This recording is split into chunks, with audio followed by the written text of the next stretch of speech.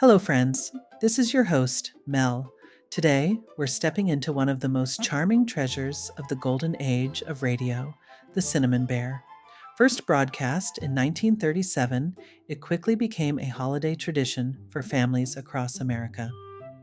The story begins just before Christmas, when two children, Judy and Jimmy Barton, discover that the silver star meant for the top of their Christmas tree has mysteriously disappeared. Their search leads them into the magical land of Maybeland, where they meet a cheerful little teddy bear named Paddy O'Cinnamon, better known as the Cinnamon Bear.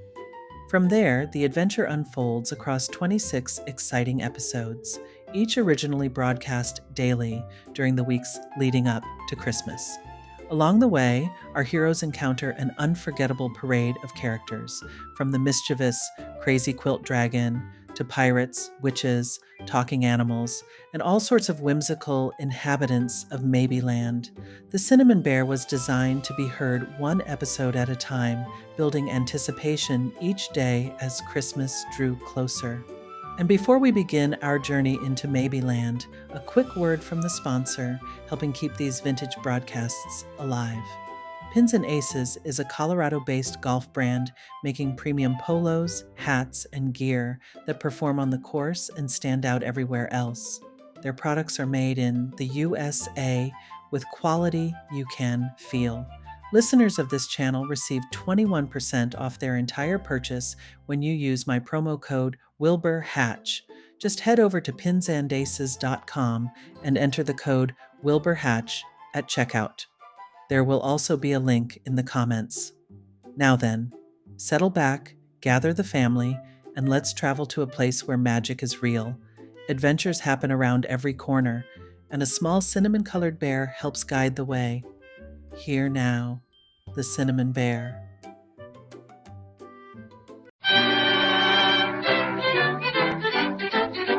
And here's the Cinnamon Bear.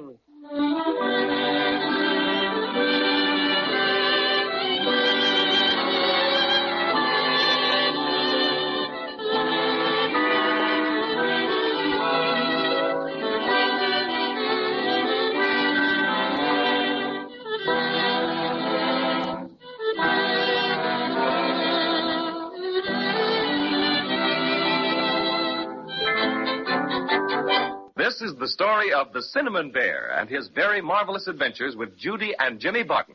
But we can't very well meet the Cinnamon Bear until we meet Judy and Jimmy.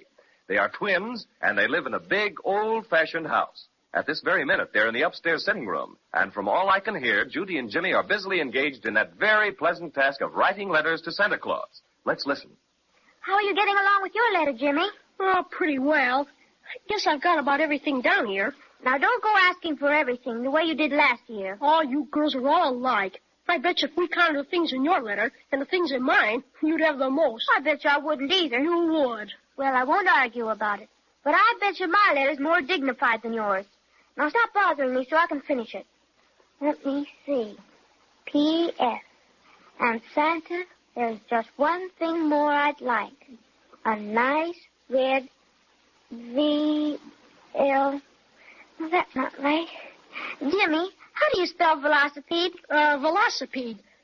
V-A... Oh, you're too old for a velocipede anyway. I guess maybe you're right. Judy, Jimmy. Yes, Mother. Here, Mother. Have you finished those letters to Santa Claus yet? Yes. That's good, because we've something very important to do. What's that, Mother? What do you suppose I have in these cardboard boxes here? I know. Our Christmas tree ornaments. Yes, and you promised us we could help you go through them to see if any of them were broken. Right. Oh, let's hurry, Mother. I can't wait. Just a minute. I'll put them right here on the table. Oh, boy. I hope that little pink Santa Claus didn't get broken. We'll see. Oh, aren't they beautiful? I'll say. I like those big gold ones especially. Everything seems to be pretty much in order. All the tinsel is here, the lights. Everything seems to be here except... Except what, Mother? Well, I can't see the silver star anywhere. You mean the big one we always put way up on top of the tree? Yes, but I don't see it in any of the boxes. Oh, gee, Mom. I'd feel most awful if anything happened to that old silver star. Me too. Well, we've had it on top of our tree for years and years. Christmas wouldn't be Christmas without the silver star. Now, don't cry, Judy. It's probably just misplaced. I remember Uncle Jed took some things up to the attic last year after Christmas. Perhaps he put it away up there. Could we go up and look for it, Mother? I don't like to have you running around in that old attic. You might get hurt. Besides, it's too cold. But, Mother, please. We've just got to find the silver star, and we have our sweaters on. All right. But you've got to promise to be careful and not stay too long. We won't, Mother. Honest, we won't. Where should we look first? If Uncle Jed put it away, it's probably in that big trunk in the corner by the window. Be careful you don't hurt your fingers when you open it. We'll be careful. Come on, Jimmy. Okay, here we go up the stairs. Now, don't run, children. You might fall and get hurt. All right, Mother dear. Fasten up the fraidy cat. Gee willikers. They sure are steep stairs. Yeah. They're a lot steeper than Mary Louise has in her house. I bet these are the steepest stairs in the world. Sure they are. Whew. Here we are. I beat and you're a fraidy cat. You didn't either, Beat. I got here at the same time, and I'm not a fraidy cat. All right, then we both beat. Okay. But if we both beat, who is a fraidy cat? Oh, Charlie Simpson's a fraidy cat. Yeah. Gee, there sure is a lot of stuff up in this attic. Yeah, just look at all those suitcases and boxes and things. Yeah. And there's that old spinning wheel and the music box. And Oh, Judy, there's the old trunk Mother told us to look in. must be awful full of things. The top is enclosed all the way down. Well, you get on one side, Judy, and I'll get on the other. And then we can both lift at the same time. All right, Jimmy. Gee, that was kind of heavy. Oh, look, Jimmy. There's one of those old crazy quilts right on top. Take it off and we'll see what's underneath. Okay. There. Smells like mothballs, doesn't it? Uh-huh. You seen the silver star anyplace? Just a lot of old clothes and stuff. Let's lift this top thing out. Come on, Judy, help me. All right. Now, let's see. Say, here's a small box of ornaments. But they're all broken, Jimmy. And the silver star isn't there. Gee, here's one that's not broken. It's a pretty little airplane. It's made out of gold glass or something. We better take that downstairs with us. Why don't you put it someplace where it won't get broken? I'd better, I guess. I'll just set it on top of this old dresser here. Find anything else, Judy? You bet. Look at this, Jimmy. A little teddy bear with a green ribbon around his neck. Gee, he isn't any more than 4 inches high. Look what I found, Judy. A real honest-to-goodness telescope. Isn't it a dandy? It's scrumptious. I bet that belonged to Uncle Jed when he was a sailor. I bet so, too. It sure is a wonderful telescope. When I look through it, everything seems a million times bigger.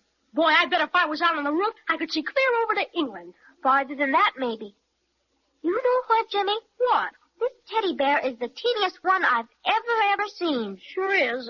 Say, Judy, I bet if we looked at him through this telescope, he'd be a lot bigger. Let's see, shall we? I'll lean him against the back of the trunk and you look. All right.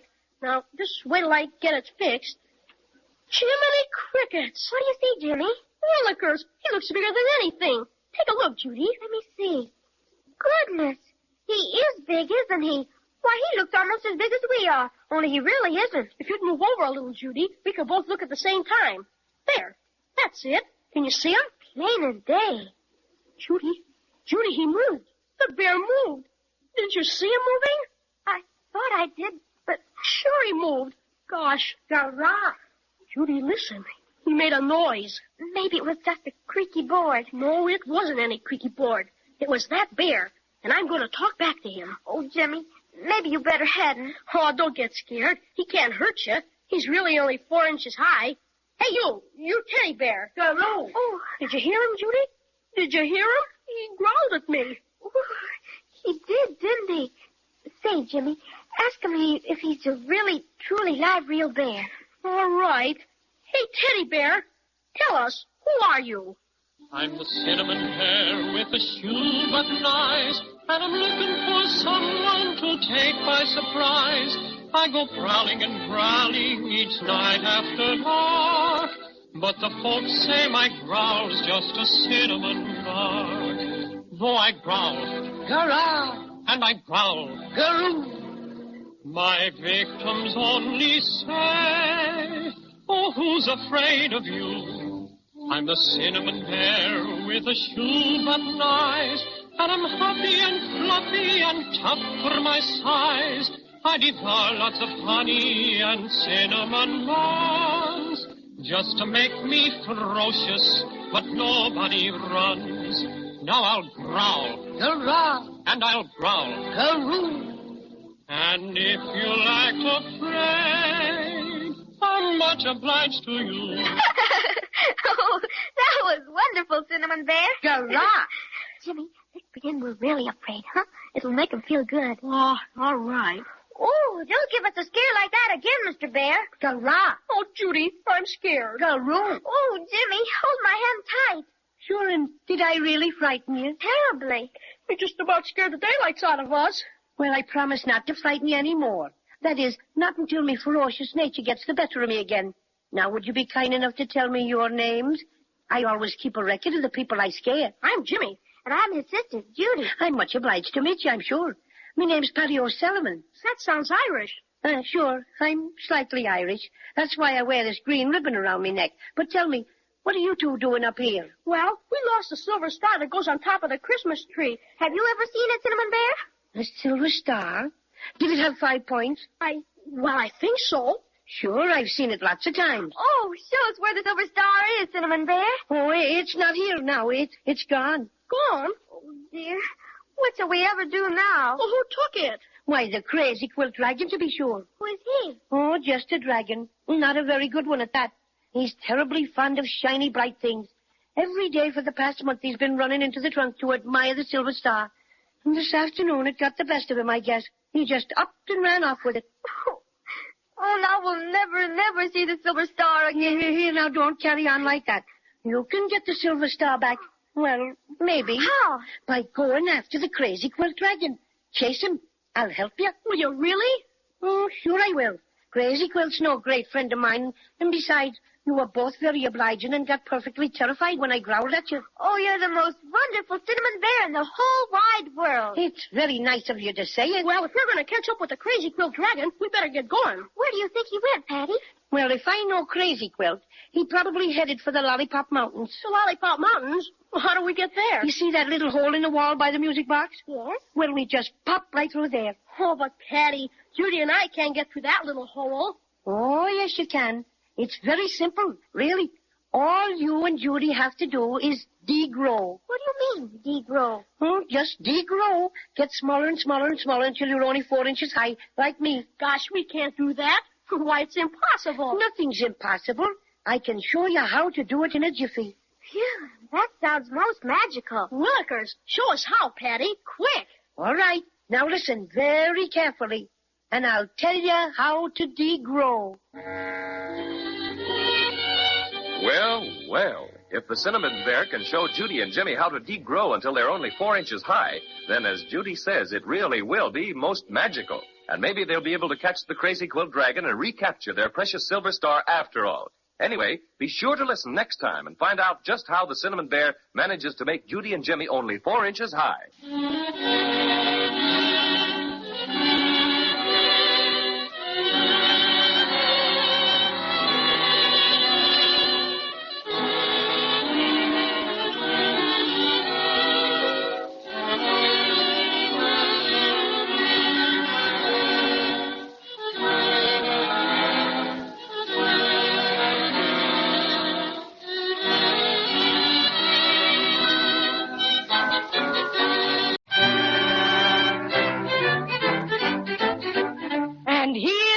Cinnamon Bear.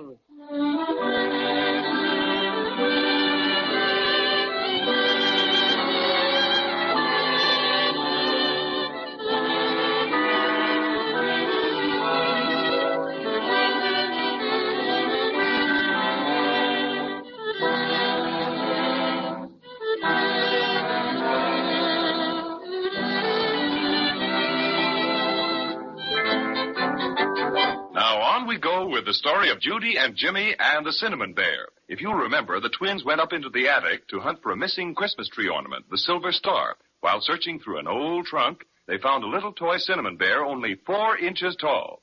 But when they looked at him through the big telescope, he got very much larger and started to talk to them. What's more, he told Judy and Jimmy that he could show them how to degrow until they were just as small as he, so they could all chase the Crazy Quilt Dragon who had stolen their beautiful silver star out of the trunk. At this very minute, Judy is mighty anxious to learn all about this business of degrowing. Please hurry and tell us how to get small, Cinnamon Bear. Of course. Well, it's really quite simple, you know. It's all in the way you look at it. Now, just Pardon me a moment. Do you mind very much if I make one special growl at this spider here? He's been making faces at me, and it's very distracting. All right, but please hurry. It won't take a second. 1, 2. Grrrr. He ran so fast you could hear him whistle. That's a most effective growl, don't you think? Of course. It's wonderful, Cinnamon Bear.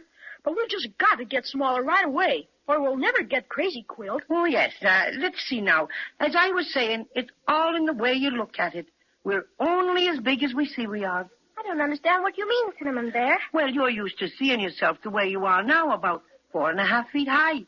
Now, when you look at me through the small end of the telescope, I'm big, aren't I? Uh-huh.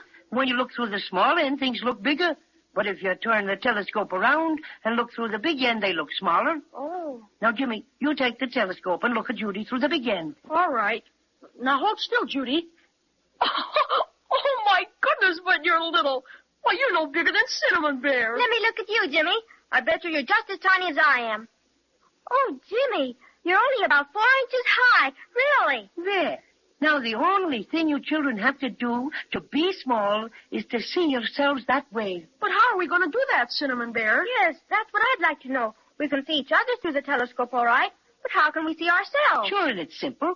The first thing you do is put the telescope up on top of that dresser over there. The one with the looking glass. Fix it so the small end is next to the looking glass. And then look at yourselves through the big end. And presto, change-o, you'll be as small as me. Isn't it fun, Jimmy? Regular magic. Sure is all right.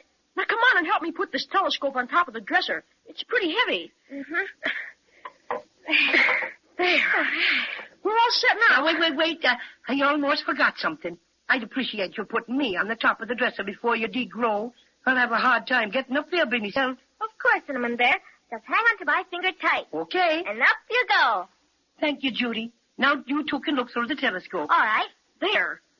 Why, I can see you and me, Judy. So can I. And we look so tiny, we... Oh! Gee willikers. You feel funny, Jimmy? Awful funny.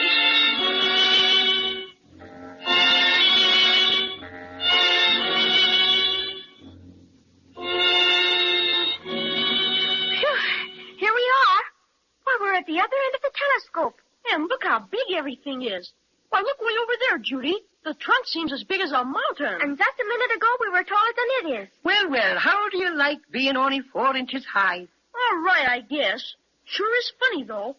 I wonder what Mother would say if she could see us now, Judy. She probably couldn't see us unless she looked awful hard. Well, we better get started now if we want to catch the Crazy Quilt Dragon. He's got a pretty big head start. Where do we go, Cinnamon Bear? Right through that hole in the wall. What? Well, we were down on the floor a while ago. It was only a tiny little hole.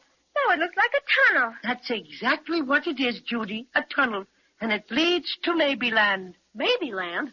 But you said the Crazy Quilt Dragon probably headed for the Lollipop Mountains. Sure, and the Lollipop Mountains are located in Maybeland. Come on, let's get started. Oh, dear. How are we ever going to get down off this big high dresser, Cinnamon Bear? In the airplane, to be sure. Why, look, Judy. Over on the other side of the dresser. It's that gold glass airplane I found in the trunk. Only now it's great big. But, Cinnamon Bear, we can't go anywhere in that. Why, it's only a Christmas tree ornament. That's where you're very mistaken, Jimmy. That happens to be me very own extra private airplane, and it flies beautifully. It does? It certainly does. Absolutely. And if you want to know what, I once made a transroute beer oceanic flight in it. Come along now. Why, look, Judy. It has a motor and everything. What does it run on, Cinnamon Bear? All the motors in Maybeland run on soda pop. Now, you and Judy climb in first. All right. Oh, gee. This is wonderful. When do we start? In a second, Judy. Can you jiggle that lever while I get the propeller going, Jimmy? Sure. This one? That's right. Oh, Jimmy, I'm so excited. Contact. Won't be a minute now, and we'll be off for Maybeland. Here we go. Whee! Gee. Oh. I'll just circle the room a couple of times, and then we'll head for the tunnel. Oh, watch where you're flying, Cinnamon Bear. Just missed hitting the trunk. I'm sorry, Judy. Hold tight now. Here we go into the tunnel.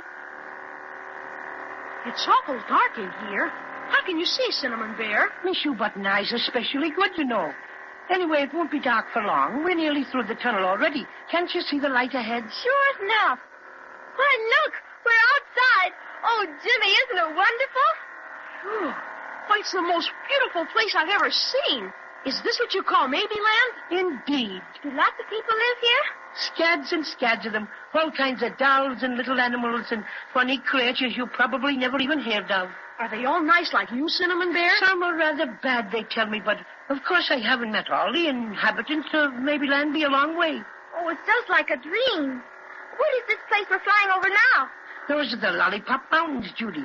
All those different colors you see down there are lollipop trees. Look, is that the Crazy Quilt Dragon? Where? Way over there, on top of that shiny cliff. Yes, sirree, it's Crazy Quilt, all right.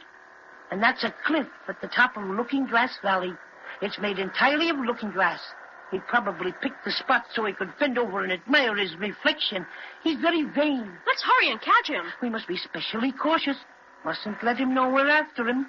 We'd better circle over Looking Glass Valley, you know, just as if we were looking at the view, and then get around in back of him and take him by surprise. That's a fine idea. My, isn't it bright, Judy? Just like looking up above you, because it reflects the sky and everything. Hello there! Did you hear somebody call? Yes, over there. Oh, me, it's that awful stork. Stork? Yes, Willy, and he's a terrible nuisance. Always going around in short pants and bragging about his wonderful travels. You know, he's a globetrotter and he writes books, but don't pay any attention to him. I say, hello there and cheerio. It seems sort of impolite not to say hello to him. Oh, very well. But I warn you, he's no good at all. No good at all. Hello, Willy. Greetings, my friends, greetings. Could you perchance accommodate a weary wayfarer in your airplane? I've wandered many a mile and I'm most fatigued. Of course not, silly. You're bigger than our airplane is, and you leave us alone. We're busy. Look, Jimmy, isn't he funny? He's wearing short pants like a mountain climber or something. And look at those horn-rimmed glasses. Look at that silly hat with a feather in it. He's the funniest stork I ever saw. Well, far be it from me to intrude where I'm obviously not welcome. Of course, I cannot always expect people to be magnanimous or sensible of the extreme honor I am conferring on them by Whatever in the offering to world ride is he with- talking about, Cinnamon Bear? Don't pay any attention to him. He thinks he should talk that way because he has a diploma and writes books. I'll overlook your insinuations, Paddy O'Cinnamon. If you cannot assist me in my flight, my young friends, perhaps you have the wherewithal to aid and abet in quenching my most ravenous thirst. He means he's thirsty. Will you please go away, Willy? We're in a very great hurry to catch the Crazy Quilt Dragon, who made off with a silver star that belongs to me friends. Oh, indeed, a daring fellow, that Crazy Quilt. Yes, and furthermore, the only liquid we have on board is the soda pop that runs the aeroplane. So scram. Oh, soda pop. Delectable. What flavor? Oh, raspberry. Raspberry? Oh, that will do admirably. What does he mean? My goodness, he's picking up all the soda pop gas. That was delicious, my friends. Top hole. Thank you. Now I believe I'll just fly over and tell Crazy Quilt you're chasing him. Or, perchance I should say we're chasing him. See you later. Pip, pip. Oh, he's flying away, Cinnamon Bear. You bad old stork. Shame on you. We're beginning to drop. Don't be afraid. We'll make it all right. We're going right down in Looking Glass Valley. Yes, and I can see our reflection coming up to meet us. Whee! Oh, gee. Oh, Jimmy! Hold tight. Oh, my. Are you all right, children? Sure. That was nothing. I'm all right, too, Cinnamon Bear. But I'm awful angry with that mean old weary Willy stork. So am I, and if I ever catch him, I'll make him molt where he doesn't expect to. It sure puts us in a fix. How can we ever get out of this valley? The sides are all made of looking glass, and they're straight up and down. I don't want to frighten you, children, but this is really more serious than you think. Really. What do you mean, Cinnamon Bear? Will you promise me not to get scared? We promise. We're not afraid. Well, I know all about this Looking Glass Valley. I flew down here last year and explored it from one end to the other, and I found out what? Unless you have an airplane or can fly, Yes? there is absolutely, positively no way to get out.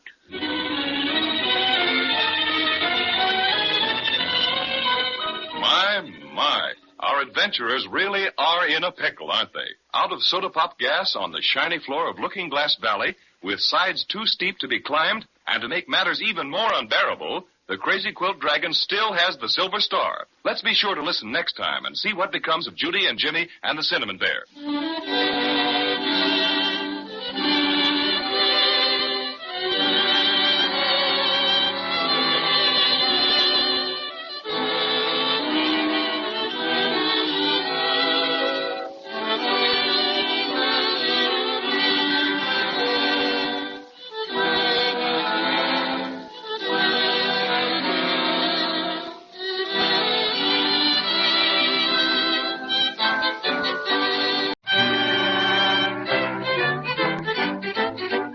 And here's the Cinnamon Bear.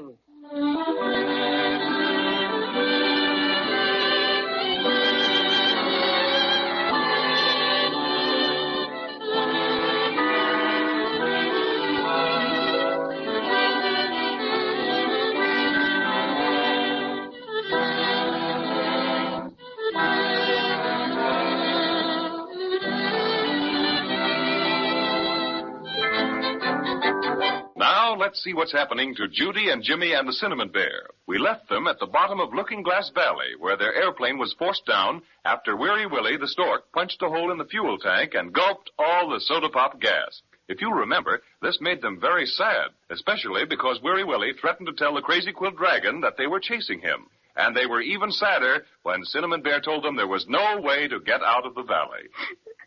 I just know we'll never get the silver star back from Crazy Quilt. And if we don't have it to put on top of our Christmas tree... Look, Cinnamon Bear, aren't there tools or something in the plane that we could use? You know, to cut steps in the sides of the valley like the alpine mountain climbers do in ice. I thought of that, Jimmy, but this looking glass is very, very hard, and it won't crack no matter what. I guess there's only one thing for us to do, children. What's that? Wait until it rains. But I don't see what that will do to help us get out of here, Cinnamon Bear. That's just because you've never been in Maybeland before. You see, when it rains here, it rains soda pop. I see what you mean. Then we'd be able to fill up the airplane and fly out just the way we came in. Exactly. But when is it going to rain? Oh, me, oh, my. That's something I didn't think about.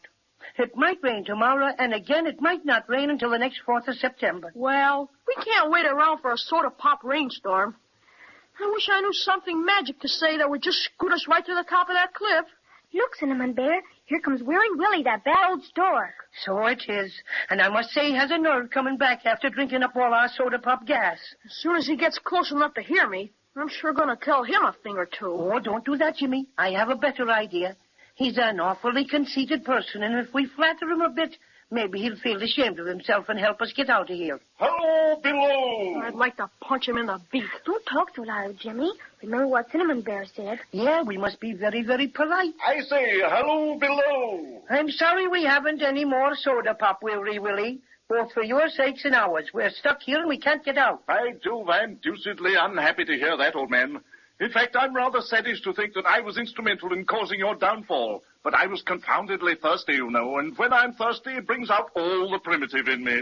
I don't exactly know what you mean, Mr. Stork, but whatever it is, I hope you feel better now. Oh, I feel ripping, absolutely ripping. In fact, I feel so ripping that I should like nothing better at the moment than a good rousing game of ping-pong. Are any of you ping-pong-minded? No, we don't feel like it at all.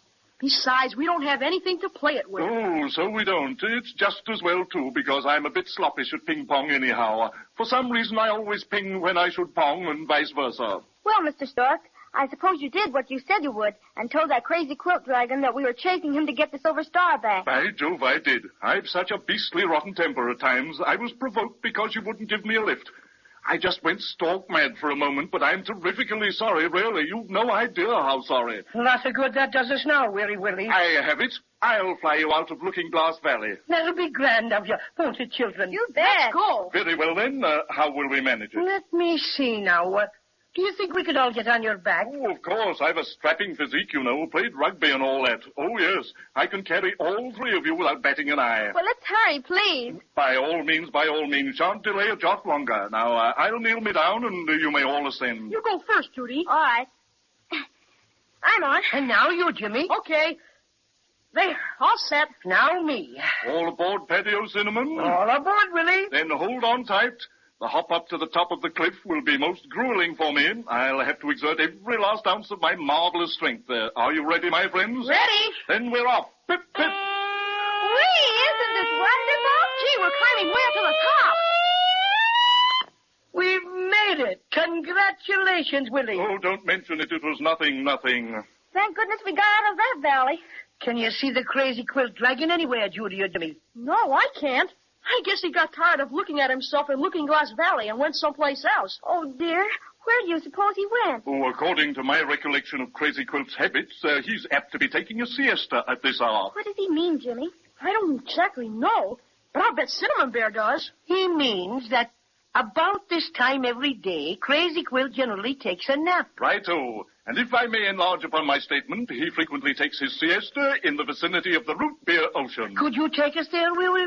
Oh, it would give me untold joy to do so, my friend. I feel it incumbent upon me to make amends for my caddish conduct this afternoon.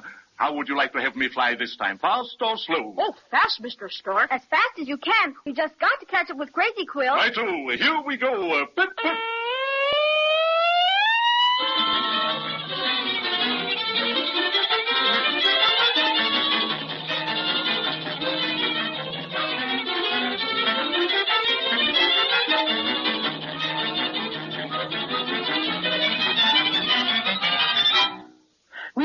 When you fly fast, you really fly fast, don't you, Willy? Oh, but definitely. Some call me the streamlined stork. And you sure brought us to the right spot, Mr. Stork. There's Crazy Quilt right over there, and he's sound asleep. And look, he's got the silver star right under his nose. Aha, the villain has been brought to bay. We'll just hand him the surprise of his life.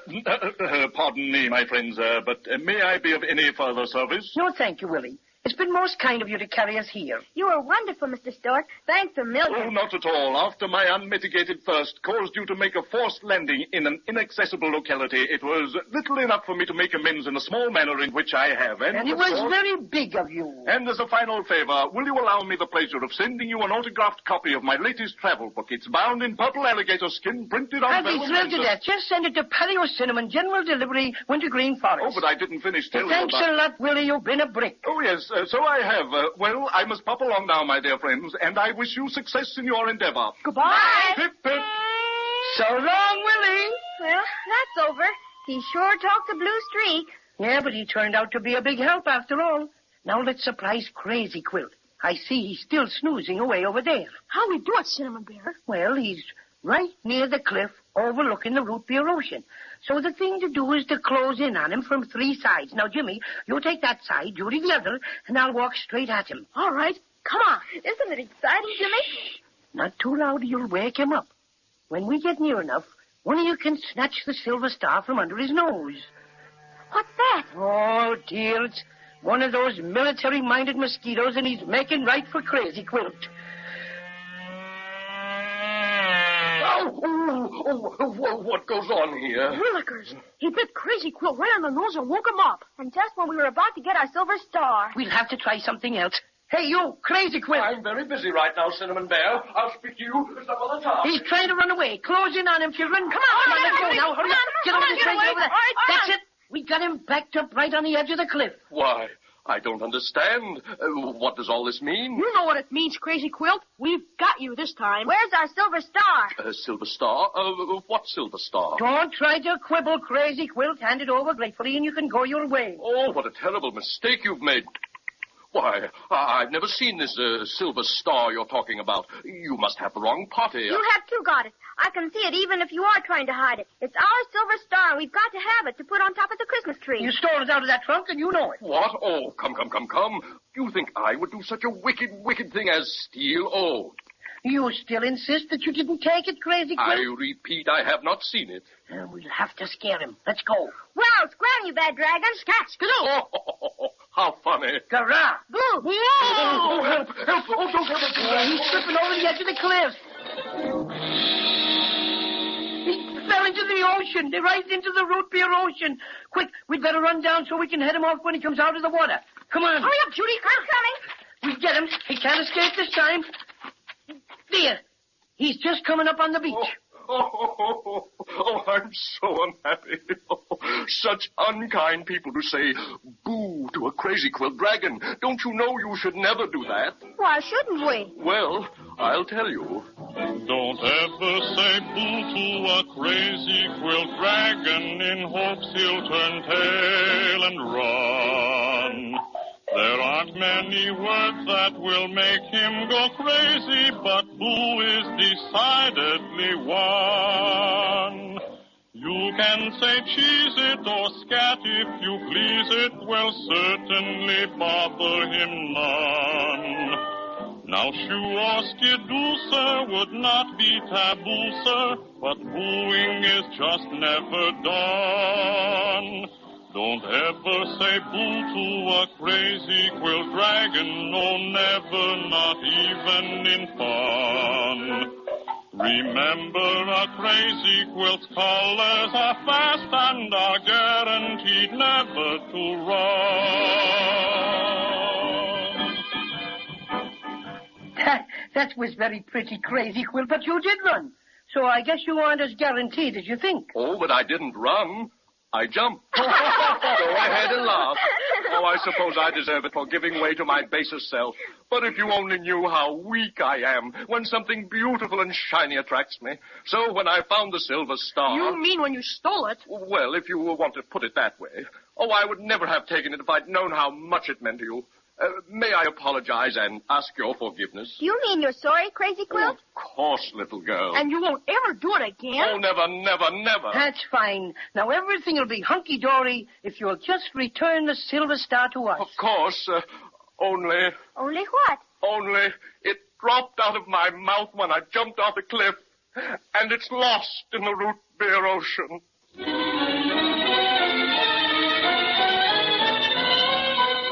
Well, they've got the Crazy Quilt Dragon all right, but they haven't got the Silver Star.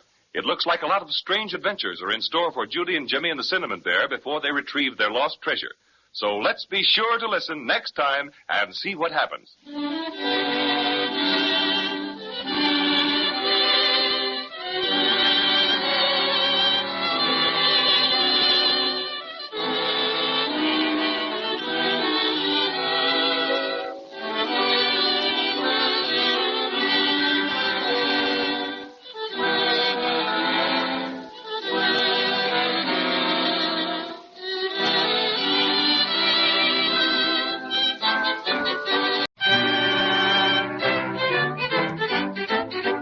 And here's the Cinnamon Bear.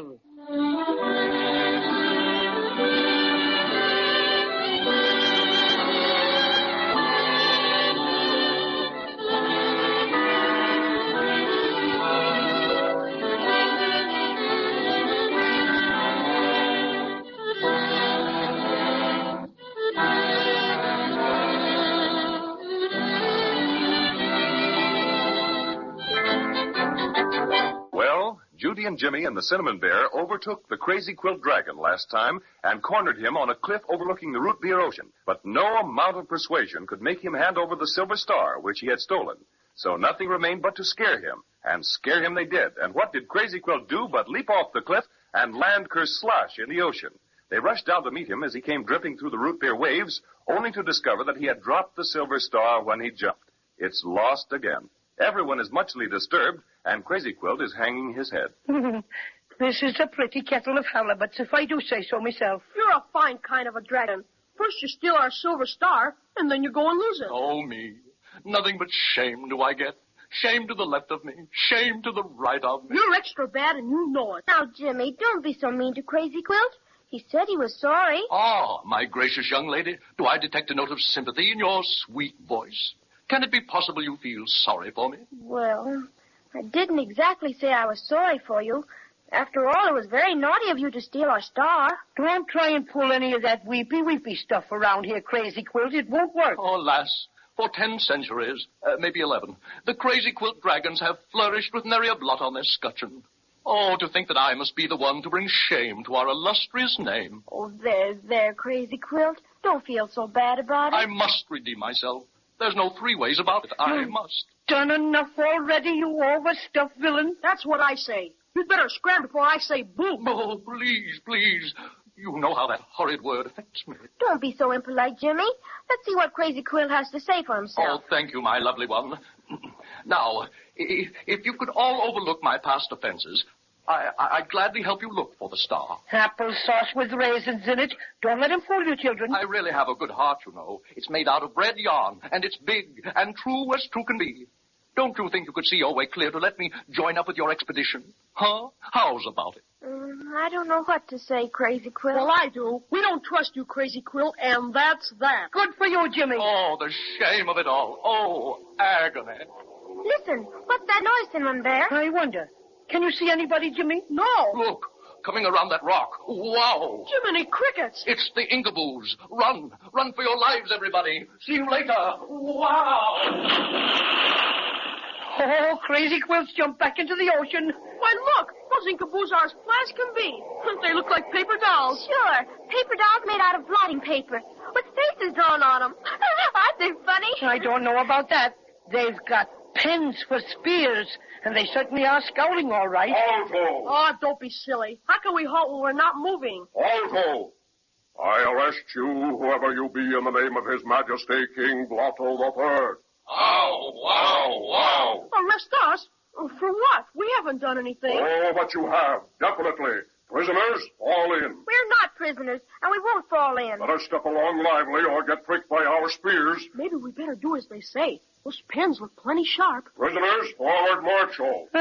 This is an outrage. We haven't done a thing, and, well, we're not going to march. That's what. That's just a sample. Now hurry up. I sure wish I had my water pistol with me. I'd fix those Ikaboos in a jiffy. I'd soak them up like anything. I could fix them, too, if they didn't have those pesky spear pens. Bless my stuffings, but they're sharp. Look, over there. It's a town. Sure enough. And the houses are made of cardboard.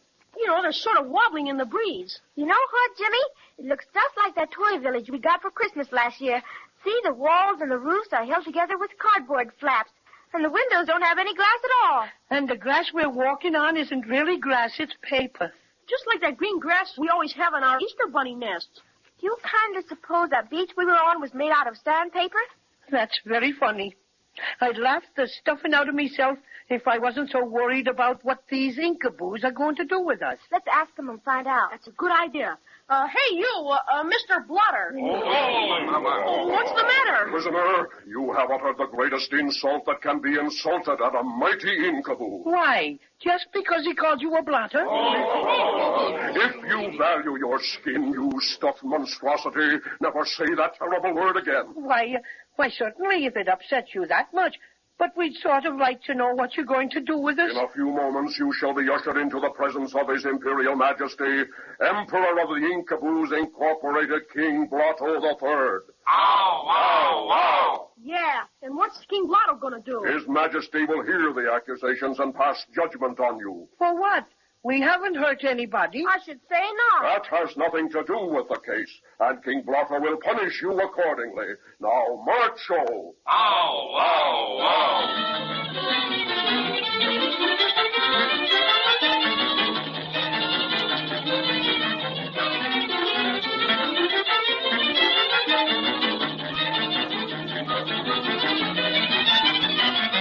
Sirs, you are about to enter the royal audience chamber.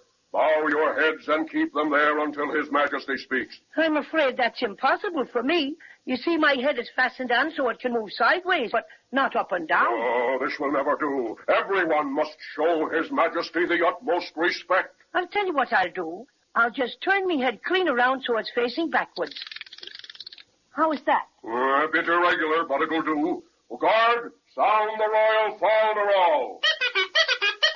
Prisoners, forward march all, and keep your head bowed. Hope I don't stumble. Me too. With my head turned backwards, I haven't the slightest idea where I'm going. Prisoners, alto. Your most unusually high highness, we bow in your mighty presence. Hail, King Blotto III. Ow, ow, ow.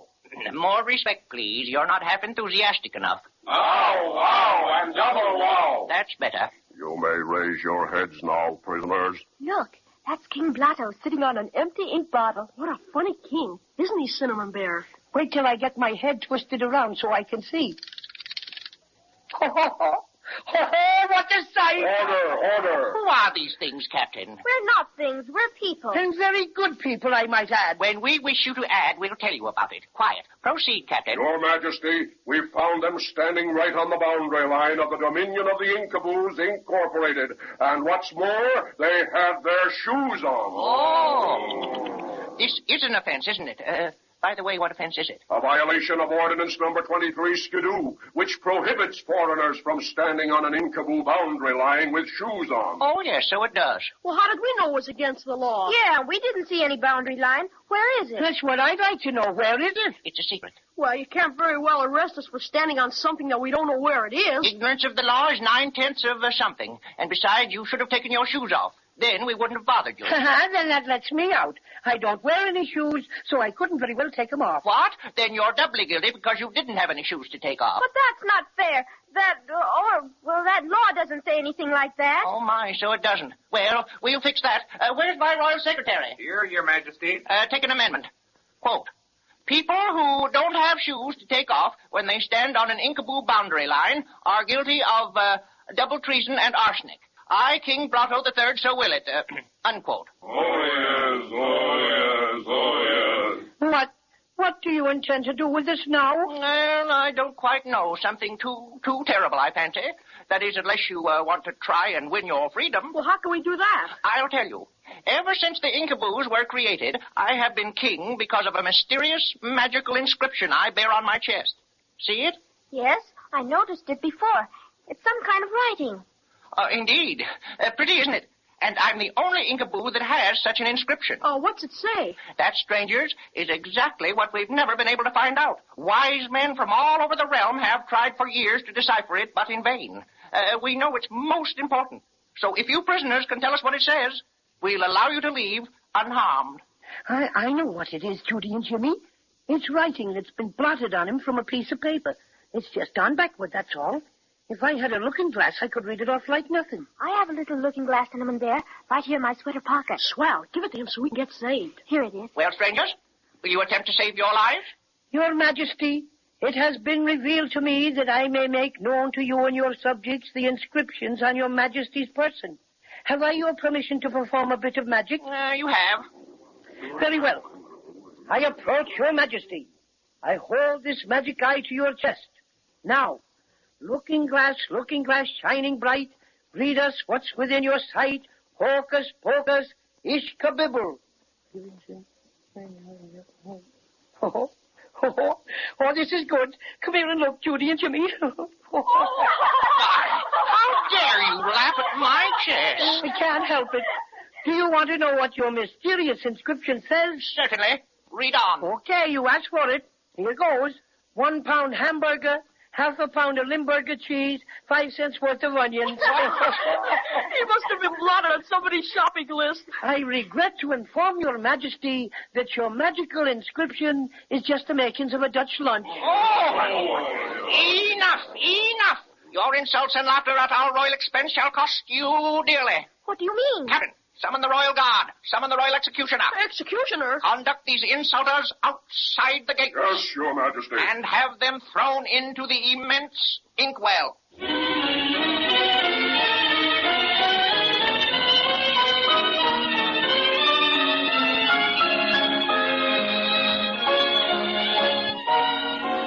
That sounds bad for our friends, doesn't it? King Blotto III really means business, I'm afraid. It's hard to wait until next time to find out what's going to happen to Judy and Jimmy and the Cinnamon Bear when the Royal Guard and the Royal Executioner take them to the immense inkwell.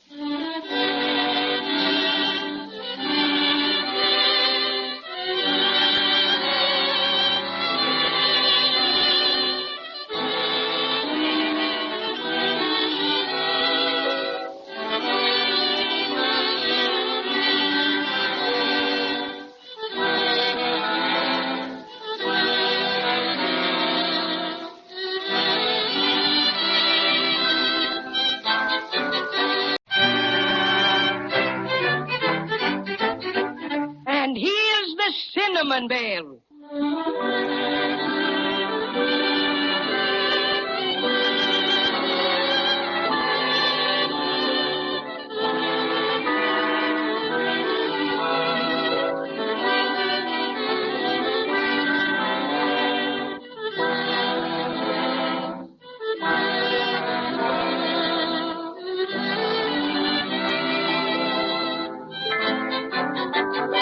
wonder what's happening to Judy and Jimmy and the Cinnamon Bear. They lost the Silver Star again when the Crazy Quilt Dragon jumped into the root beer ocean, and as though that weren't bad enough, they were captured by the Ikaboos, strange people made out of blotting paper with their faces drawn on in ink. Crazy Quilt escaped, but the rest of our brave expedition was led before King Blotto III, accused of violating all sorts of Inkaboo laws, and finally condemned to be thrown into the immense inkwell. Now we find Judy and Jimmy and the Cinnamon Bear completely surrounded by Inkaboos, standing on the brink of the immense inkwell. Jimmy, hold my hand. I'm scared. Dearie me. This inkwell really is immense and black as pitch. Willikers, it's almost a block across. Yes, and it's over 3,000 thingamajigs deep, and it's icy cold. Oh, my beautiful stuffing. This'll be the end of Paddy O'Cinnamon, sure. And we'll never get the Silver Star back. Maybe we'll never have another Christmas even. Oh, I wish we were back home with Mother and Daddy. Oh, don't cry, Judy. I'm right here. I'm a pretty good swimmer, you know. I got a badge for it. But I don't know how good I can swim in that awful ink. You can't. This is unswimmable ink. You'll just sink and sink and sink. Oh, you mean old blotters. His Right Royal Highness, King Blotto III. Ow, ow, ow. Well, let's get on with the execution. Come. Where's the Royal Executioner? Excuse me, Your Majesty, but the Royal Executioner isn't here. Isn't here? Why isn't he? This is his day off. Why doesn't somebody tell me these things? Send someone after him. Begging your pardon, Your Majesty, but Executioners Union Local 33 1/3 would be very much annoyed if we did. Maybe we'll get safe yet, Jimmy. Maybe. What a way to run a kingdom. Here we have 3 very insulting people to execute, and the executioner is taking a day off. I'm flabbergasted. But, Your Majesty, how is it? Quiet! Where's my royal secretary? Here I am, Your Majesty. Take a proclamation. Quote, be it known hereinafter, and from this date henceforward, that the royal executioner shall not, underline not, shall not take his day off if it is the day of an execution. And furthermore... Excuse me, Your Majesty, but how can the Royal Executioner not take his day off on the day of an execution if he starts off on his day off before it becomes the day of an execution? Do I make myself clear? Absolutely. What do you mean? Well, the Royal Executioner left for his day off this morning, and this did not become a day of an execution until this afternoon. Oh, very well, then. Don't take a proclamation. You see if I care. If things keep up at this rate, we may have a chance yet, Jimmy. That's what I think. Well, why doesn't somebody do something? I'm sorry, Your Majesty, but the Inkaboo Constitution is very rigid in the matter of executions. I'm afraid we're lost without the Royal Executioner to officiate. Why don't you just sort of call the whole thing off, huh? That'd be elegant. Sure. You don't want to have an execution anyhow. We do so, and don't you speak until you're spoken to. This here now execution has got to go on. What'll we do? Possibly we could postpone the... Hooray! Hooray! Now, what's the matter with you? I've been trying for 10 years to remember what my official position is, and it just dawned on me sudden-like. Hooray! Hooray! Oh, cut the hooray business and tell us who you are, if it makes any difference. Oh, but it does, Your Majesty. I just happen to remember that I'm the Assistant Royal Executioner. So there. Oh, we're sunk children. They'll dunk us like donuts. Oh, I don't want to be pushed into that awful big old inkwell. Me neither. I'll fight him first. Come on, Jimmy. No, you don't. Hold him, man. Leave me alone. Oh, ouch! Now, don't do that again, blotterface, or I'll scratch you to shreds. Did you hear that? This little runt says he'll scratch me to pieces. And he will, too. Hurrah! Hurrah! Oh, make that thing stop making that funny noise, will you? And for the love of ink, get on with the execution. Very well, Your Majesty. Hurrah! Just a minute. What's that person doing anyway? He's a cinnamon bear, and that's his growl. Yeah, and it scares people like everything. Oh, fiddlesticks doesn't scare me at all, but I find it most annoying. Kindly desist, will you? And in the name of 10,000 pen wipers, please proceed with the execution. Of course, Your Majesty. Are the prisoners in line to be shoved off into the immense inkwell, Captain? Well, sort of, but they won't stand still. Here, you. All of you put your arms around each other so the executioner can push you in with one push. Oh, dear. There. All ready now. I'm awful scared, Cinnamon Bear. Just be calm like me, Judy. Something always happens. Sure, like in storybooks. The Marines will come, maybe. What is holding us up now? I'm rapidly losing my patience. Pardon, Your Majesty, but I temporarily forgot how the ceremony begins. Well, you'd better remember in a jiffy, or I'll have you dropped into the inkwell when the Royal Executioner gets back from his day off. Yes, Your Majesty. Oyez! In the name of His Majesty, King Blotto III, I, Assistant Executioner, do hereby prepare to shove these prisoners into the black depths of the immense inkwell. Well, go on. Your Majesty will please forgive me, but I can't just remember the exact wording of the execution. Absurd. Why, I'll have you... Please, couldn't I just skip over that part and shove them in right away? Your Majesty, unless the executioner proceeds according to custom, the execution may not be done. Oh, this is the last straw. Oh, dear, let me see. Maybe I can remember how it begins. 1 for the money. 2, for the show. Oh, splendid. 1 for the money. 2 for the show. 3. Jimmy and I know that one. You bet. It's 1 for the money, 2 for the show, 3 to make ready. No. Don't, Jimmy. You're just helping them throw us in this awful inkwell. Jiminy Crickets, I forgot. Your Majesty, I remember it all now. May we proceed with the execution? By all means, and make it snappy. 1 for the money, 2 for the show, 3 to make ready. And ho! Who interrupts our magnificent ceremony of execution? Why, it's the Crazy Quilt Dragon. Where? I see him, and bless my stocking if he hasn't got reinforcements. Hooray, we're safe. Company, prepare to defend yourselves. Crazy Quilt's got a company of scissor soldiers. They'll cut the Inkaboo blotters to pieces. Well, let's try to get through and meet Crazy Quilt. We can't. We're completely surrounded by these awful Ikaboos. They're going to try and hold us. Up and at 'em, boys. Mow 'em down. Here we are, Crazy Quilt. Hold on, friends. We'll break through. Call for reinforcements. Bring out the artillery. That's it for Crazy Quilt. Give him the works. Hurrah! Here he is. Here's Crazy Quilt. Oh, you got here just in the nick of time, Crazy. So glad we did. But the fight's not over yet. The Inkaboo captain just called for the artillery. Oh, these scissor soldiers will fix them all right. I don't think so. Scissors can raise havoc with ordinary Inkaboo blotters, but they're not much good against the artillery. Just as soon as there's a big enough break in the line, we'll run for it. Hurrah! At 'em, boys! Here comes the Inkaboo artillery. Look, they're big fountain pens. Right, and they squirt ink. Gee, look what they're doing to the scissor soldiers. They're slipping and sliding all over the place. Oh, that's what I was afraid of. They can't cut a thing when they're wet. Oh, hooray! There's a break in the Inkaboo line. Come on, let's run for it. All right, but where do we go? We can't just run and run. Of course not. The Ikaboos will catch us. Well, just keep running. I think I know a safe place. Where's that? The root beer ocean. We'll all jump in, and the Inkaboos won't dare follow us because they get soaked and fall to pieces. Wonderful, Crazy Quilt. Let's run even faster. Yes, but what about Cinnamon Bear? He can't jump in the root beer ocean. Mercy, no. It would be the end of me and my extra special stuffing. Don't worry about that. You can all climb on my back, and I'll swim you. Crazy Quilt, you're a lifesaver. Oh, not yet, I'm not. We've still got to make it to the beach. Let's go.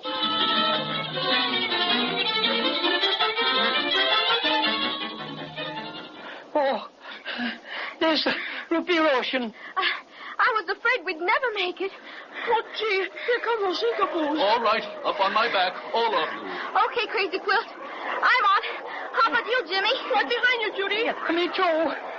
All set for the takeoff? All set, Crazy. Then here we go.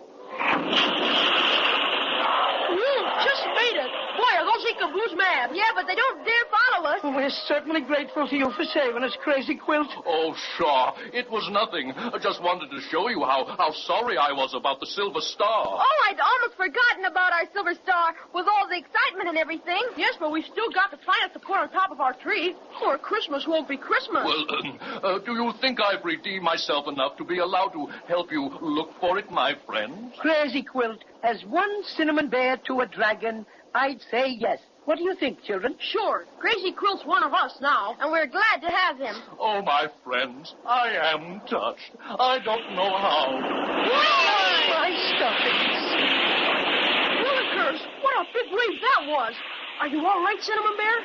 Donkey. Jimmy, look, over there. Isn't that our Silver Star? Oh, sure enough. It's floating on top of the root beer ocean as nice as you please. Eureka! Swim over that way, Crazy Quilt, so Jimmy can reach out and grab it. Right you are, Skipper. Now, just a little closer, Crazy Quilt. Oh, what's that? Wow, it's a big whale. A blue and white polka dot whale. Odds bodkins, it's Weasley, the Wailing Whale. And he came up right between us and our Silver Star. And he sees it, too. And he's opening his mouth. Oh, he swallowed it right up. Well, if it isn't one thing, it's another. This is certainly a pretty pickle for our young friends. No sooner do they escape the Ikaboos and find their precious Silver Star floating serenely on the root beer ocean, but a blue and white polka dot whale with an appetite has to come along and gobble it up. Let's listen next time and see what happens. Never can tell, you know.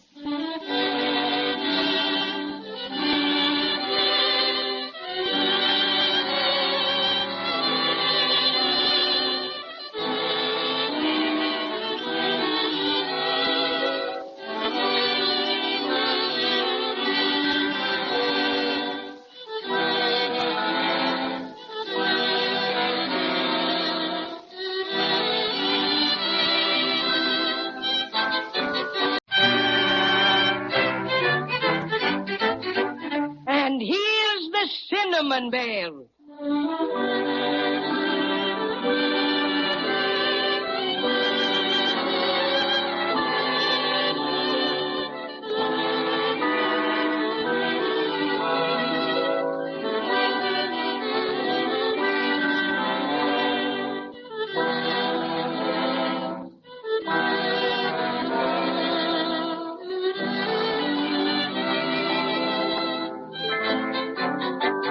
Now let's see what's happening to our adventurous Judy and Jimmy and the Cinnamon Bear. Last time we saw them, they had just barely escaped being thrown into the immense inkwell by the Ikaboos. Crazy Quilt Dragon arrived in the nick of time with scissor soldiers who held off the enemy long enough for them to rush down to the beach, jump on Crazy Quilt's back, and plunge into the root beer ocean. You see, the Ikaboos didn't dare follow them because they were made of blotting paper and would have been soaked to pieces. You'll remember, too, that they discovered their precious Silver Star floating on the water. And just as Jimmy was about to pick it up, a blue and white polka dot whale rose out of the ocean and swallowed it just like that. Oh, why did that old whale have to go and eat our Silver Star? I'm getting worrieder that we won't get it back in time to put it on our Christmas tree. We'll do our especially best, Judy. All we can do for now is to wait until he comes up again. Say, Crazy Quilt. Yes, Jimmy? Do you know this whale who swallowed our Silver Star? Slightly. He invited me out for a clam chowder dinner once. His name is Weasley, and he always has the tummy ache. How long do you think it'll be before he comes to the top again? Oh, can't ever tell. What I'm worried about is that he might come up someplace else where we won't see him. Oh, dear. Whatever will we do? We'll just have to be patient and wait and hope he shows up somewhere around here. Speaking of waiting, if we have to wait much longer, I'm vastly afraid you folks won't have any place to wait. Well, what do you mean, Crazy Quilt? Well, it's this way. I'm not really a watertight dragon, and in order to make any sort of extended sea cruise, I have to go on a special diet. It takes about 4 barrels of corks to put me in the pink. And you haven't eaten any corks lately? Not for some time, and if I stay in this root beer ocean very much longer, I'll get waterlogged, or maybe I should say root beer logged, and sink. Oh, my stuffings. Can't we go someplace where you can dry out? How about that big rock over there? An excellent thought, Jimmy. I'll just head in that direction. Be there. Ahoy! Avast there, belay! What's the matter, Cinnamon Bear? There's the whale. He's coming up. Oh, look at him. He's coming Hello up. there, Weasley. Well, hello, Crazy Quilt. How are you, you old blue and white blubberer? Oh, there you go. Insulting me just because you know I'm a sick whale. Oh, woe is me. Oh, I was only fooling. What's bothering you now? Hurry up and tell him about our star. In a minute, Judy. I said, what's bothering you now, Wesley? It's a pain I can't quite locate. Oh, dear, it just jumps all around. I've a pretty good idea what it might be, my drooping denizen of the deep. Oh, you have?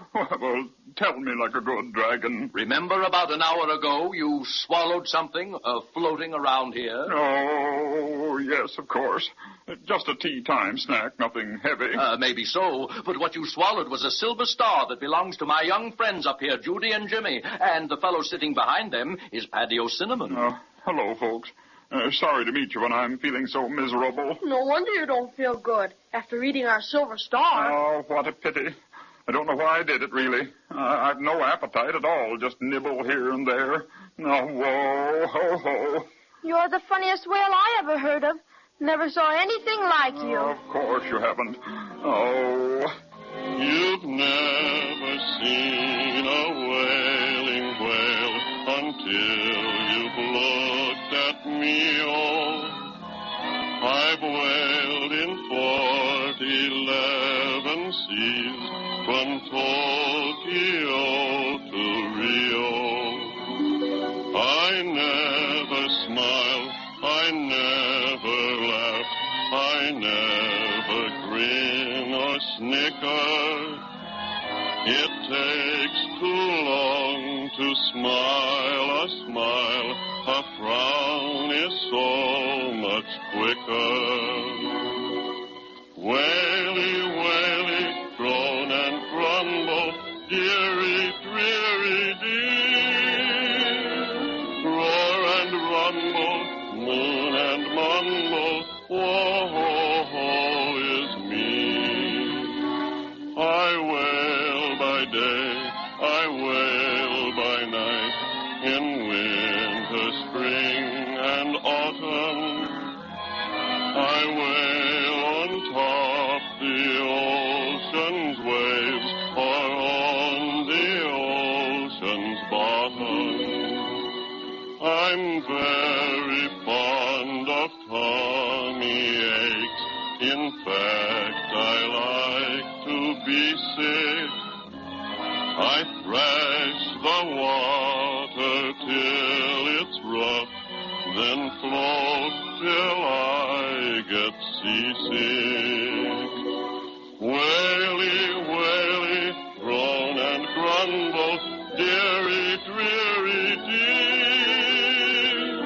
Roar and rumble, moon and mumble, woe is me. Oh, woe is me.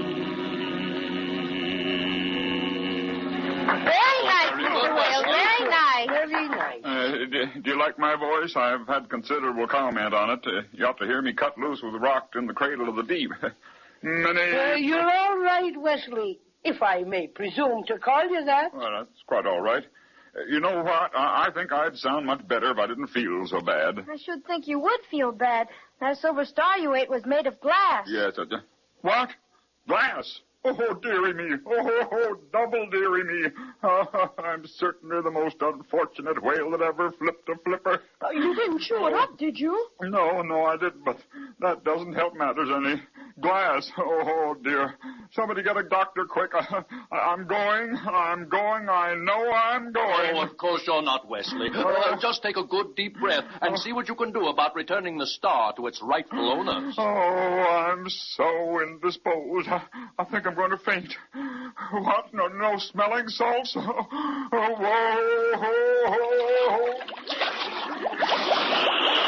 Oh, dear. There he goes. And the silver star inside him. What do we do now? Wait until he comes up again. Maybe he'll feel better then. Not Wesley. He enjoys poor health. Oh, what do you say we climb up on that rock like we planned to do? Then Crazy Quilt can get dried out, and we can watch for Wesley to come up to the top again. Fine. Hold on tight, everybody. Up we go. Whee! Ah, here we are. Now, if you'll all get off, I'll take myself a bit of a sun bath. Sure enough. Yeah, come on, Judy. I'll help you down. Thanks, Cinnamon Bear. Pardon me, my friends. I shall retire to a remote corner and stretch me out in the sun. See you later. Yeah, take a good rest, Crazy Quilt. Oh, hello, hello. Hello yourself. It's a sill, Judy. Howdy, folks. Welcome to our city. It isn't a city. It's just a walk. I know. Just a figure of speech. Welcome anyhow. I'm Samuel, the trained seal. Like the ones in the circus? Have you seen them? Amateurs, my boy. Just amateurs. You haven't seen a thing until you've seen me perform. Well, if you're so good, let's see you. Not now, Jimmy. Get him to dive down and wake up the wailing whale. Okay, here's trick number 1. Too late now, Judy. That pesky seal set on showing himself off. Oh, it's a thriller, folks. I toss this ball high into the air, turn a somersault, blow a whistle, and catch it on my nose. What, the whistle? No, the ball. Now get a load of this, folks. Here goes. Whee! Look at that, Jimmy. Excuse me, my friend, but you do the whole show, don't you? Applause and all. Oh, yes. Do that with my flippers. Just to get my timing right, you know. Must get used to public acclaim. I'd say it was pretty good, all right. Oh, pretty good. Nothing. You know, you've never seen a better juggling, balance, and musical act. Can you dive? Can a seal dive? I'm Olympic material, I am. Can I dive? Would you dive down and wake up the wailing whale then? He's got something that belongs to us, and we want him to hurry and give it back. I thought I saw Weasley hereabouts a while back. Sure, I'll dive down and wake him up. Oh, I'll give him a nip that will make him start, all right. Watch this form. Now, is this grace? Is this diving? Whoa! Back in a minute, folks. I hope he can wake up the whale. Maybe you won't be able to find him. Oh, sure he will. There's Weasley coming up now. And there's the sill. Say, that was fast work. Here he is, folks. Told you I'd wake him up. What goes on here? A seal named Samuel just dived down and woke up the wailing whale for us, Crazy Quilt. Oh, that's very commendable of Samuel. Oh, don't mention it, my good fellow. Don't mention it. Woe is me. Woe is me. What's the matter, Mr. Whale? Now, that silver star thing of yours is making me most miserable. Here I'm supposed to watch my tummy, and something like this has to happen. Oh, whoa, ho, ho. Whoa, ho, ho, ho, ho, ho, ho, ho. This is killing me. Oh, what are you laughing at, Weasley? First time in my life I ever heard you laugh. I can't help it. The star's tickling my insides. Caught my throat. Make him sneeze. He'd cough right up, I bet. Somebody tickle him. Can't any of us reach him. Crazy Quilt, here, you're the longest. You try. Sure. Just a minute. I'll use my extra fancy tail. There. Tickle, tickle, tickle, tickle, tickle, tickle, tickle, tickle, tickle, tickle, tickle, tickle, tickle, tickle, tickle, tickle, tickle. Oh, there it goes. I've got it. The seal caught it on his nose. Oh, watch me juggle this. Come on, Samuel. Hand over the silver star. Oh, what's this finesse? Poetry in motion. That's what it is. Zoe! Oh, look, Cinnamon Bear. Here comes Penelope the Pelican flying low. Haven't seen her around here for months. Sure enough, it's that pesky pelican. Please give us our star, Samuel. You might drop it and break it in a million pieces. Not a chance. I never miss. Just let me give it one more throw, and I'll turn it over to you. Only one more, then. Do you promise? I promise. This one will be the highest throw ever made by any seal in the world. Stand back, everyone. Hey, you, Penelope the Pelican. Stop flying around over my head so I can make this record throw. Please hurry, Samuel. You should never rush an artist, but here goes. Ta-da! You know, that's for the band, you know. And up goes the star, higher and higher and higher. Look, Judy, look! Oh, that pelican caught our silver star. Snatched it right in midair. Now, isn't that a nice how do you do?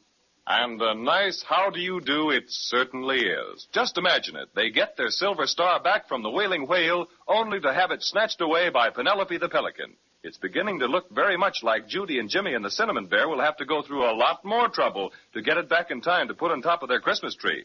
Or maybe they'll have better luck next time. So let's be sure and listen.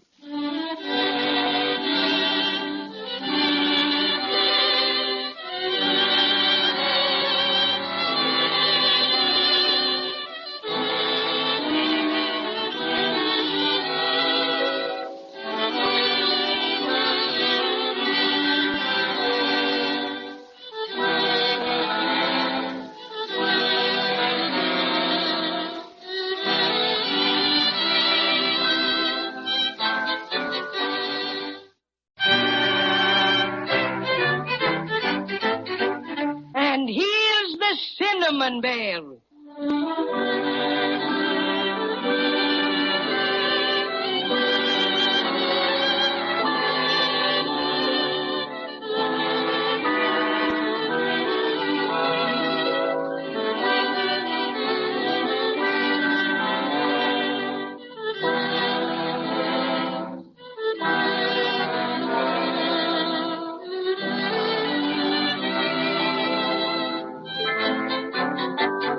And now let's take a look at Judy and Jimmy and their friends, the Cinnamon Bear and the Crazy Quilt Dragon.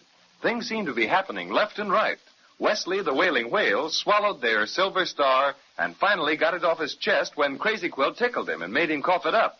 Samuel the seal caught it and started to juggle it. Higher and higher he tossed the star, and then, alack, Penelope the pelican snatched it in midair and off she flew. As Cinnamon Bear would say, this is a pretty kettle of halibuts. Oh, dear. Every time I think about our star, I want to cry. Seems like we just never will get it back. Don't you suppose we ought to just head out into the root beer ocean and keep looking, Cinnamon Bear? I don't think that would be so wise, Judy. No, I should say not. Not until I've eaten my 4 barrels of corks. It would be a sad thing for us to get started and then have me get all soaked up with root beer. Oh. What's funny, Crazy Quilt? I was just thinking, maybe we could find us a root beer float. Oh, this is no time for bum jokes, Crazy. Oh, I thought it rather good myself. It's not. Now, Judy, I don't think it would do any good to head out into the root beer ocean. We haven't the extra slightest notion of which way the pelican was flying. Well, right now I don't care much about anything. I'm so hungry. Ah, food. Now that you mention it, Jimmy, I could trifle with a few dozen lollipops myself. And sure, and I haven't had any cinnamon buns for some time. If I want to keep extra special ferocious, I just must have my cinnamon buns. Suppose we all hop on Crazy Quilt's back and get back to land again. Capital. I'm all dried out now, and it isn't very far. Climb aboard, my friend. Yeah, how about those Ikaboos? Can't we go further up the coast a bit and avoid them? Soak my stuffing if I ever want to meet up with them again. None of us would, Cinnamon Bear. I'll head sort of north by east northerly, and that'll bring us to a shore quite a bit out of their territory. You've no idea how good that sounds to me ears, Crazy Quilt. Come on, let's go. Sure thing. I'll get you ashore before you can say Jack Robinson. Jack Robinson. Oh, that's not fair, Judy. I wasn't ready. You can't swim that fast, Crazy Quilt, and you know it. Maybe so, maybe no. But just hang on tight and see how you like this. He's using his tail for a propeller. Come along,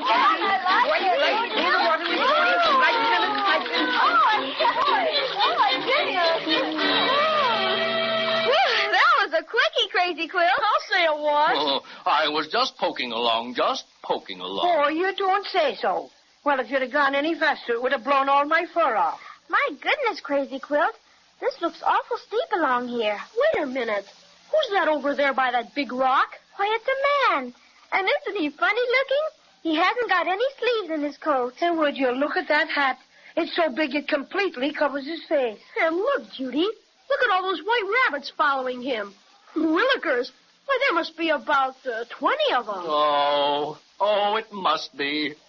It is. Is who? Fade my colors if it isn't that measly magician, Mr. Presto. You mean he's a bad man, Crazy Quilt? Oh, no, not that, but he's a bad magician. He takes magic lessons by correspondence. He means by mail, Judy. Right, and he insists on trying his half-baked magic on everything and anybody. Last time I met up with him, he practiced a bit on me. I shall never forget it. Well, what did he do, Crazy Quilt? Well, pride will not permit me to tell you, Jimmy. My Crazy Quilt ancestors would turn over in their graves. Greetings, my old friend Crazy Quilt. Greetings and salutations. So glad to see you again. And how's your Uncle Gregory? He seems very pleasant, Crazy Quilt. I refuse to make further comment, for a minute anyway. If he's a magician, maybe he can help us get our silver star back. Well, this is a treat if I do say so. And who are your friends, Crazy Quilt? Oh, hello, Presto. May I make you acquainted with Judy and Jimmy and Paddy O'Cinnamon? How do you do?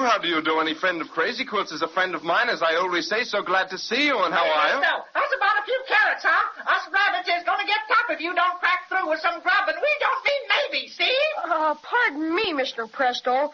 But did that white rabbit say that, or are you a ventriloquist? No, that was the rabbit, unfortunately. I produced him and about 20 others while I was doing my homework on magic lesson number 4. I take magic lessons by mail, very good, too, but after I produced all these rabbits out of my hat, I couldn't get rid of them. Keep following me around all the time and yelling for carrots. Very annoying, very annoying. But if you're a magician, why don't you make them disappear? Then they wouldn't bother you. Alas, I'm unable to do that. Lesson number 5 on how to make white rabbits disappear with nothing up your sleeve was lost in the mail. Oh, that's too bad. By the way, Mr. Presto, if you don't mind my saying so, I think you ought to get a hat that fits you. It keeps slipping down all over your face all the time. It's twice too big for you. Good business, fellow, just good business. I'm twice as good as any magician living. Gotta have a hat twice as big. Maybe so, Presto. But inasmuch as it's resting on your Adam's apple most of the time, it seems to me you're talking through your hat. Scorn me if you will, Crazy Quilt, but so help me Houdini if you don't mind your tongue. One of these days when I get to lesson 23, I'll turn you into a lounge lizard and Says you moldy old magician. Why, I'll pull your hat so far down over your face you'll be able to wear it for a skirt. Here, control yourself, boys. Control yourself. Calm down. That's what I say. Besides, I want to ask Mr. Presto here some special questions. Only too happy to accommodate you, young man. Only too happy to accommodate you. What I want to know is, why don't you have any sleeves in your coat? Simple, my child, simple. If I don't have any sleeves, folks will know I have nothing up them. And are you a good magician, Mr. Presto? Good, I'm slightly terrific. I'll demonstrate. Well, there's only one kind of magic we'd be interested in right now. We're awful hungry. Can you get us something to eat? Food, simplest thing in the world. Learn that in lesson 15. That is the fundamental. So happens that the great Presto is a snozzeroo when it comes to producing eatables. Your orders, please, just name it. Cinnamon buns for me with currants and plain icing. Not that I think you can produce anything, Presto, but I could toy with about 3 Loganberry lollipops. Well, I want something that's regular food. You can make mine a ham and egg sandwich, and you don't have to toast it either. I think I'd like that too, Mr. Presto. All simple stuff. I'll start with the ham and egg sandwiches first. I place my hat on the ground, cover it with my kerchief, a few choice words, hocus pocus, ipso facto, abracadabra, and orasmataz. Remove the handkerchief from the hat and... You've got the makings all right, but I don't think I could eat a real live pig and a chicken. Up to your old stuff, eh, Presto? Am I mortified? So sorry. Million apologies. How about a few card tricks? I'm afraid you're a frost, Presto. Now, how about finding lost things? Are you any good at that? Right down my alley. Lesson 17. What have you lost? It's our silver star, Mr. Presto. It belongs on top of our Christmas tree, and we just got to get it back. Silver star? Excuse me while I go into a quick trance. Oh, I'm getting it. Oh, it's traveling over water. Oh, a bird has it. A pelican has it. That's more like it. You're all right, Presto. You're all right. If you're so good at knowing where things are, perhaps your magic can bring back Penelope the pelican, back with the silver star. Simplicity itself. In a moment, you'll see her step out of my silk hat. Watch a wave of the wand this time. And behold the pelican. That's no pelican. It's a halibut. What's going on? Nothing sacred anymore, not even a halibut. Pooey do, sir, and goodbye. Oh, please, just a slight error someplace. Let me try again. Behold. Don't look now, Presto, but I think you've got something there. Why, it's a penguin. Yes, a penguin I am, and if I may say so, raspberries to all of you. Goodbye. Please, I beg of you, just one more chance. All right, but this is the last time. Behold! You did it! It's Penelope! Hooray! That this should happen to me. Penelope Pettit the Pelican, descended from a long line of respectable pelicans. You'll answer for this. I'll write a letter, that's what I'll do. You'll hear from me, sir. How dare you interrupt a blue-blooded pelican when she's flying along and minding her own business? Why, your cheap vaudeville magic jerked me so violently, I thought I'd lose my back feathers, and then to be pulled out of a silk hat. Let's see the label. Oh, cheap stuff, and second-hand at that. Where's our silver star you took away from the seal when he was juggling it? Oh, that thing. A pretty bauble, too. Well, I was flying over the island of Obi when this 10th-rate magician jerked the daylights out of me and I dropped it. Oh, dear. Did you see where it landed on the island? How could I? It all happened like a flash. And now, if you ruffians are quite finished, good day. And wait till my congressman hears about this, the very idea. Oh, whatever will we do now? We're farther away from the Silver Star than ever. Oh, don't cry, Judy. Be a regular twin, not a sniffly girl. All right, Jimmy. Well, Presto, what have you to say for yourself now? Nothing, absolutely nothing. I am abject. I am prostrate. I feel like a snake in the grass. What? Goodness. He is a snake in the grass. Well, sure enough. He turned right into one. And watch him wriggle away. And let's hope he stays that way for some time. He's nothing but a nuisance. So that's that. Well, let's not waste our time crying about what's happened. Let's start off and look for something to eat and a boat to get us over to the island of Obi. You're right, Cinnamon Bear. Let's see what's around the other side of this rock. Come on, Jimmy. Come on, Crazy Quilt. Okay, Judy. All right. Oh, but run be around. careful. All right. Mind Watch out careful. any of the rocks. They're slippery. Oh, what's this? Look, right up against the rock. Why, it's a chest. And it looks like a pirate chest that you read about. Why, so it does. And see what's written on it. Private property of Captain Taffy. Hands off. Let's open it. Maybe there's gold in it. Now, I'll take this side, and Jimmy, you take that other side over there. And we can... Gee, Willikers, listen. Wow! We're surrounded. Pirates, we're done for. Jimmy!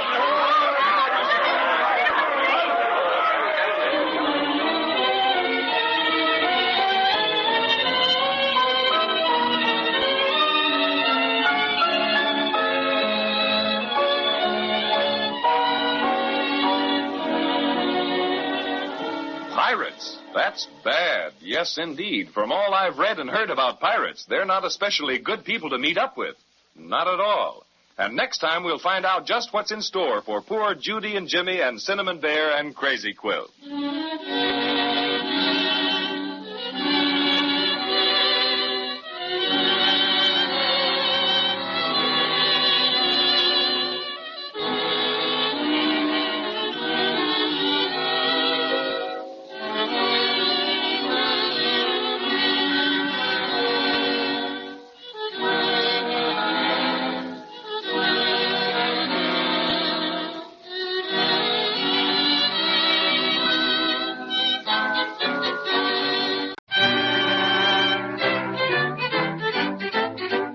And here's the Cinnamon Bear.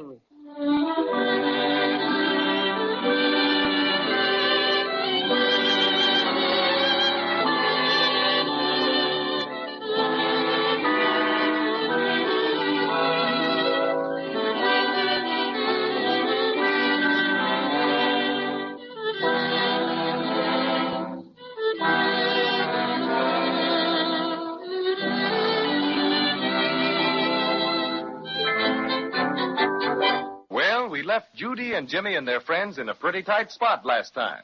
You probably remember how Mr. Presto, the correspondence school magician, made several passes at his big silk hat and conjured up Penelope the Pelican, who had made off with the Silver Star. Unfortunately, however, when Mr. Presto exerted his magic power to pull Penelope back, he did it so violently that she dropped the star on the island of Obi. Then, to crown their misfortunes, they were about to open an interesting-looking chest, which they found on the beach, when all of a sudden they were surrounded by pirates. And I must say, they looked most ferocious. Oh, Jimmy, I'm so scared. What do you suppose these pirates will do to us? Willikers, I don't know, Judy. Gee, we didn't even touch their chest. What right have you pirates to molest us? We were minding our own business. Hey, you'll find out soon enough, won't he, mateys? Hey, we can't take this dragon. He's too big for the rowboat. Maybe he'll be able to rescue us like he did before. I sure hope so. Hey, you two children in the bear, you follow us. Where do you want to take us? Wouldn't you like to know? I sure would, all right. And what's more, you can't take Judy and Paddy O'Cinnamon and me if you don't tell us. We're taking you with us on board our ship. Me too? Oh, definitely you. Well, why me? Well, you're all far too curious for your own good. You'll know in good time. If you don't need me, I have a very pressing engagement. Oh, you can go whenever you like. The sooner the better. Scat! In spite of your undignified rejoinder, I take my leave. Goodbye, Crazy Quilt Dragon. Goodbye. Goodbye, Crazy Quilt, old pal. Goodbye, my friend. Just wait until I find a few barrels of corks. Goodbye. Well, all ready? Forward. One-eyed right, Joe and Black Ben, take the treasure chest. Aye, mate. Barnaby Bright, you and Cox and Charlie stand by to shove off the boat. Aye, aye. And the rest of you assist our friends into the boat. Aye, aye. I don't like the way they're laughing at all. It does have a very unpleasant ring to my ears. Jimmy, take my hand. All right. I won't let them hurt you, Judy, no matter what. Are we all ready? Aye. Then let's go. All hands to the oars. Aye. Shove off. There, we're off. Heave ho, my hearties. For the ship. Heave. Ho! Heave. Ho! Heave. Ho! Heave.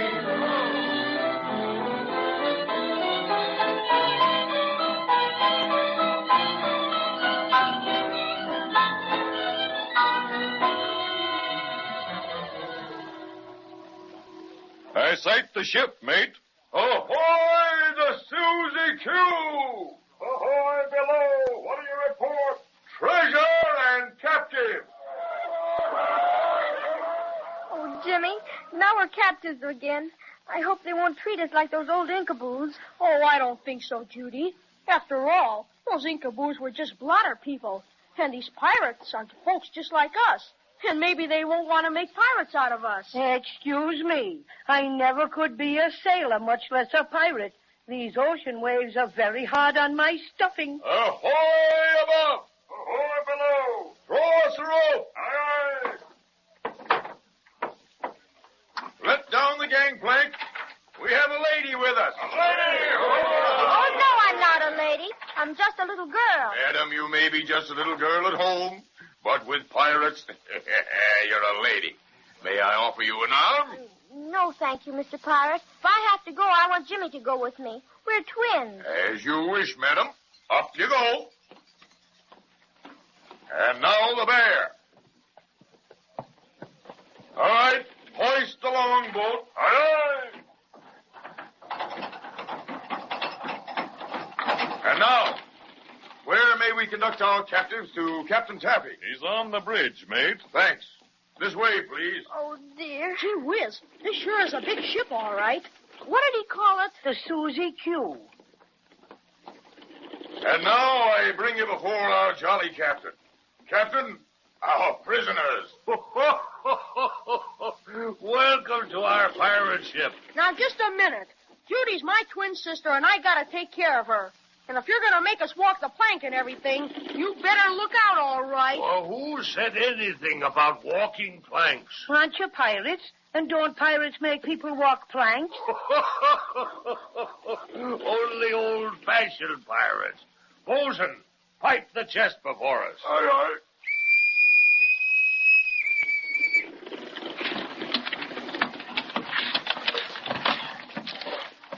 Open her up. Oh! Why, it's all candy. Sure enough. Gee, toffee and caramel. Chocolate creams. Oh, my goodness. Cinnamon sticks, my favorite brand. You see, we're a new kind of pirates. What do you mean by that? We'll tell you all about ourselves in our song. Barnaby Bright, strike up our chanting. Aye, We're known as Candy Buccaneers and pirating's our pleasure. We never hunt for buried gold, 'cause candy is our treasure. The very thought of pirate loot is quite enough to bore us. But when we sight a candy bar, we shout and sing this chorus. Hey, hey, hey, hey. Candy ho, there's candy to the starboard. Sing yo ho ho and a bottle of pop. Candy ho, there's candy to the starboard. Sing yo ho ho and a bottle of pop.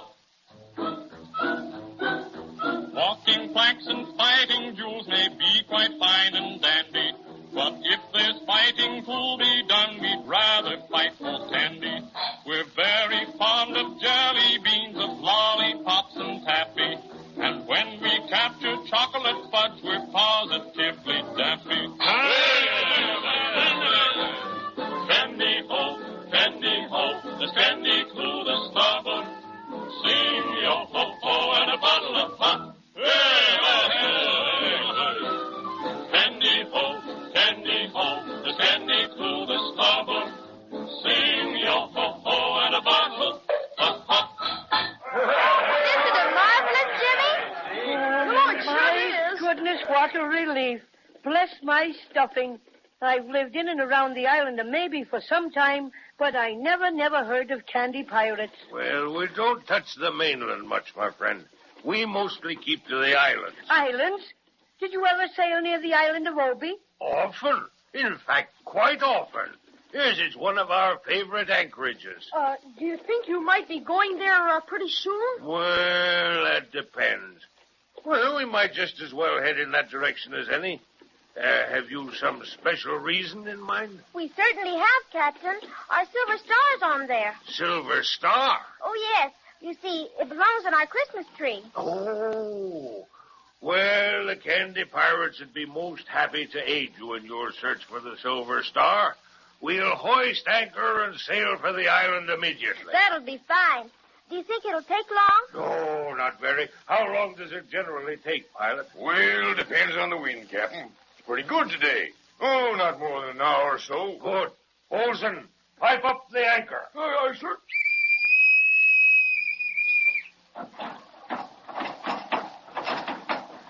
Hoist the jib. Up with the topsail. Pilot, take the helm and head for the island of Obi. Aye, aye, sir. And now, my friends, a visit with the Candy Pirates would not be complete without a little hospitality. What's that? Something to eat? Yes, indeed. What would you say to a little refreshment? Gee, I'd like that and something to eat besides. Do you happen to have any cinnamon buns? I haven't eaten any in some time, and I feel quite unferocious. Why, yes, my friend. It so happens that the cook made cinnamon buns only this morning. Hooray! And in my cabin, I have some very, very superior chocolate fudge. Let's hear no more. Lead on, Captain. Candy ho, there's candy to the starboard. Sing your ho-ho and a bottle of pop. Candy ho, there's candy to the starboard. Sing your ho-ho and a bottle of pop. Excuse me, Captain, but land has been sighted. It has? Well, give me the glass. Is that the island of Obi? Yes. You want to take a look through the telescope? Willikers, it's just like the one we looked through to Grow. So it is. Jimmy, look. Isn't that a policeman standing with his back to the ocean? Well, let's see. Well, yeah, sure it is. He looks like one of those roly-poly dolls. Judy, look at him waving his stick. He's turning around. What's that bright thing he's wearing on his coat? Why, my goodness, it's our Silver Star.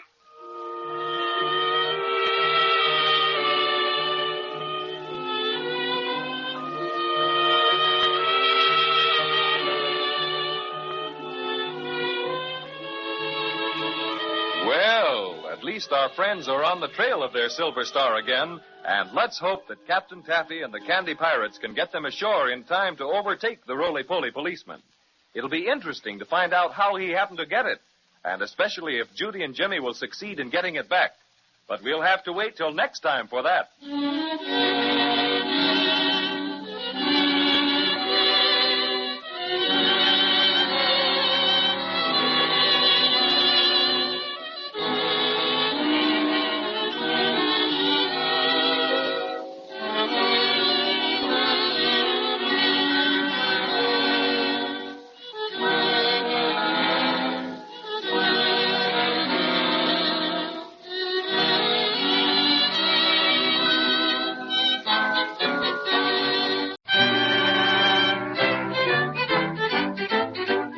And here's the cinnamon bear.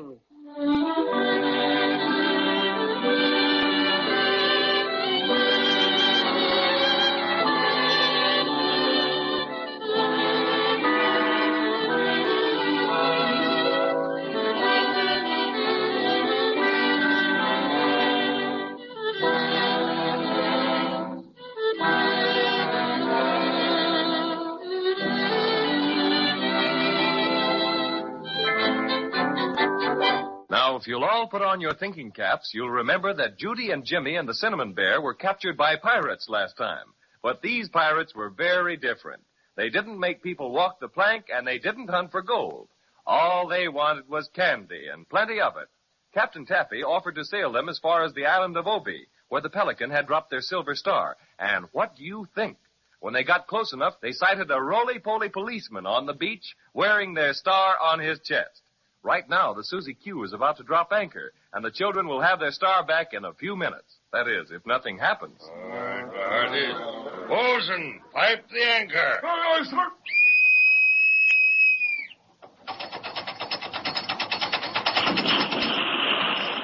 Well, my friend, it's been a pleasure to have your company aboard the good ship Susie Q. Gee, we sure had lots of fun, Captain Taffy. That's what I say, too. I never knew pirates could be so nice. Did you, Cinnamon Bear? Bless my stuffings, no. And we're much obliged to you, Captain. Don't mention it, matey. I sure would like to know what that roly-poly policeman is doing with our silver star on his chest. Well, we'll know pretty soon, Judy, because Captain Taffy's going to give us a boat so we can row ashore. I'm sorry the Candy Pirates can't go ashore with you, but confidentially, we're on our way to capture a big hoard of yummy marshmallows. I can taste them now. Sounds most enticing. But marshmallows always get stuck in me fur. What's this island like, Captain Taffy? Well, it's a very strange place.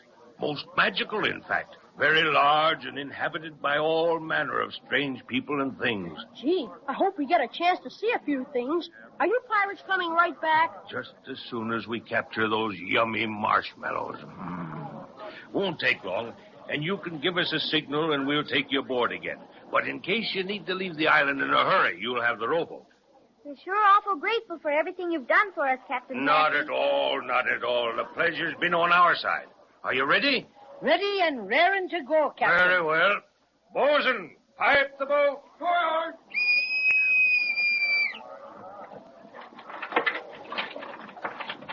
Yeah, you better let me help you in. There you are, young lady. Gee, this is going to be fun. Yeah, all snug as a bug in a rug, huh? Lower away. Goodbye, Captain Taffy. And thanks a million. Much obliged indeed. Cast off the line. Goodbye, mateys, and good luck.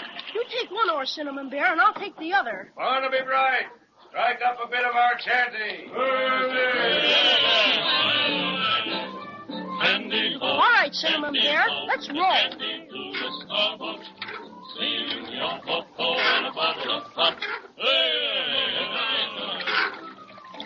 Weren't they lovely pirates? And Captain Taffy was just wonderful. A gentleman, I says, a real seafaring gentleman.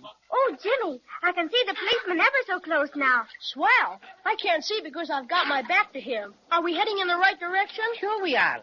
I can see, Jimmy, and don't worry about it. I got complete control of the boat, haven't I? We're almost to the beach, Jimmy. Yell at him. All right. Wait till I turn around a little. Hey, policeman! I guess he doesn't hear you. Let me do the yelling. It takes a big voice like mine to do the trick. Hello, officer! Officer! And what do you want? What are you doing with our silver star? What? I'll handle him. Hey, you! What are you doing with that silver star? Sure, and I'm wearing it.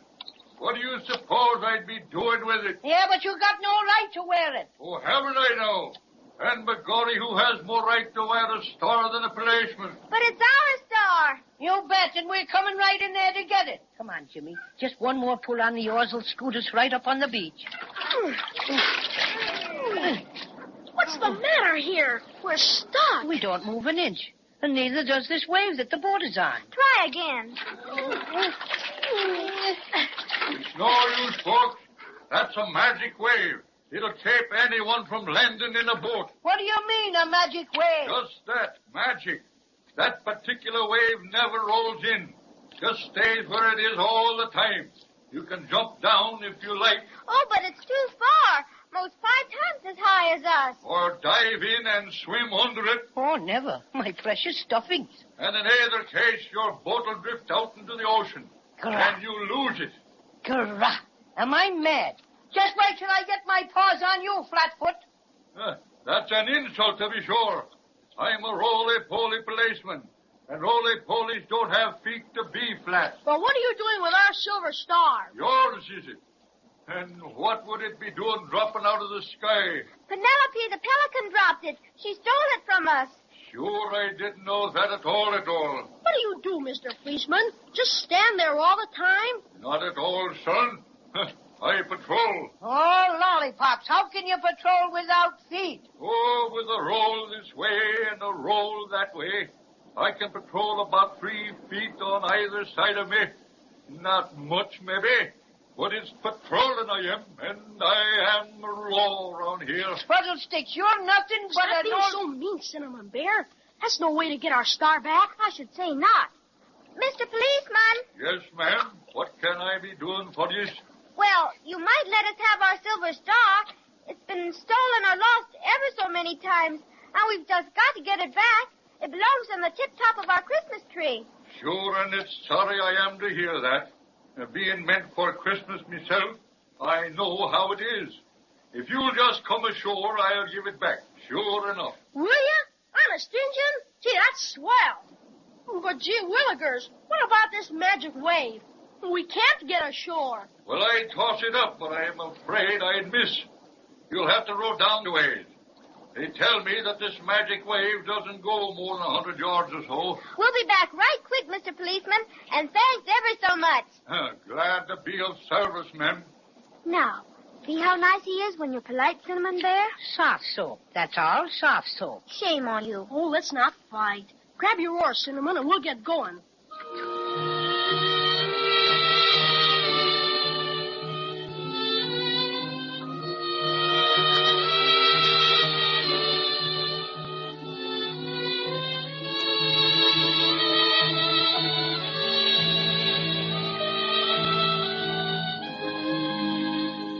We sure made that in a hurry, didn't we? Do you think the boat will be safe there, Cinnamon Bear? Sure. I fixed it, didn't I? Come on, let's hurry and get back to the policeman. We'll hurry as fast as we can, Jimmy. The sand is awful hard to walk fast in. Yeah, my cinnamon paws sink down in it. You know what? I was just thinking about the Crazy Quilt Dragon. I wonder what happened to him. I wonder. Too bad the pirates didn't take him on board. He sure turned out to be a good guy, saving us from those bad Ikaboos and everything. Huh. Maybe you think Crazy Quilt's a better friend than I am, huh? Oh, no, Cinnamon Bear.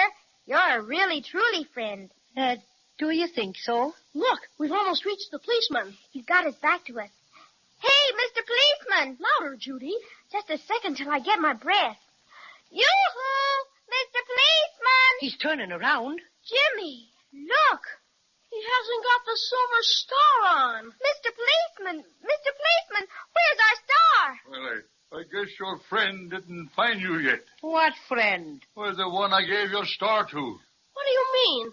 Did someone say you were to give it to him? He did that, and very polite he was, too. My goodness, who could that be? He swam through the magic wave shortly after you started down the beach. First, I wasn't going to give it to him, the star to him, but he told me you were coming right back for it.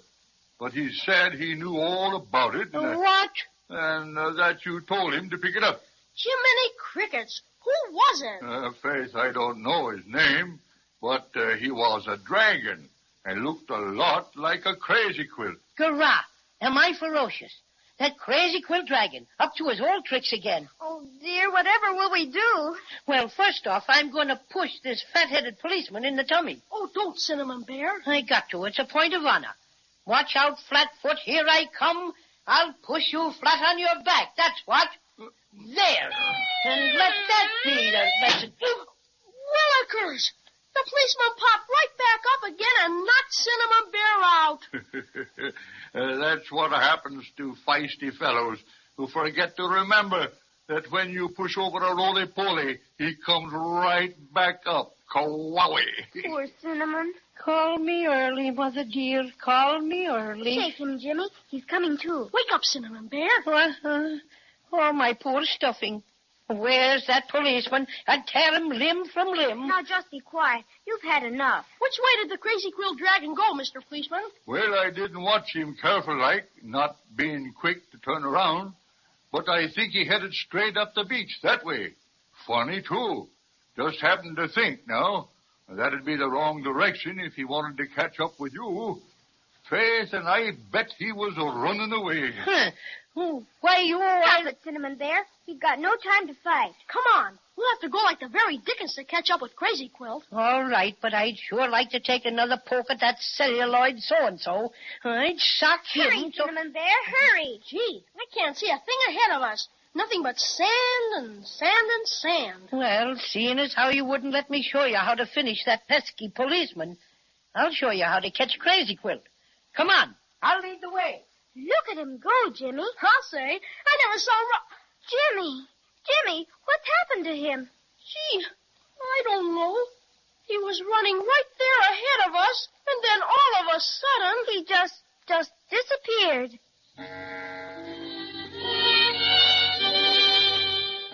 Well, what's all this? Everything looks just right for a merry chase after the Crazy Quilt Dragon and the Silver Star, and then Cinnamon Bear ups and vanishes into thin air. It seems that Judy and Jimmy just jumped from one difficulty to another. I'll certainly be with you next time to see what made Cinnamon Bear disappear all of a sudden like.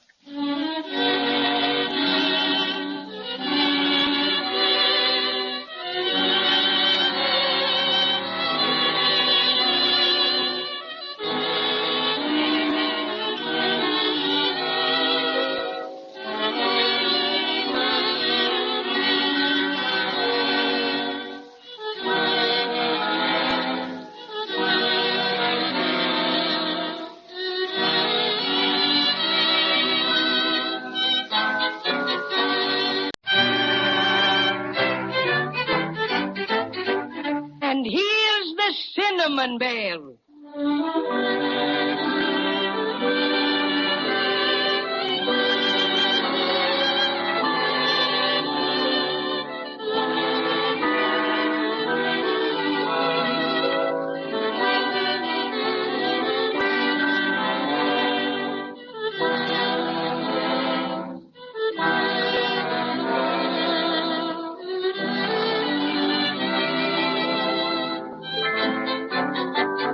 Judy and Jimmy are on the island of Obi, and I must say they're in a most terrible predicament. The roly-poly policeman was perfectly willing to give them their silver star, which he had pinned on his chest, but by the time they rowed down the shore to get around the magic wave which kept them from landing and walked back up the beach, what do you think had to happen? Well, that old Crazy Quilt Dragon, who you remember likes bright, shiny things, got to the policeman first, and off with the silver star. Our three adventurers were hot in pursuit when all of a sudden the Cinnamon Bear vanished into thin air, just like that. Oh, dear. Where could the Cinnamon Bear have gone to? He was right here before us just a minute ago. Well, come on. Let's start looking. I'll go in front of you. This island of Obi surely is a funny place, Jimmy. Just like the pirate captain told us.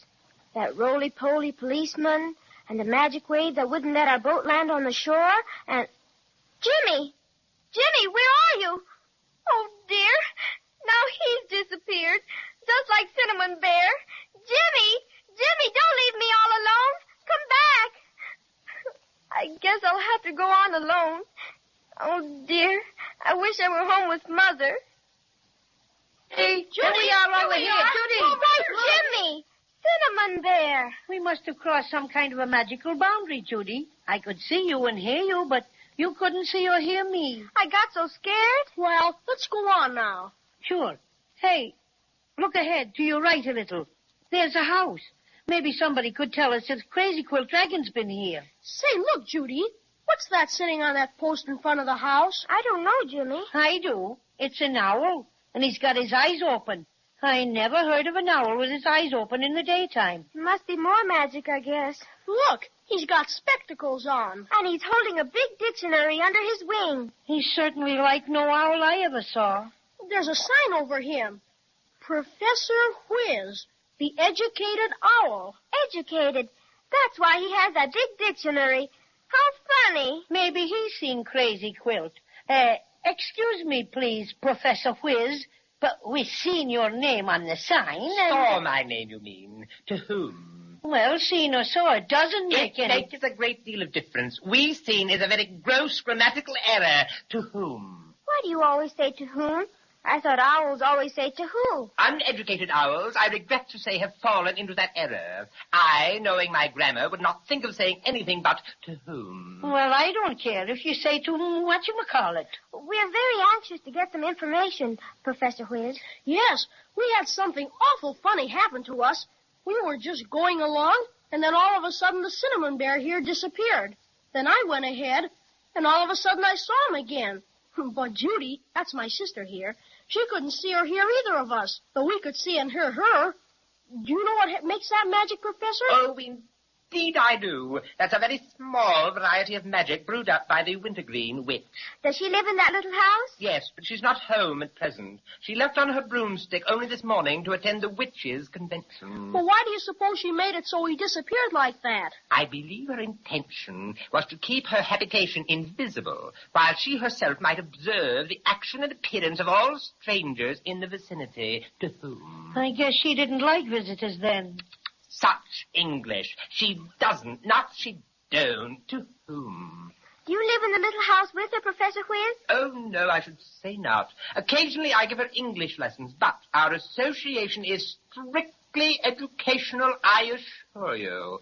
I have never been inside her house. To whom? It must be funny giving lessons to a witch. Not at all, my dear little girl. The Wintergreen Witch used only to speak the witch language, which is a very primitive tongue, very.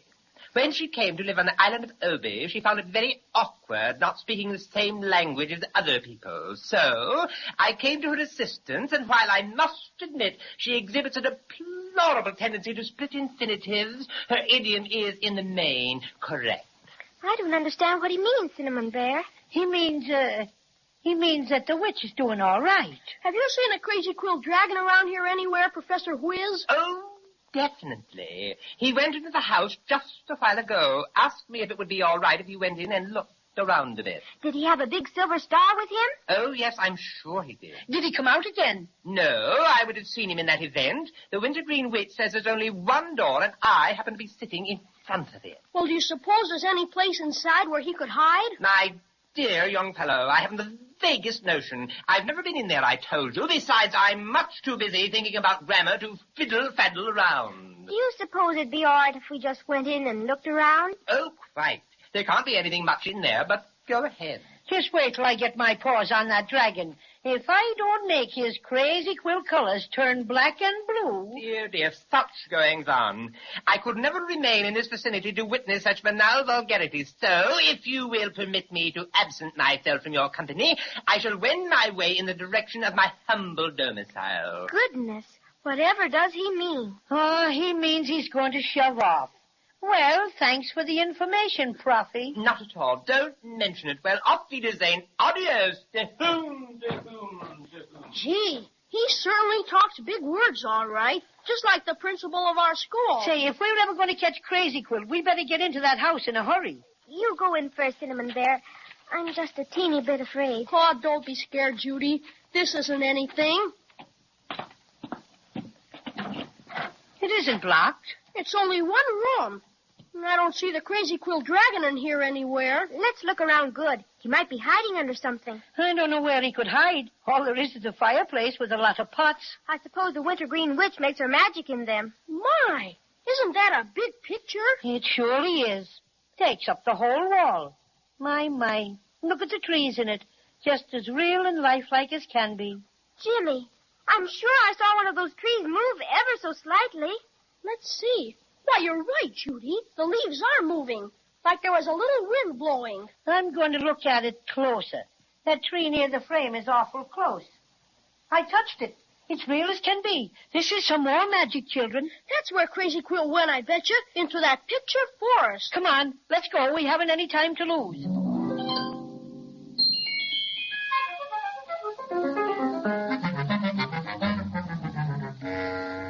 Oh, boy. I'm in. And me. This is a really, truly, sure enough forest, all right. Isn't it pretty, Jimmy? You bet. Gee, these are awful big trees, aren't they? Bless my stuffing, yes. And there's an awful lot of places where that Crazy Quilt Dragon could hide. We'll have to look very carefully. What was that? It sounded like something moving. I'll bet it's Crazy Quilt. Let's be on the safe side. It might be Crazy Quilt, and then again it might be something awful dangerous. Tiptoe. All right, Paddy. But let's look. It stopped now. Meow. What was that? It was a funny little noise. Why, it's nothing but a kitten. Meow. Kitty, kitty, kitty. Come here, little kitty. Meow. Gee, it's scared of something. Oh, don't be afraid of us. We wouldn't hurt you. Come here. Poor little kitten. Who are you? And what makes you so frightened? Fraidy cat, I'm just a fraidy cat, much more afraid than a kitten should be. Fraidy cat, no man or lady cat ever got frightened as easy as me. I'm afraid of my shadow, it makes me so sad. Oh, I would be a little bolder if I dared. I'm such a shy feline, I'd just make a beeline for the safest place to hide in when I'm scared. Fraidy cat, I'm just a fraidy cat, whining example of what not to be. Fraidy cat, just a poor lady cat, sometimes I even get frightened of me. What are you scared of now, little kitty? I saw a great big giant a while ago. Oh, there couldn't be any giants here. Why, you could see them a way off if there were. But this is a magic forest, and you can't see it if you're outside of it. And this great big giant lives outside of it. And I'm so scared. Maybe she's seen the Crazy Quilt Dragon. Did you see the Crazy Quilt Dragon in here, Fraidy cat? No. Oh, is there a dragon in here, too? Oh, what will I do? Oh, sure. He's a very harmless dragon. His only fault is that he's too fond of shiny things. But it's a dragon, and I'm scared of dragons. Besides, I'm black and shiny. But he isn't a bit dangerous. Not like a giant, you know. Oh, now I'm scared again. Meow. You certainly are a fraidy cat, all right. Better let me get you out of that notion right now. You just got too much imagination, that's all. Oh, don't be scared now, fraidy cat. Let me pet you a little. I like you. You're very nice to poor little me.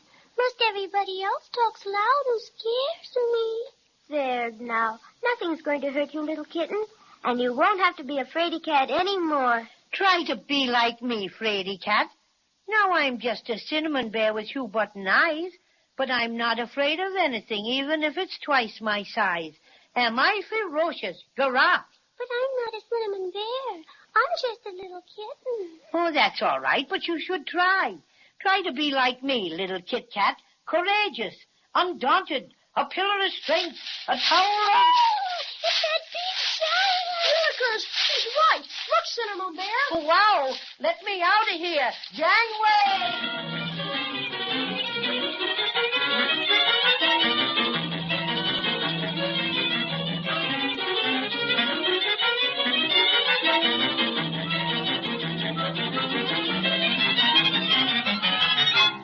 If it isn't one thing, it's another, and this time it's a giant. I'm sorry to say it, but I don't see how our little friends can ever hope to outdistance a giant that's bigger than a house. And I, for one, am going to be right on hand next time to find out what happens to Judy and Jimmy and the Cinnamon Bear.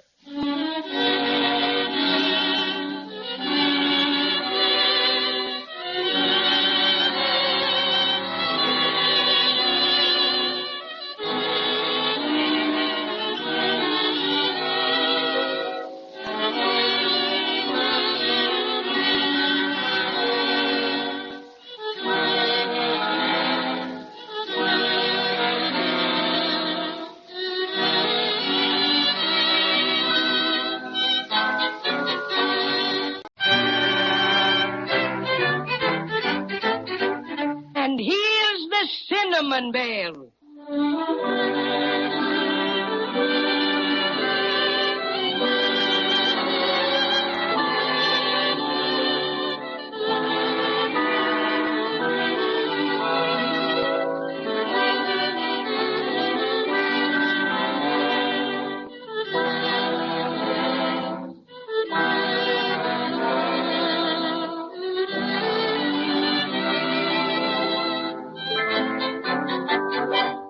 Last time, Judy and Jimmy and the Cinnamon Bear met Professor Whiz, the educated owl, who told them he'd seen the Crazy Quilt Dragon go into the Wintergreen Witch's house, and what's more, he had the silver star with him. But when they entered the house, there wasn't a sign of Crazy Quilt. At one end of the room was a huge picture of a forest. At least they thought it was a picture until they discovered it was a real forest. So in they went and met Fraidy Cat, who was frightened to death of a giant. And right now, the giant is coming closer and closer. Gee, we're in for it all right. Come on, let's hurry. Do you think the giant can see us? I'm not sure. He's awful big. Maybe if we keep in the underbrush, he won't. I'm so scared. I'm so unlucky. Everything happens to me. We're all scared, little Fraidy Cat. But we're going to try to escape the giant just the same. We'll never be able to go faster than he does.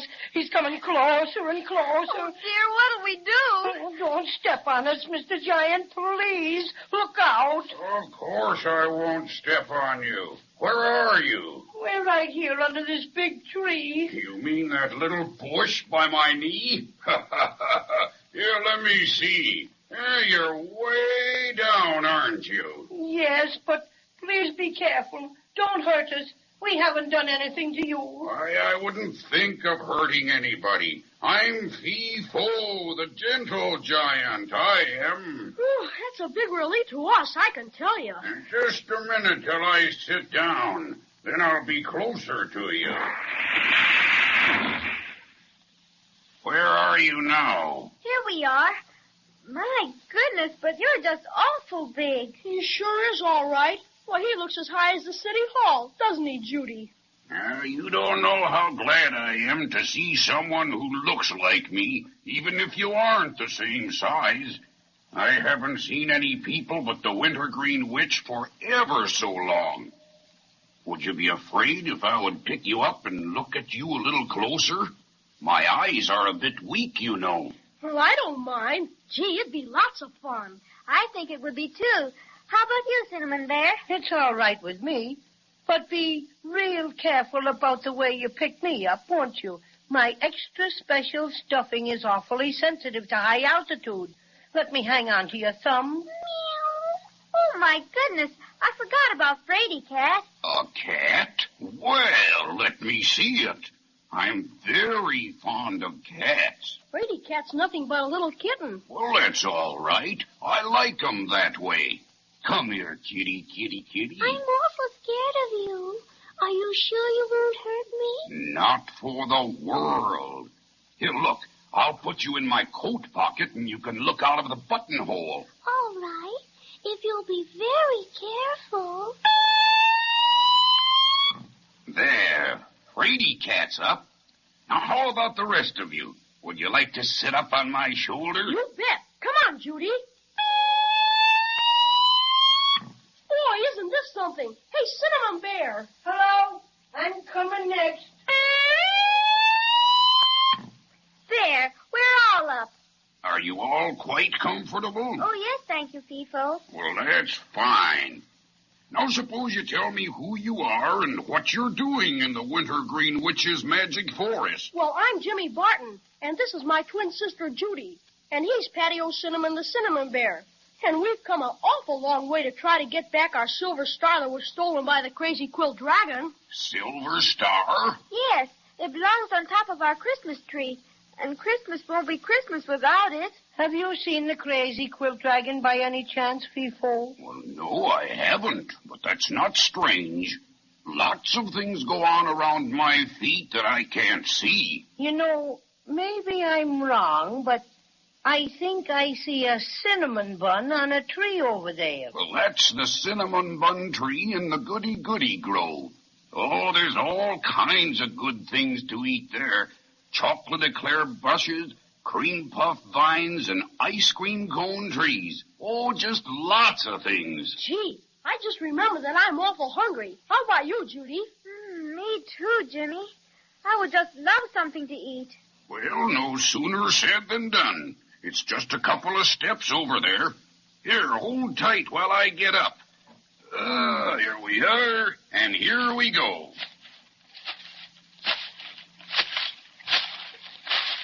Here we are. I'd better put you on the ground again. You might fall off if I bent down to pick anything for you. Oh, You forgot all about me. I didn't mean to overlook you, little fraidy cat. Here, there's a milkweed tree that has very delicious milk. I'll pick a pot of that for you. Oh, thank you, Fifo. You're awfully good to me. And I was so scared when I first saw you. Well, you don't have to be scared of me anymore. In fact, if you'd keep me company, I'd be very grateful. You know, I get very lonesome sometimes. I'd like to stay with you. You wouldn't let anything hurt me, would you? I should say not. How's the milk? Very nice. Just the way I like Oh, it. that's fine. How about the rest of you? Oh, It's swell. just wonderful. Gee, this is the first time I ever got to eat all the cream puffs I wanted. Mother wouldn't let me have but one at home. She says they're too rich. Well, eat just as many as you want, when nothing in the goody-goody grove will make you sick. My goodness, Jimmy. You just ought to taste these chocolatey eclairs. They're so good. Yeah. You can't beat these cinnamon buns and this honey. Notice how sweet it makes my voice sound. Boy, that was swell. I guess I won't want any more cream puffs for a long time. Say, how'd you ever happen to be in the magic forest, Fifo? Well, I didn't used to be here at all. I used to live out on the island of Obi like everybody else. One day I was taking a nap on the beach, and the Wintergreen Witch made me real small and put me through the picture frame in her house, and then made me big again before I woke up. Now I can't get out because I'm too large. Isn't there any way for you to get out? The only way would be for the Wintergreen Witch to let me out, and she won't do it. Say, I don't want to rush you two, but remember, we're a long way from finding Crazy Quilt and the Silver Star. I guess the best thing would be to look for him ourselves, since Fifo hasn't seen him. Yeah, he couldn't help us anyway, 'cause in one step he'd miss 1,000,000 Crazy Quilt Dragons. Thank you ever so much, Fifo, for the elegant lunch and for helping us. I should say so. Those cream puffs just fixed me up swell. I don't know what I would have done without my cinnamon buns. I wouldn't have been able to be ferocious at all. Now, before you go, there's something I want to give you. It's a whistle. Now, I can't use it because it's too small for me. I just wear it on my watch chain for a charm. Here, wait a minute till I wet my finger. I can't pick it off very good unless I do. There. Now, you just blow on it 3 times if you want me for anything, and I'll hear it and I'll come a-running. Like this? Is it magic? Yes.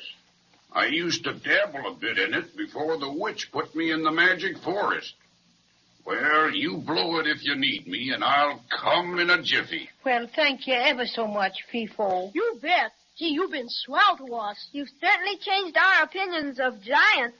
If I've done that, I am very happy. All right, come on, Fraidy Cat. Back in my pocket you go. And goodbye to all of you. Remember, I'm here to help you if you want me. Goodbye, Fifo.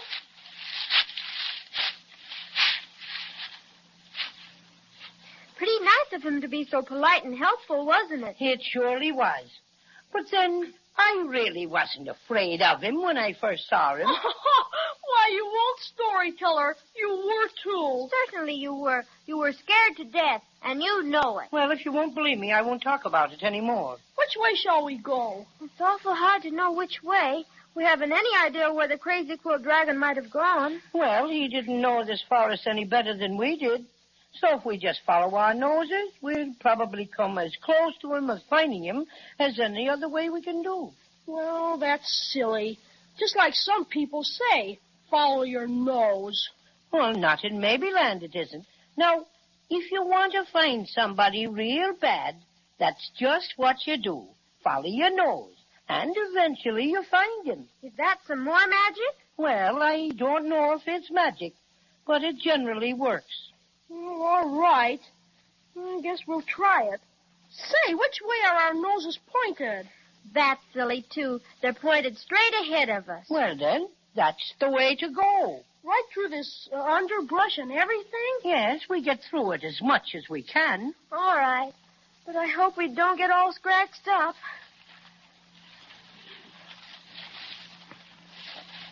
Want to take my hand, Judy? No, Jimmy. It's easier for me to go by myself because... Oh! What's happened? It's all dark. Dark nothing.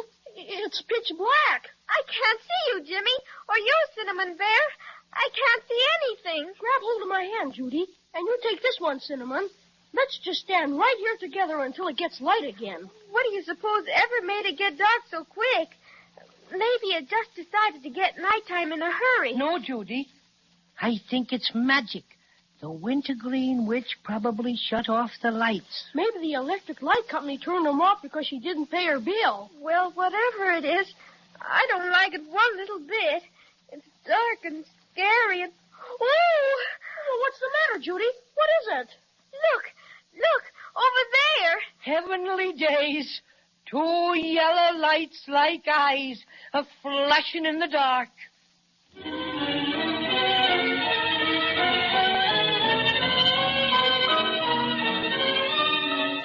As Jimmy often says, gee willikers, what's going to happen next? I'd like nothing better than to know right at this very minute, but like you, I'm going to have to be patient and wait until next time.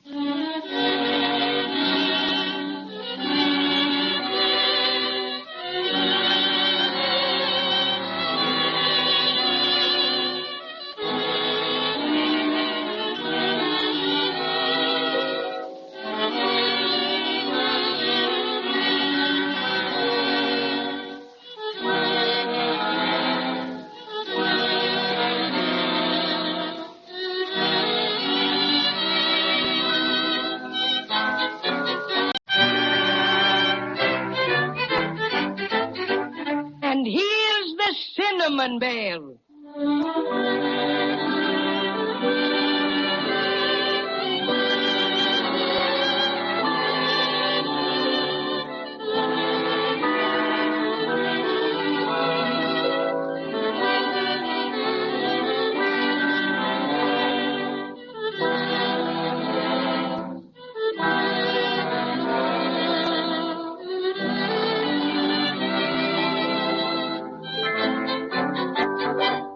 Let's see about Judy and Jimmy and the Cinnamon Bear.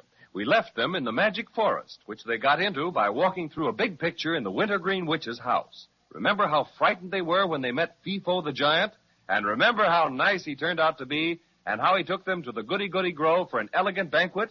But they still had to overtake the Crazy Quilt Dragon, who had stolen the Silver Star again. So they left Foo and plunged into the forest. And then, all of a sudden, it got pitch dark. And they saw 2 yellow lights like eyes flashing in the inky blackness. Ooh. Do you suppose it's the witch? Maybe it's some terrible monster. Oh, it's so dark. And those awful yellow eyes. Oh, don't be scared, Judy. I'll take care of you.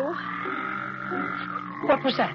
Gee, I wish I knew. It's so creepy. It's some awful monster. That's his breathing. Look, it's getting light again. Sure enough. It must have been magic. And there's my monster. Why, it's the Crazy Quilt Dragon. Can you beat that? And here we were scared like everything. Looks like he's fainted or something. He's all in a heap. Yes, but his eyes are wide open.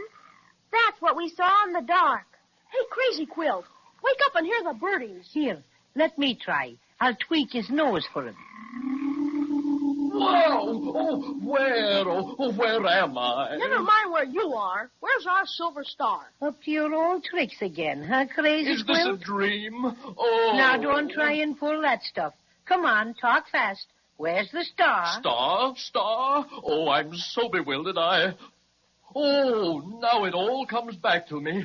Judy, Jimmy, and Paddy O'Cinnamon, at long last, an end to this nightmare. Is it really you, my friends, or am I still dreaming? Of course it's us. Who else would it be? I didn't know. I thought it might be more of the Wintergreen Witch's magic. Magic? Yes. Oh, you'll never know what I've been through. Oh, the shame of it all. Oh, agony. Why don't you stop your infernal moaning and tell us what happened? Well, to make a short story long, after those pirates sailed away away with you, I dashed hither and thither like a mad thing in search of enough corks to make me watertight so I could swim after you. Did you find them? Luckily, yes. I stumbled on the requisite 4 barrels of corks, swallowed them hastily, and in I plunged. And you swam after us all the way? All the way. A mere nothing, though. By the by, I was backstroke champion last year, you know. And I also hold medals for freestyle swimming, the root beer crawl. Oh, quit bragging, Crazy Quilt, and get on with your story. Far be it from me to enumerate my aquatic achievements to an unappreciative audience. Well, anyway, I swam like 10,000 dragons and arrived at the island of 𝒆𝒆𝒔 in remarkably good time. But when I attempted to land, I was stopped by a wave which I couldn't get through. Sure, that was the magic wave. Decidedly. It occupied a great deal of my time, but finally I managed to dive under it and proceeded to the shore. There, to my delight, I saw the silver star reposing on the bosom of a roly-poly policeman. And then you talked him into giving it to you. I didn't either. I was just about to engage him in casual conversation when, wham, something indescribable overcame me. Yeah, you just couldn't resist the star. It was so bright and shiny. Oh, it was terrible. I wasn't myself at all. Some powerful and evil influence seemed to guide me. A voice kept repeating and repeating in my left ear. That's the blue and orange one, you know. Get the star, come this way. And so, although I wanted to wait for you, in agony I fought to wait for you. This diabolical force kept pulling me. Sure, just itchy claws. That's all, itchy claws. Don't interrupt him, Cinnamon Bear. And to my utter shame, I succumbed to the voice, got the star by pretending you'd sent me after it, and was drawn like steel to a magnet, up the beach, into a house, through the picture frame, into this magic forest, right to the spot where you found me just now. And then, I shudder to think of it. Well, what happened? The Wintergreen Witch appeared. Applesauce. The educated owl said she went to the witches' convention. A trick, a hoax. This ominous, weird thing stood before me, and then I realized it was she who had exercised this horrible power over me, made me steal the star. Oh, come now, Crazy Quilt. Don't blame it on a lady. She's no lady. And she made me hand over the precious star, and then I think she must have put me in a short trance, because that's all I remember. Oh, agony. Jiminy crickets. Poor old Crazy Quilt. Sounds fishy to me. That's what it does. Well, you believe me, don't you, Judy? Of course I do. Didn't you save us from the Ikaboos? Sure he did. Say, what did the witch look like, Crazy Quilt? Oh, hideous, horrible, terrifying. She changed colors all the time. Ugly green, then purple, then blood red. And that nightmare of a face, great rolling eyes, 3 fangs peering through an ugly slit of a mouth, and... Stop. I don't think I want to hear any more. Oh, Judy, if you get scared just by hearing Crazy Quilt talk about that old witch, how are you going to be when we meet her face to face? I don't want to meet her face to face at all. Well, that's just what we're going to have to do if we want to get our silver star back. Sure. Gotta meet her face to face. Gotta be very brave. That's what I say, though somewhat reluctantly. I guess I can be as brave as the rest of you. But how are we going to find our way back to the place where we came through the picture frame? Gee willikers, I hadn't thought about that. These woods all look the same. Do you know which way to go, Crazy Quilt? Oh, I'm dreadfully sorry, or maybe dreadfully happy, that I haven't the slightest idea which way to reach the Wintergreen Witch's house. Remember, I've been in a trance or something. Huh. I wish you'd go back into your trance and shut the door after you. Well, children, I guess there's nothing left to do but follow our noses. Hope we'll find the place where we came in. Come on, let's go. Looky! Look what just popped up on the other side of that bush. Why, it's a yellow rabbit, and he's grinning from ear to ear. Very friendly looking, too. Perhaps he can direct us. I shall accost him in my best Dragonian manner. Greetings, my little woodland wayfarer, my little relative of the blessed Easter bunnykin. Won't you join us? Oh, look at him hop right over to us. And now, who might you be? I'm called the Rhyming Rabbit, 'cause rhyming is my habit. Listen to him, Jimmy. He talks just like a poem sounds. Intriguing no end. Tell me, Rhyming Rabbit, what makes you talk in poetry? I ate a rhyming dictionary, which made me very literary. I rhyme from break of day till sunset because of all the rhymes I once set. This is all very interesting, but it doesn't help us find our way out of here. If you're so good at rhyming, Mr. Rabbit, Perhaps you can tell us how to get to the Wintergreen Witches? You want to know which way's the witches? It's hard to tell just way which is. Oh, come, my little poet laureate. You either know or you don't. That's what I say. Can you show us how to get back to the picture frame? I'd be most happy to oblige you. Just follow me and I will guide you. That's grand, Mr. Rabbit. Come on, everybody. Yeah, one moment, please. Is that a beautiful beehive over there, or am I dreaming? It's a beehive, all right. Why? Next to cinnamon buns, there's nothing like honey. Oh, come on, Paddy O'Cinnamon. I thought you were in a hurry. Oh, it won't take a minute for a snack. What's that? If I'm not mistaken, it's a bumblebee, and he's guarding the hive. Oh, what's a bumblebee? Out of my way, ruffian. You better mind your own business. I am. Honey is my business. Excuse me for the slight intrusion. You'd better mind your P's and Q's and stay away from bumblebees and listen to a bit of reason. No mere bee's going to stop me. Honey, here I come.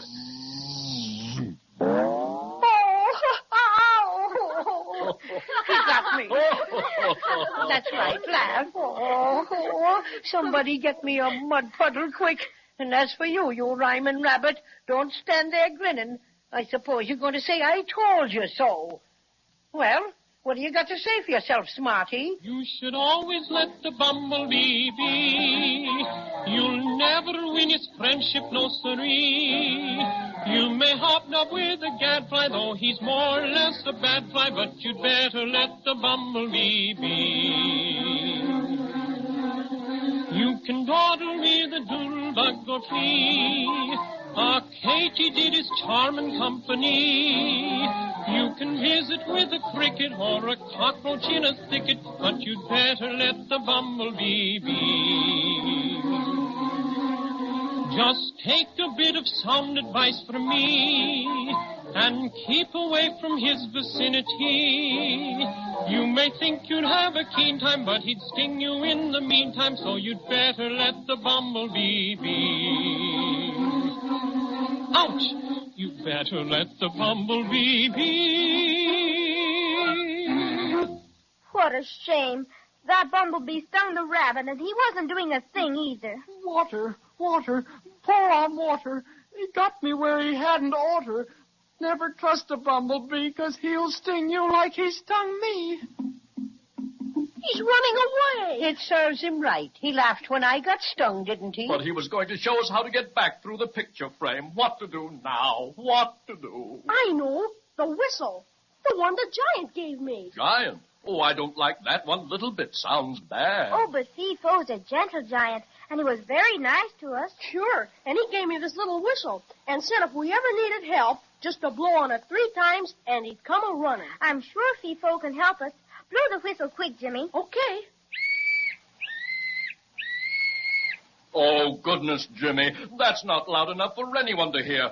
Better let me try it. I'm good at wood instruments, you know. Played the tuba in college. All right, Crazy Quilt. Here it is. Ah, now watch the old maestro. I place the instrument thus. Inhale.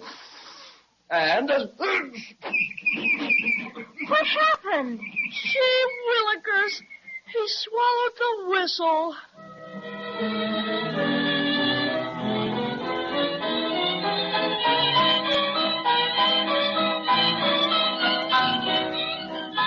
Out of the frying pan into the fire. It seems that our friends will never quite get out of trouble. And what's more important, how will they ever get out of the magic forest now that Crazy Quilt has swallowed the whistle? Well, maybe we'll find out next time. So be sure to listen, won't you?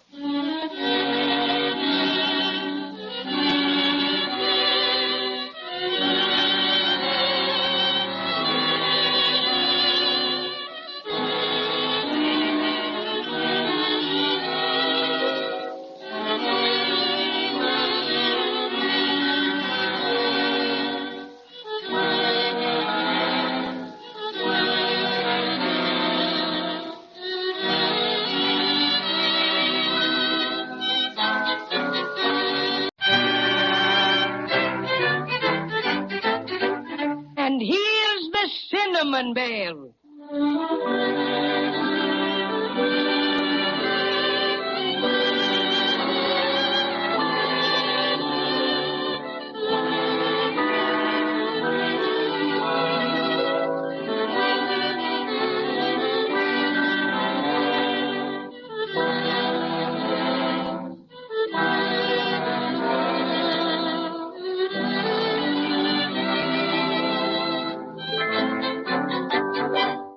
Judy and Jimmy and the Cinnamon Bear were in a pretty pickle when we saw them last. They found the Crazy Quilt Dragon all right, but he'd been thrown into a short trance, as he called it, by the Wintergreen Witch, who made off with the Silver Star. So there was nothing to do but to try and find her. But what do you think? Nobody knew how to get out of the magic forest and back into the witch's house. Then Jimmy remembered the little whistle which Foo the Gentle Giant had given him, with instructions to blow it 3 times if help was needed.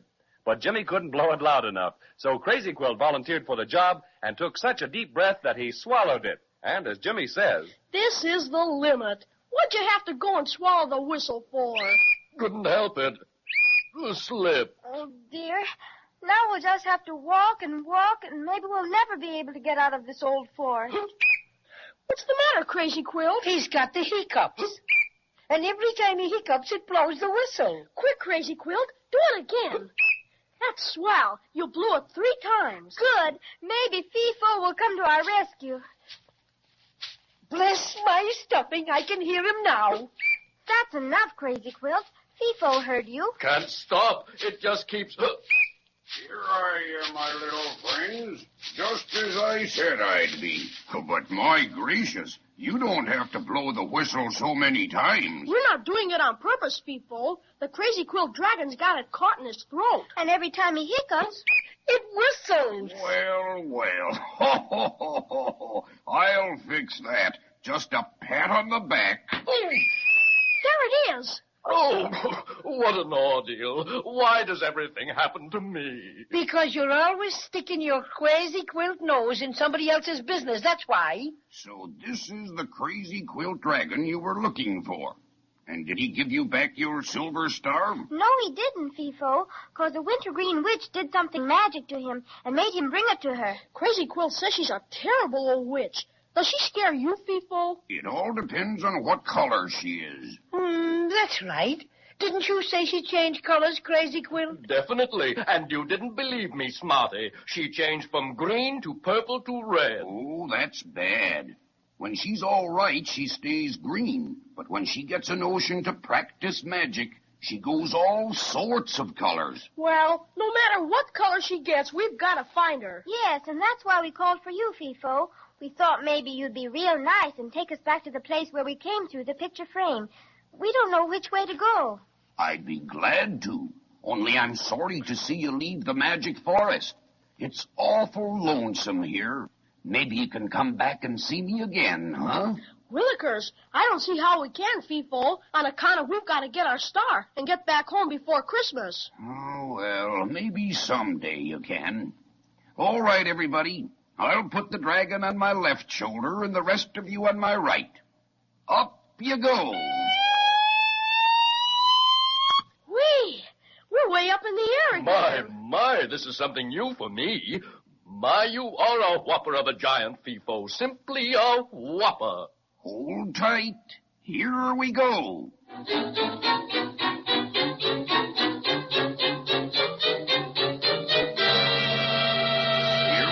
Folks, end of the trip. What, so soon? Sure. Fee-Fo's no slowpoke. Only takes a few of his big steps to get you someplace in a hurry. All right, now, down you go. Gee, we're right where we came in, too. I can see right through the trees into the Wintergreen Witch's house. Sure enough. There's a fireplace and all the pots in front of it. Well, my friends, I wish I were small enough to go through the picture frame with you, but that's impossible. So I'll just have to say goodbye and good luck. Goodbye, Fee-Fo. We'll never forget you. You bet. And thanks a million. Goodbye. And I hope the witch stays green. Goodbye. All right, now, steel yourselves, everybody, and through the picture frame. Okay, Cinnamon Bear. Here I go. And me. And reluctantly, I...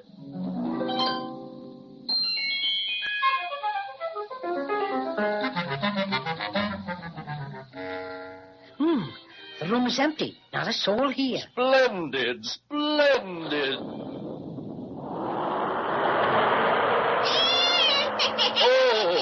Wintergreen Witch! Right! Right, my pretty dears, right. Thought I wasn't here, eh?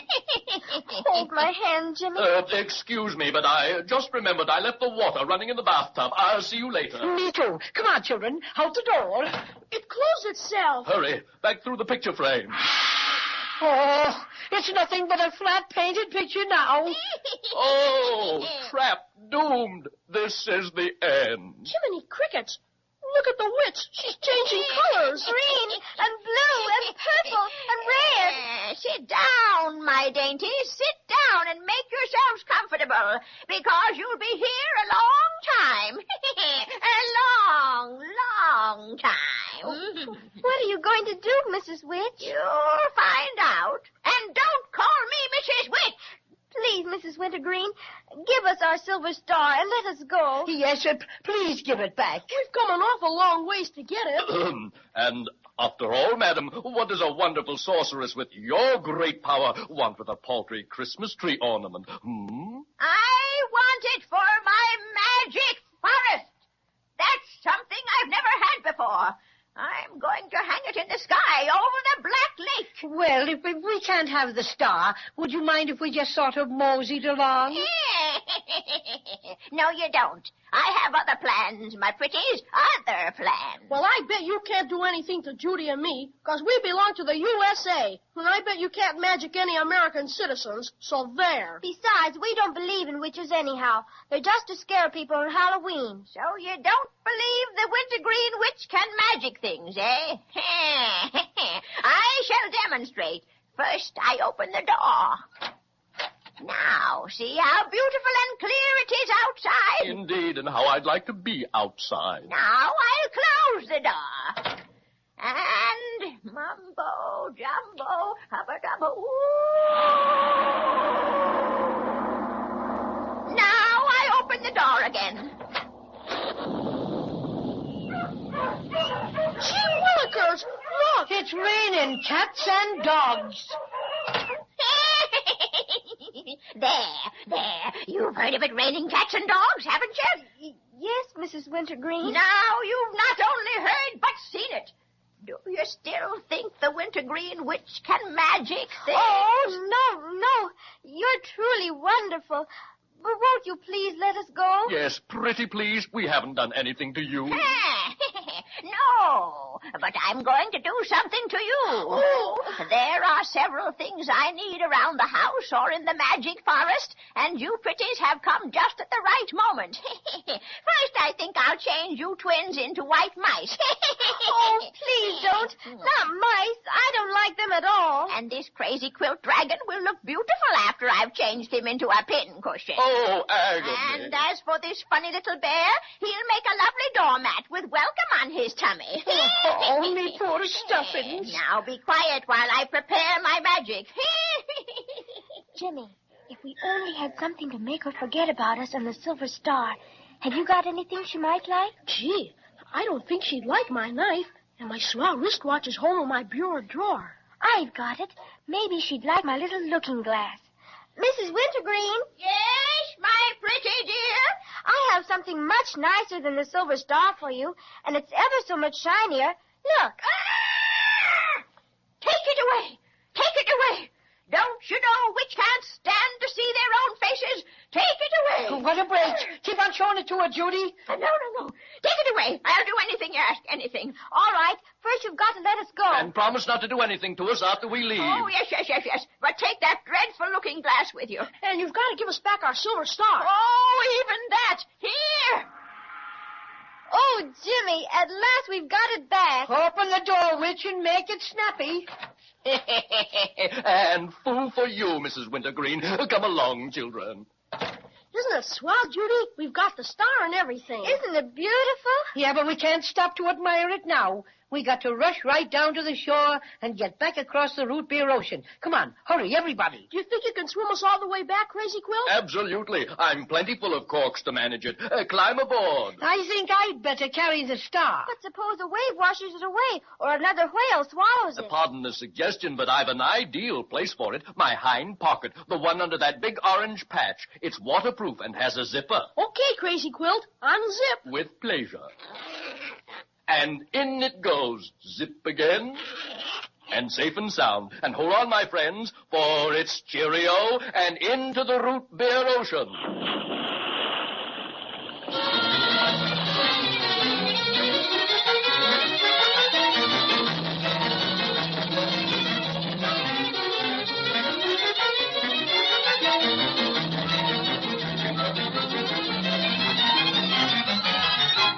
You sure made good time, Crazy Quilt. Here we are, back on the Maybeland mainland. I can hardly believe it. We're ever so grateful, Crazy Quilt. Oh, not at all. But now that we're all hunky-dory, I must ask you to excuse me while I sit down and rest a bit from my strenuous swim. Sure. You got it coming to you, all right. Uh-huh. I think this would be a lovely spot right here in the lee of this rock. There. Now I'll just lean back and... What was that? Oh, I fear my friend. Oh, I'm blushing red. Well, behold the star. Willikers, it's busted. In a dozen pieces. And that's what I call very, very bad luck. After all the perilous adventures our friends have been through in order to recapture their silver star, this is really a blow. A lost star is bad enough, but a broken one is terrible. Just the same, I'll be with you next time to see what they're going to do about it.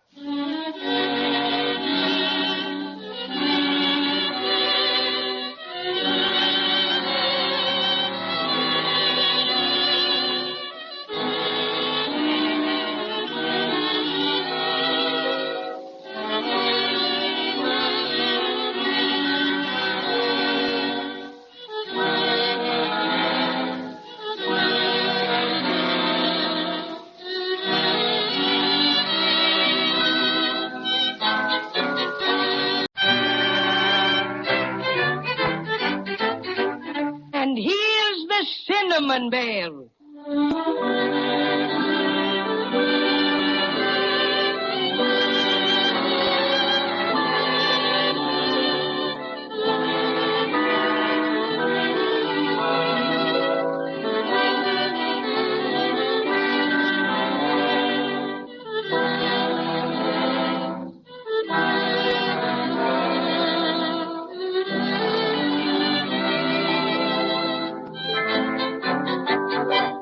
I guess we're all pretty anxious to hear about Judy and Jimmy and their friends Cinnamon Bear and Crazy Quilt Dragon.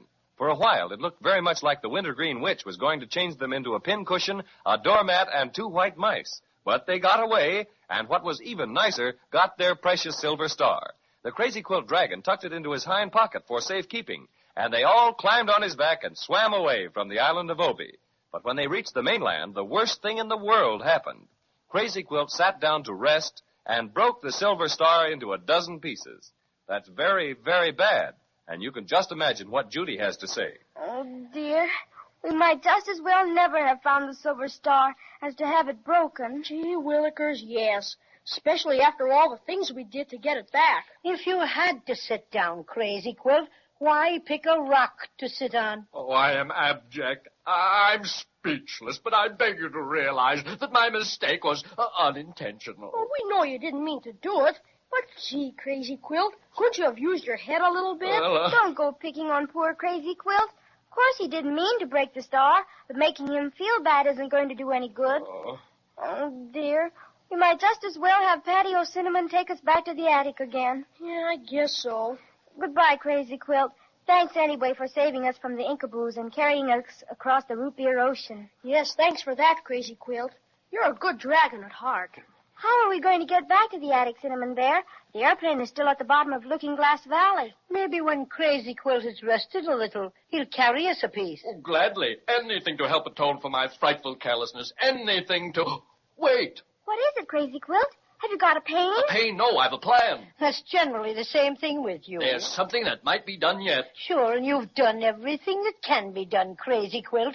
You and your nonsense. Just a minute, my feisty friend in the fur pajamas. Let me say my say. Very well. What's on your alleged mind? Why don't we go and see Melissa? Splendid. Now, why didn't I think of that? Who's Melissa? Haven't you heard of her? Why, she's our queen, the ruler of Maybeland. What could she do? What can't she do, you mean? She's wonderful, so kind and generous. Everybody loves her. That's swell. But what could she do about the Silver Star? Anything, everything. She has wonderful powers. Nothing is impossible to her. Why, do you know once upon a time, I had the great misfortune to fall into a lemonade wishing well, and all my beautiful colors ran together. I sure like to have seen you then. I shall overlook your remark. Oh, I was a mess. I thought surely I'd never be able to hold up my head in society. But I went to Melissa, and she restored me to my natural beauty and splendor. She certainly has a marvelous reputation, all right. I've always intended to go to court sometime and see her for myself, but I never quite got around to it. Oh, goody. Maybe she can help us. Where does Melissa live? Oh, she lives in her palace in the capital of Maybeland. That's capital M. A bit southish of the Lollipop Mountains, right in the middle of Marshmallow Meadows. Maybe she'll know some way to have the star all put together again. I'm sure she will. Will you take us there, Crazy Quilt? Certainly. I'm quite as good on land as on water. Everybody help me pick up the pieces of the star. Jimmy, let me have your hanky. It's bigger than mine. Okay. Here it is. Ah, here are some pieces. Yeah, and here are some more. I think Jimmy and I have all the rest. Hold out your hanky, Jimmy. Okay. There. All right, now, let's get started. Climb on, everybody. Up you go, Judy. Up, Jimmy. Well, we're on. Outdo yourself, Crazy Quilt. Gallop of youth never galloped before.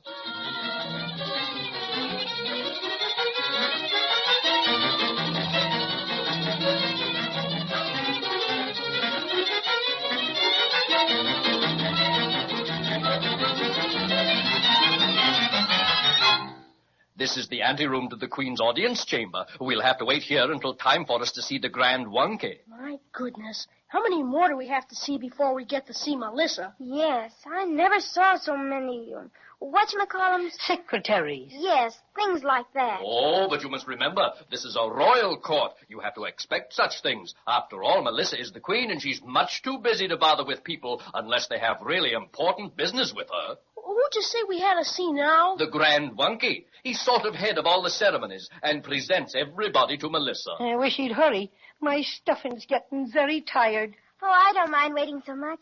It's so beautiful. I like to look down that big staircase and see all the people passing up and down. Oh, here you are. So sorry to keep you waiting, but you know how it is, so much busy. Dear, dear, dear, dear, dear. Oh, you're not in court costume. What's that? It's what you wear when you come to see Melissa. Well, never mind. It can't be helped now. I'll ask her to overlook the attire, inasmuch as you are unacquainted with court etiquette. What does he mean? He means that he's going to ask Melissa to skip it. Oh, dear, dear, dear, dear, dear, dear. Now let's see how we'll rearrange this. You're the Crazy Quilt Dragon, are you not? I'm sure I've seen you before. I'm very good at remembering places. I mean faces. That's my job. Now, where were we? Awfully nice of you to drop in and all that. And must come again sometime. I'm Judy. I'm Jimmy. And I'm the Cinnamon Bear. That's us, and we're very anxious to see Melissa. Is there anything special we have to do? Oh, dear, dear, dear, dear, dear, dear, dear. Dear, yes. The bow, you know, the bow. So. I feel awfully silly doing that. You don't have to. Just be polite, and that's all that's necessary. And of course, I must announce you. Now let's see. What formation would look best? Let me see. The little girl first. Yes. Then I think the boy slightly behind her with the bear. Then the Crazy Quilt Dragon bringing up the rear guard. Bringing up what? Does he have to carry something? No. He's to stand behind you. Well, why didn't you say that in the first place? I just like hurrying you, Grand Wunky, but our time is short and our business very important. Now, you just sort of forget a few formalities and announce us to Her Majesty like a good Wunky. I think everything is in order. Do you mind if I adjust your green bow, little bear? I'd thank you to keep your hands off me bow, and my name is Paddy O'Cinnamon, if you please. Oh, yes, of course. Now, I think we may enter now. It's about time. Ouvrez la porte! What's that mean, that, ouvre, well, what you just said? Well, that's French for open the door. Well, why didn't you just say open the door instead of that French stuff? Because this happens to be a French door and won't open unless you speak French. So there. Ouvrez la porte! My, those hinges need oiling dreadfully. Must make a note about that. See about oil for hinges. Now, are we all hunky-bunky? Yes, Wunky. Dudley, the fanfare.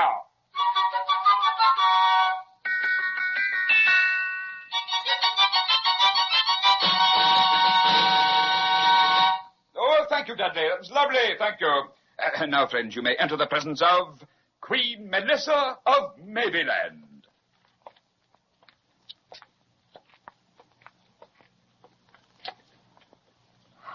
Ooh. Oh, my goodness. Isn't she beautiful, Jimmy? You bet.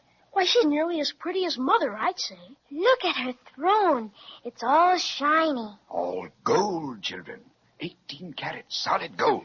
It looks like there's something shiny all about her, too. It must be more magic. It is. That protects her from anything touching her. Nothing could get close enough to hurt her. I sure never saw anything like this before. Will you please come closer? Her Majesty desires you to approach. Be sure you don't go too close. Your Majesty, may I present Miss Judy? How do you do? Fine, thanks, but we...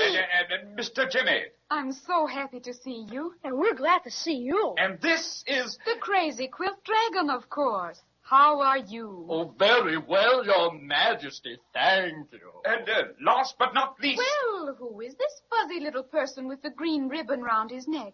Who are you, little friend? I'm the cinnamon bear with the shoe button eyes, and I'm helping these children recover a prize. It's a silvery star that was fashioned, you see, for the very tip-top of a big Christmas tree. Though we've hunted low and we've hunted high, we cannot get it back, no matter how we try. A most crazy quilt dragon made off with it first, then a whale ate it up, but that isn't the worst. Oh, it's been through 100 adventures since then. We just lose it and find it and lose it again. So we've looked and looked till we're almost blue.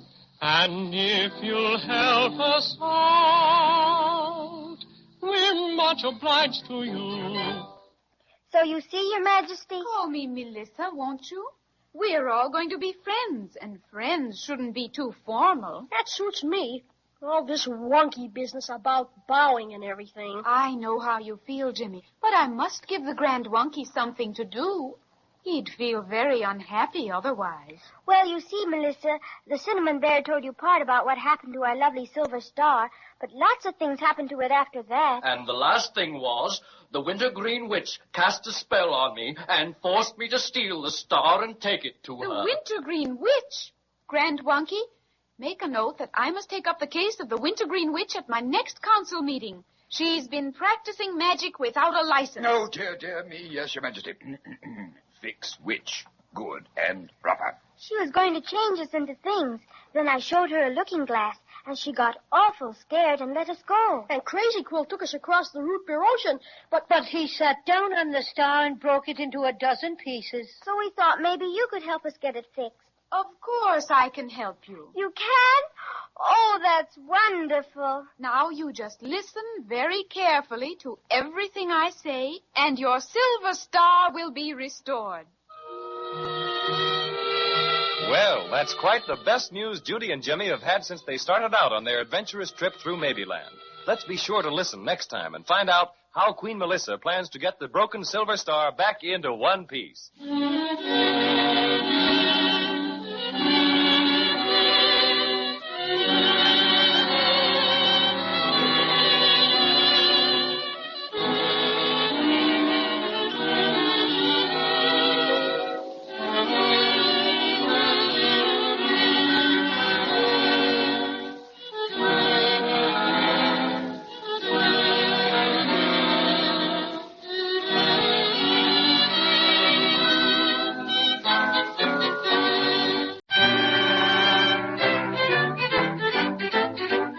And here's the Cinnamon Bear.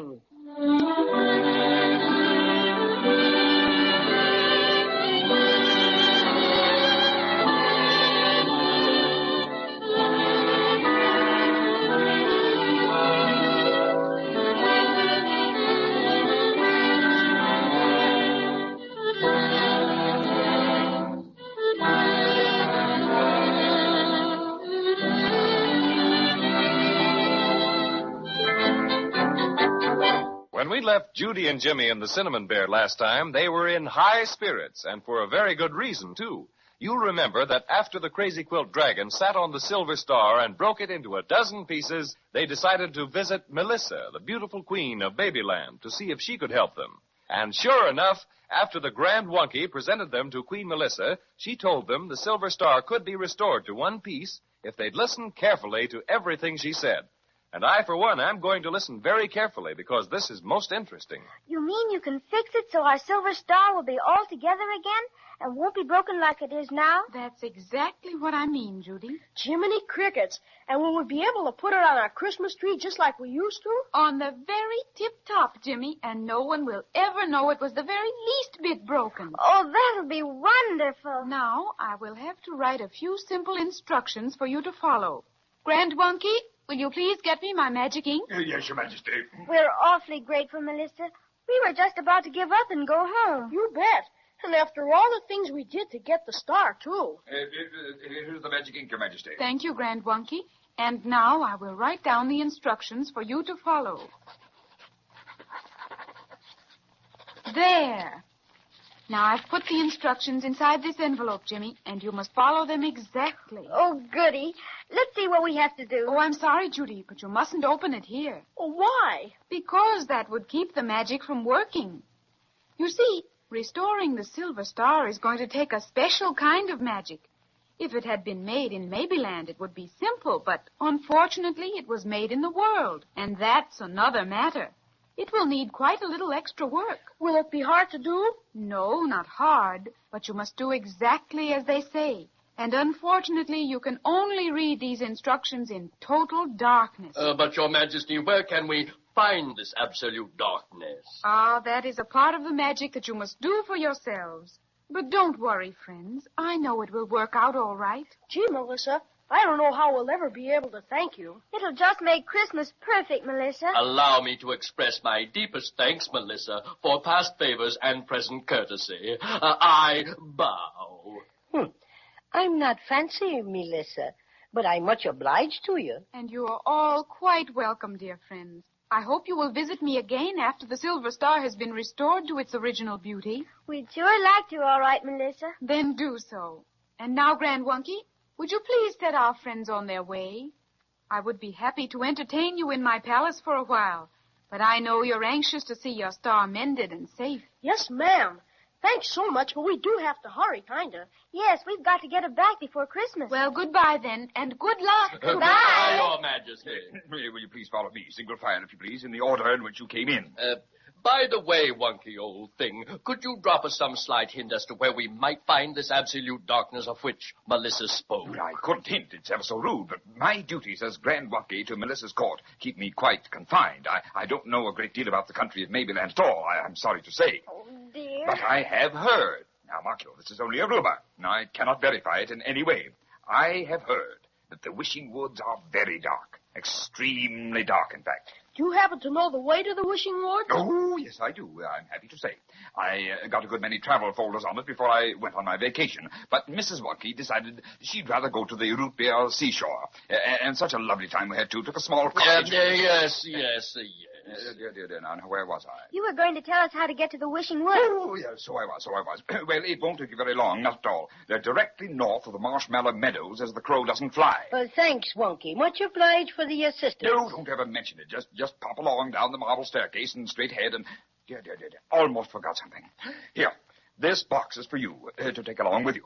What's in it, Wonky? Some more magic? Oh, you'll find out when the time comes. And, here's the door. My, I must see about oiling those hinges, mustn't I? Such a racket to make. Well, I've got to be zipping now. Charming of you to drop in. Dudley, fetch the oil can, my good fellow. What a character. You'd never know he was around. I thought he was sort of sweet, Crazy Quilt. Just a windbag, that's all. Well, we better get started, hadn't we? You bet. Come on, everybody. Let's find the Wishing Woods.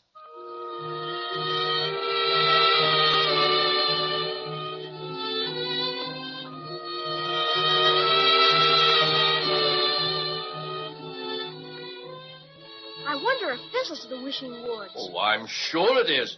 There's a sign over there that says Wishing Wood. Oh, I'm so glad. Look, there's another sign. What does it say? Wait a minute. It's printed a bit smaller. Oh, S.S. Crocodile-esque. What does that esque mean? I expect it means to esque, S.S. Crocodile. Oh, I guess he spells like me. Have you still got the broken pieces of the silver star in your hanky, Jimmy? Yep, safe and sound. Well, you have Melissa's instructions, too. So I think I better carry your hanky for you. All right, here it is. And now, shall we follow this little path? Seems to be as good as any. Maybe this crocodile person can give us some idea as to where it is totally dark in the Wishing Woods. He might at that. Cinnamon Bear, did you look in that box that the Grand Wonky gave you when we left the palace? No, why? I was just awful curious, that's all. Well, there's no special orders about opening this, so here goes. Oh. But bless my stuffing cinnamon buns. Let me see. Oh, Jimmy, peanut butter sandwiches and apple pie? And lollipops, if I'm not mistaken. Oh, boy. This is swell. Oh, here's a note. My dear friends, I hope you will enjoy your picnic lunch in the Wishing Woods.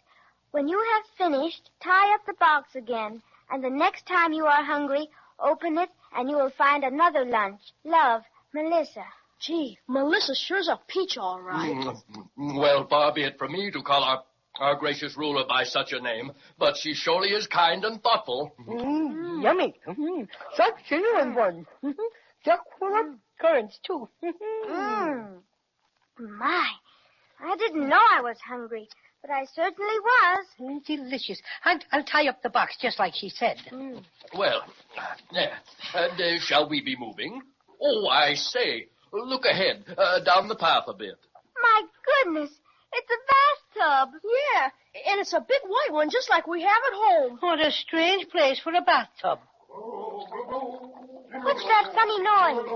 It's coming from the bathtub. Why, so it is. There must be something in it. Oh, bless my stuffing, it's a crocodile. It must be the one on the sign. S.S. Crocodile-esque. Welcome to the Wishing Woods. Who am I? I can see it by the look in your eye. Ha-ha! Why, I'm Snappersnick. Of course. By the way, who are you? I'm Judy, Mr. What did you say your name was? Snappersnick, little girl. And who are the rest of you? I'm Jimmy. Paddy O'Cinnamon, the Cinnamon Bear. I'm the Crazy Quilt Dragon. Well. So kind of you to come all this way to see me. But I'm very glad you came today. There hasn't been a single person, and I was beginning to feel quite lonesome. Well, you see... Of course, I'm very comfortable with my bath, like my tub. Quite an acquisition it was, very. I got it when they redecorated the royal bath last spring. Genuine porcelain with chromium taps. It's very nice, but you say one can't spend all one's time in the bath. Ha-ha! That's because you've never thought of the bath in all its possibilities. You are quite right, Have you ever noticed the wonderful acoustics in a bathtub? Of course you haven't. Have you ever thought of a bathtub singing as a fine art? Again, you have not. But Snappersnick has. Oh, yes, indeed. That is why I've remained a hermit, as it were, in the midst of the Wishing Woods, perfecting my art until it can be heard in all its glory by the listening world. The first bathtub singer to be heard on the air. What a sensation! The bathtub baritone, Snappersnick, the crooning crocodile. But we didn't... But you didn't come to talk. You came to hear me sing, isn't that right? Well, your wish is granted. I'll sing without delay. We didn't come to see you.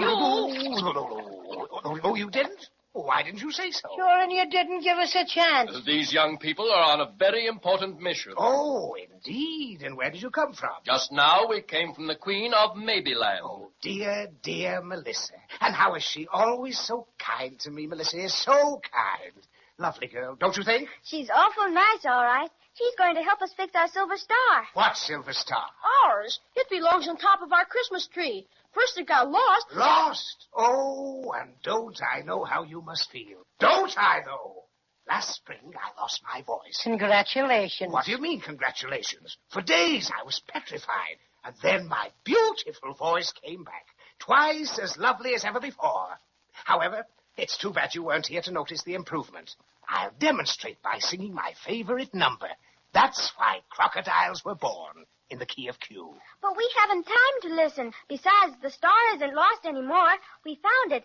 And it got broken into a dozen pieces. And Melissa gave us some wonderful instructions so we can get it all back together again. But they aren't to be read except in total darkness. Oh, most intriguing. May I take a squint? Of course. They're right here in this envelope. My, would you mind holding it a little closer? Broke my bifocals last week. Can't see worth anything. There. You sure ought to be able to see now, Mr. Crocodile. Ah, much better. Much better. Hey, don't do that. Well, I never. Our magic instructions. He swallowed them.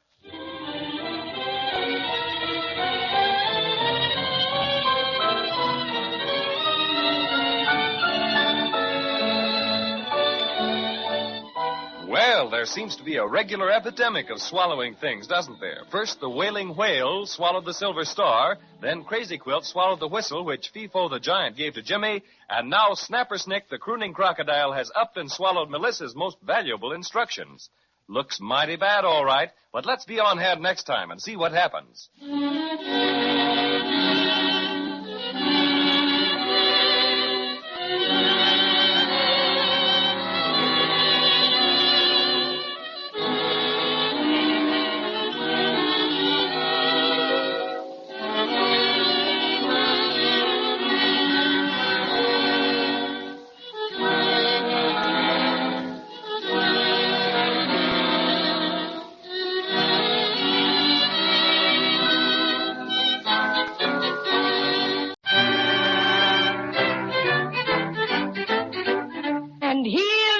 Cinnamon Bear.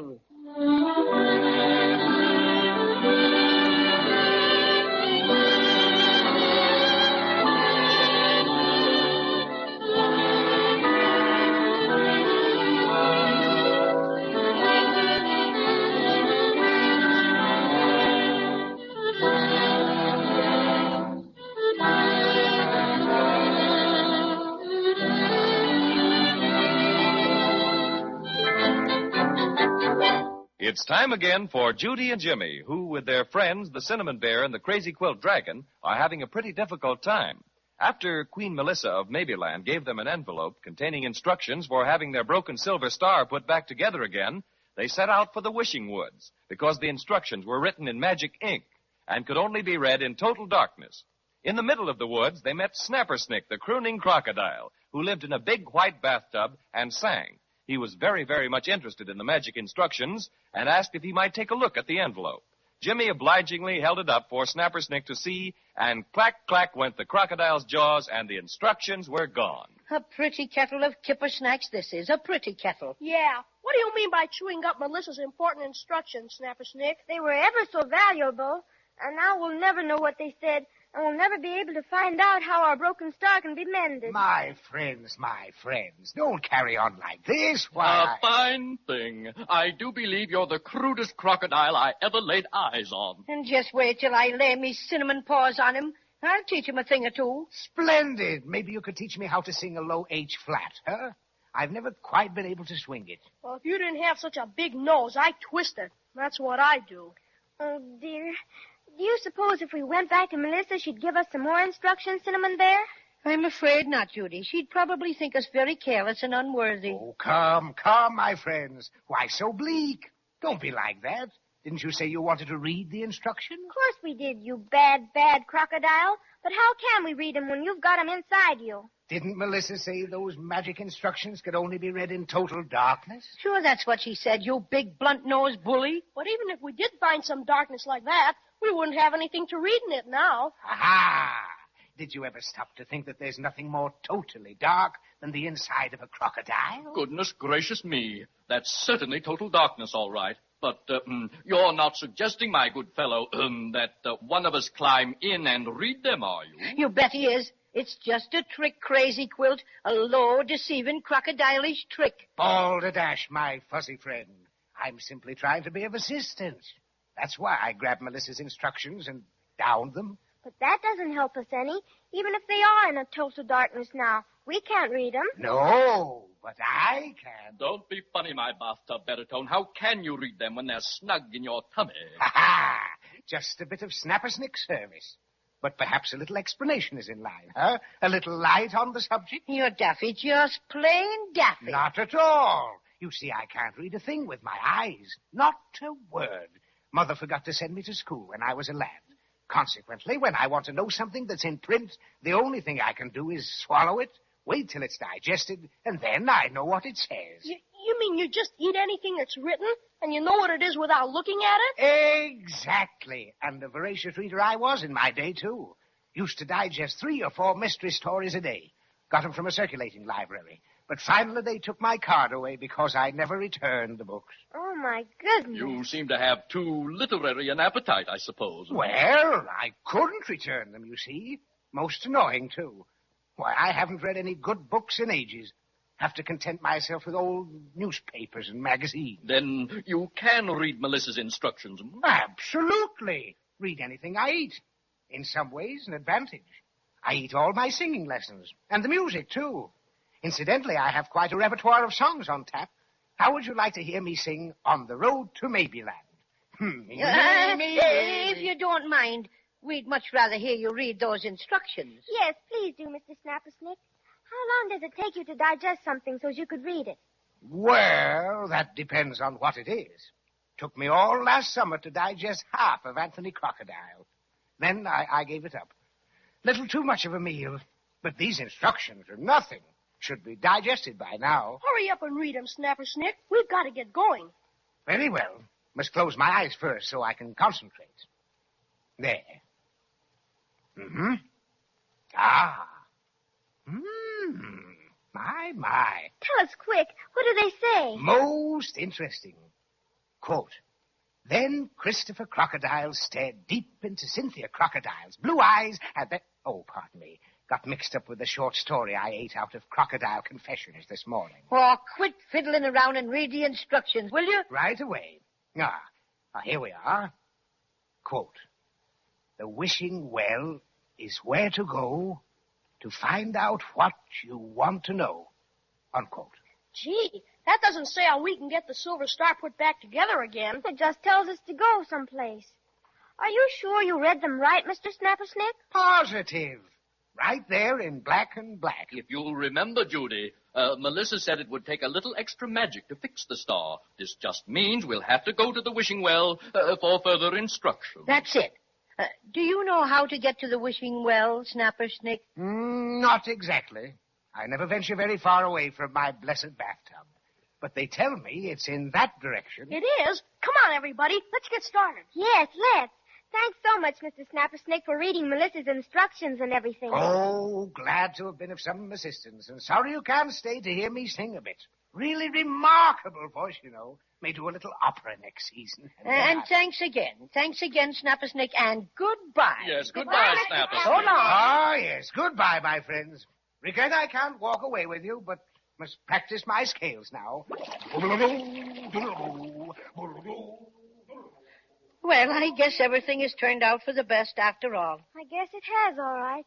But my goodness, who'd have thought of reading those instructions in a crocodile's tummy? I was all ready to bust him one. It certainly was as close to total darkness as you'd be able to find anywhere. I wonder what we'll find out at the wishing well. Which wishing well do you think we're supposed to find? There must be more than one. That's why these are called the Wishing Woods. I fell into a lemonade wishing well once upon a time, you remember. But I didn't think to make a wish to keep my colors from running. I suppose we have to wish that the star is put back together again. Oh, that sounds logical. Gee, what's that? Sounds just like a clock. Well, what would a clock be doing here? I'm sure I don't know, but we find many strange things in the Wishing Woods, you know. It sounds like it came from over there. Let's go around this tree and see where it comes from. My goodness. It looks like a feather duster, but it's got shoes on. Yeah, and they look just like those old shoes of Uncle Jed's up in the attic. Yes. I know what it is. It's an ostrich. I've seen pictures of him. Ahoy, friend Ostrich. My word, he's got his head stuck in the ground. Who's there? Just us, Judy and Jimmy. Paddy O'Cinnamon and yours truly, Crazy Quilt. I'll be right out. What do you suppose he's doing with his head stuck in the ground that way? Maybe he can tell you, Judy. Hello, my friends, and what can I do for you today? Well, we were just wondering. About that ticking noise. Oh, that. Just my breakfast, mate. It's a lovely green alarm clock. Alarm clock? Yes, indeed. Oh, it was a beauty, all right. Most refreshing. Jimmy, I remember that ostriches eat awful funny things. Don't let him see the broken star. He might take that away and eat it. Pardon me, little lady. I couldn't help hearing what you said. Very keen ears, you know. You don't have to worry about my eating anything you may happen to have with you. I'm not like other ostriches. I'm delicate. That's what I am. Delicate. I'm an ostrich as knows what he likes. If you don't think I am, you're mistaken.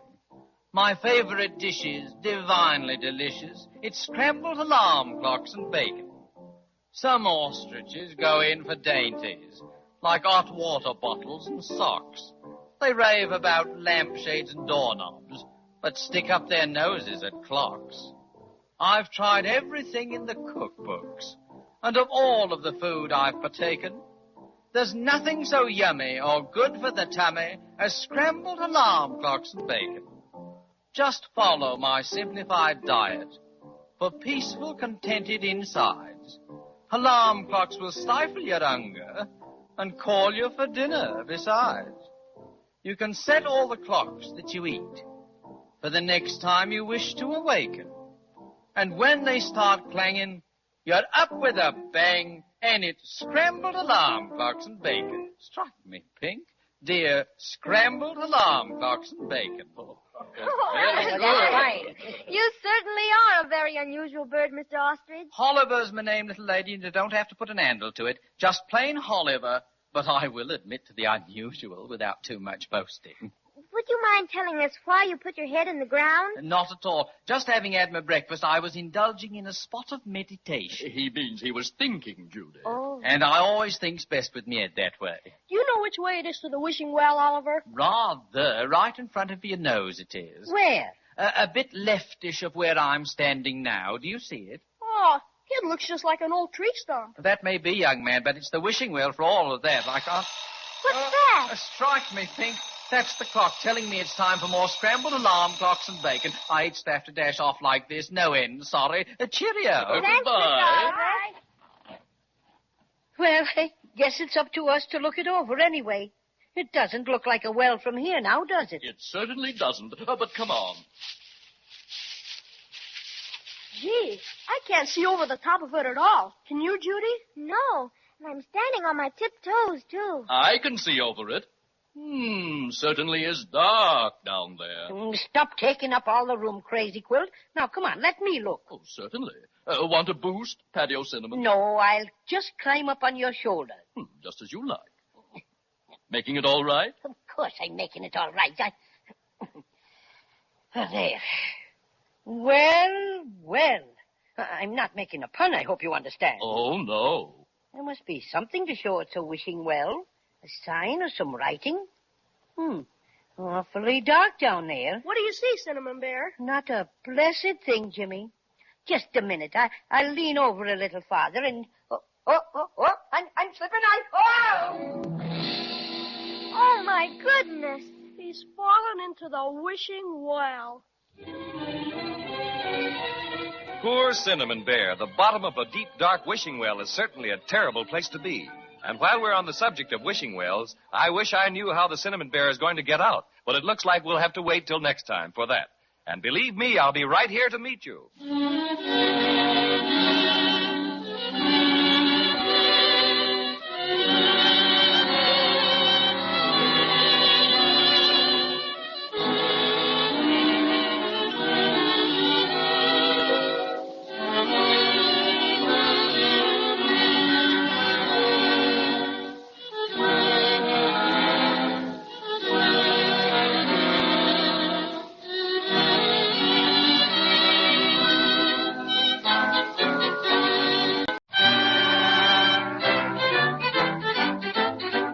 And here's the Cinnamon Bear.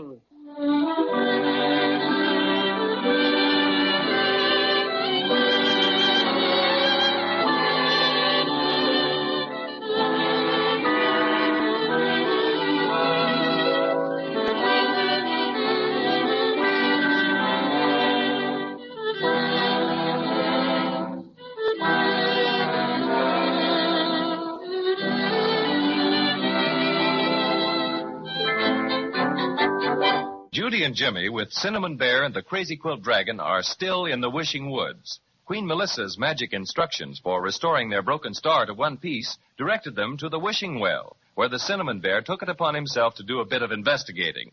However, he carried his investigation too far. As a matter of fact, he carried it clear to the bottom of the well.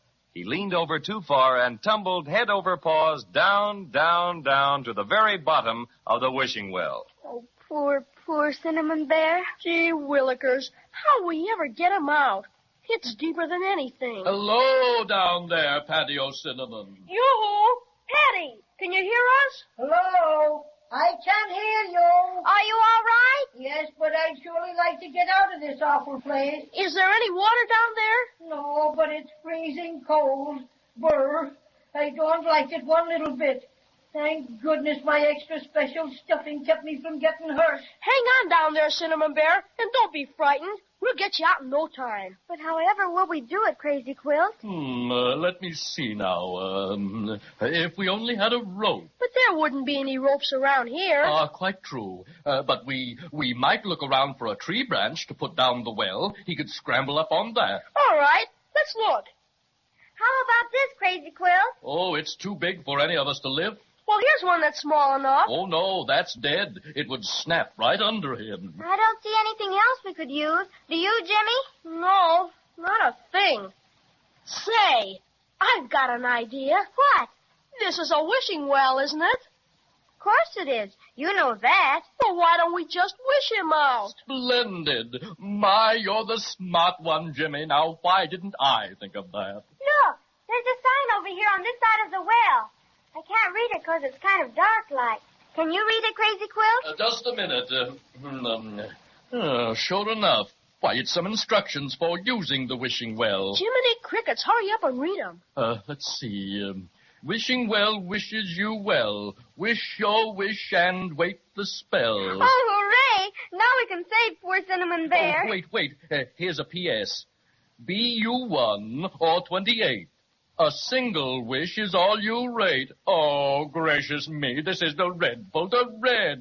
Why, Crazy Quilt? Well, Melissa's instructions said the wishing well is where to go to find out what you want to know. And we wanted to know how to get the broken silver star back together again, didn't we? Sure we did. I'm positive Melissa meant for us to use the wish for that purpose. And the sign says we can only have one wish. So if we use it to pull Cinnamon Bear out of the well, we won't be able to get the star fixed. That's what it amounts to, Jimmy. Well, I don't care. We've just got to get dear Paddy O'Cinnamon out of that black old well. Of course, I'll feel awful about not getting our beautiful silver star mended. But Cinnamon Bear's our friend, and we can't leave him there. So we'll just hurry up and wish him out. That's your privilege, Judy, but it seems to me that his carelessness doesn't deserve such loyalty. And remember, Christmas is getting closer and closer and closer. So if you expect... Oh, dear. I don't know what to say. But poor Paddy, I've just got to help him. Wishing well, I wish the Cinnamon Bear to be up here with us right this very minute. Oh, wow. Am I glad to be out of that. Excuse me just a moment while I shake out my extra special stuffing a bit. We're so glad to see you again, Cinnamon Bear. You bet. For a while, you had us pretty worried. I hope you're satisfied, Paddy O'Cinnamon, now that you've ruined the children's chances for getting their silver star fixed. What do you mean? Say that again, you miserable excuse for a bed quilt. Gladly, you cheap imitation fur coat. Oh, what's that? Hold your tongue there, or I'll growl my most ferocious growl at you.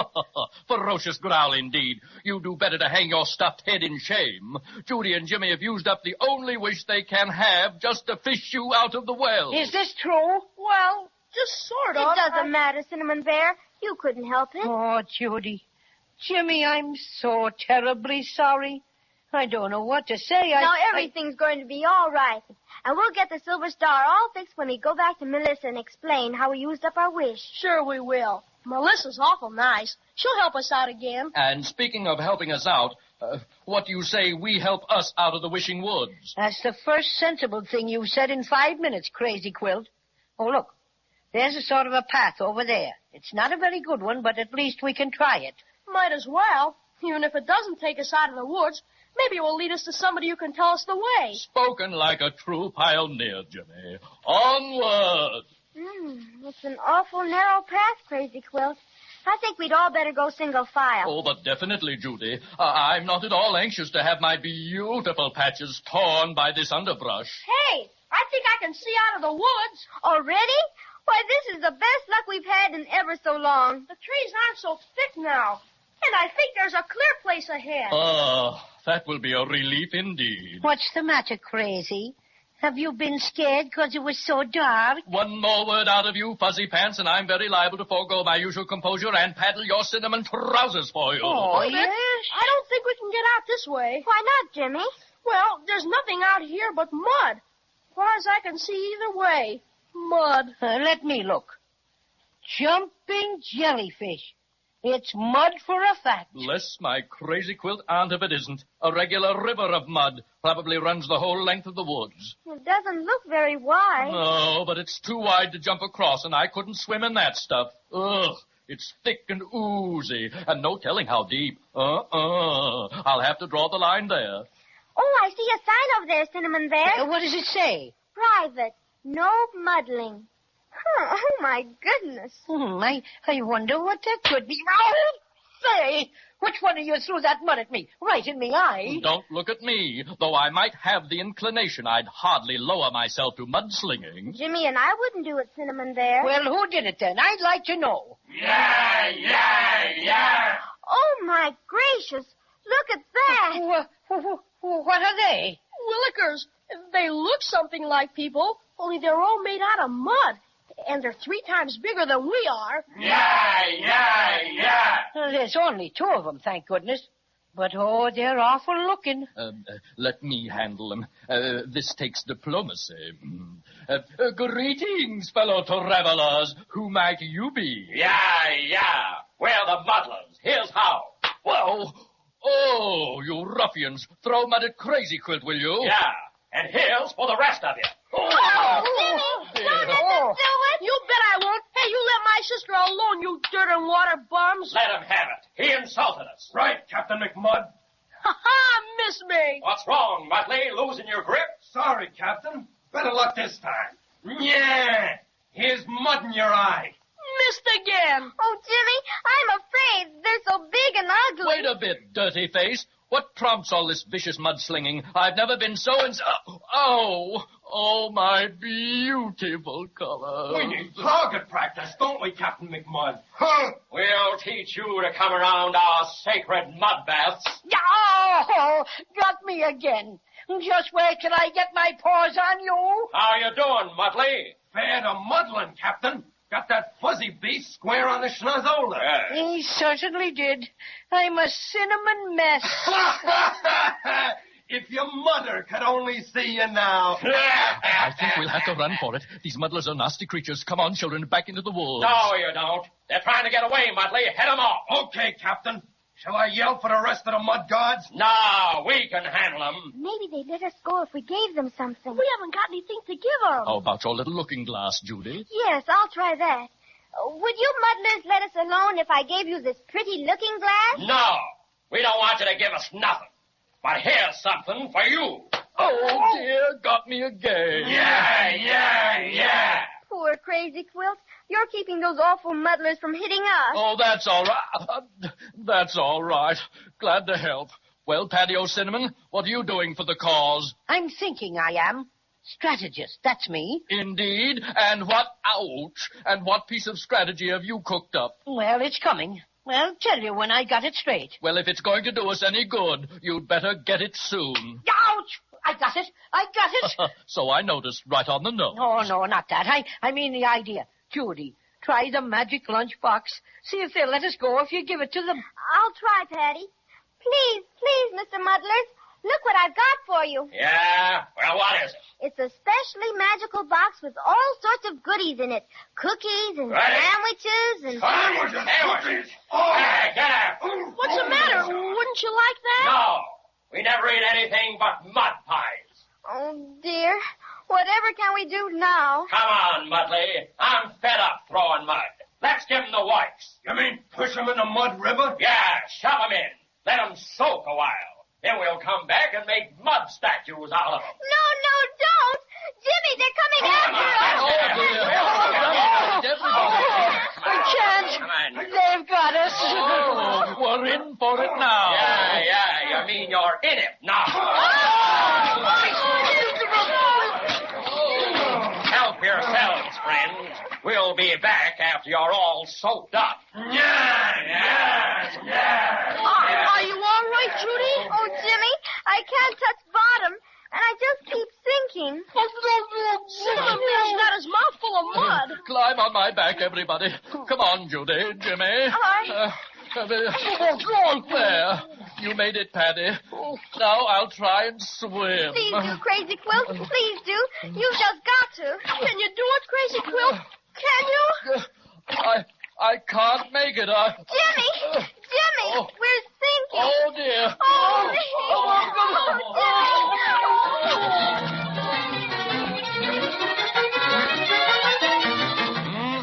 This looks mighty serious, doesn't it? That mud is awfully thick and black, and goodness knows how deep it is. Will Crazy Quilt be able to get them out? Well, let's just hope they can keep their heads up until next time so we can find out what happens.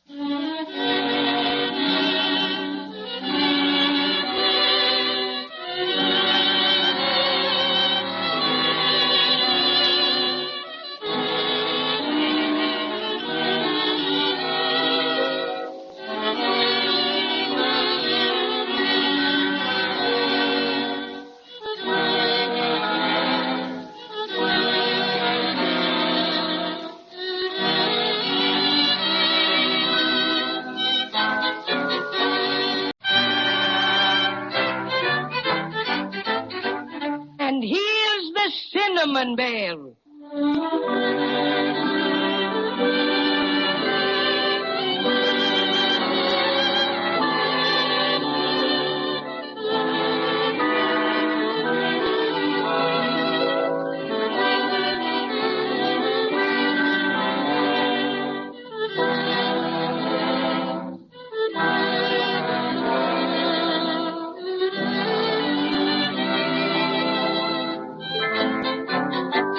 Let's see what's happened to Judy and Jimmy and their friends, the Cinnamon Bear and the Crazy Quilt Dragon.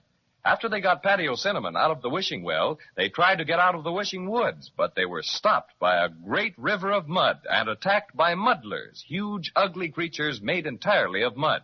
In spite of everything our friends could do, the muddlers shoved them into the black, oozy mud. They climbed frantically onto Crazy Quilt's back, and he tried to swim, but couldn't. And right now, they're sinking deeper and deeper and deeper. Oh, agony. Mud to the left of us, mud to the right of us. Oh, I'm afraid it's all over with us.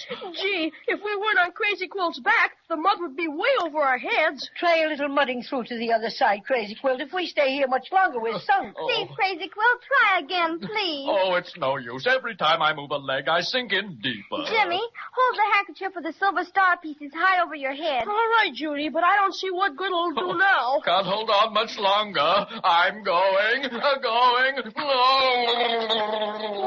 sunk. Wait, somebody's coming. Can you see who it is, Jimmy? I got mud in my eyes. Why, it looks like cowboys. Hooray, we're saved. Yo-ho, cowboys. Over this way, over here.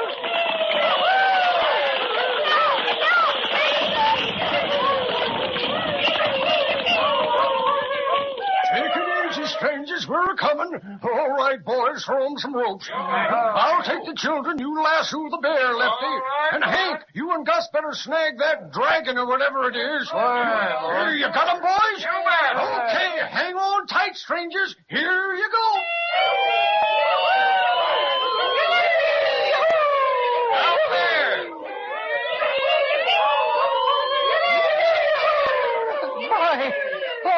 Oh, boy, am I glad to be out of that mess. How's that dragon critter coming along? Right now!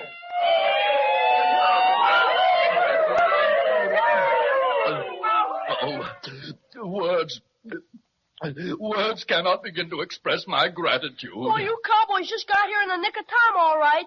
just like in the movies. We don't know our noble rescuers' names, but... Slim's my name, partner. Slim Pickens. Mr. Slim Pickens, I thank you in behalf of our little party. I shall speak to the proper authorities about a medal. Oh, yes, indeed. And I shall... Oh, tragedy. Look at me. I'm smeared with mud from my crazy quilt head to my crazy quilt tail. Me too.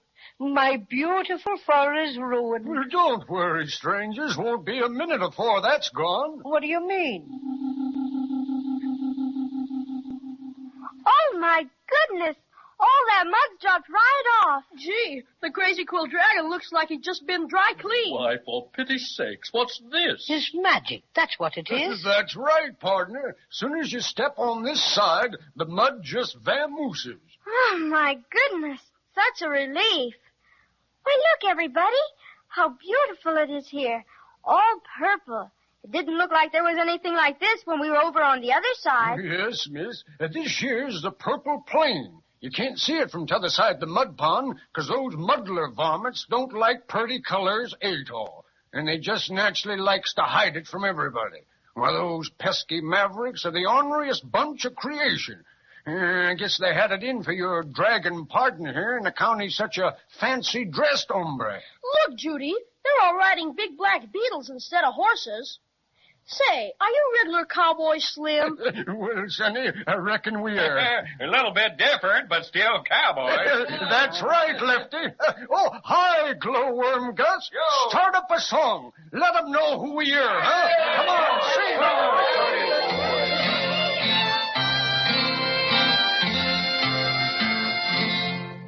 You've read about cowboys of every description. You've read about Injuns and Buffalo Bill, but none of those softies could ever compare with us Cocklebur Cowboys from Lollipop Hill. Yippee-ki-okay, when we're all in the saddle, there's nothing so handsome, a foot for a straddle. Yippee-ki-okay, with a Cocklebur Cowboy, stand up in your stirrups and take a big bow, boys.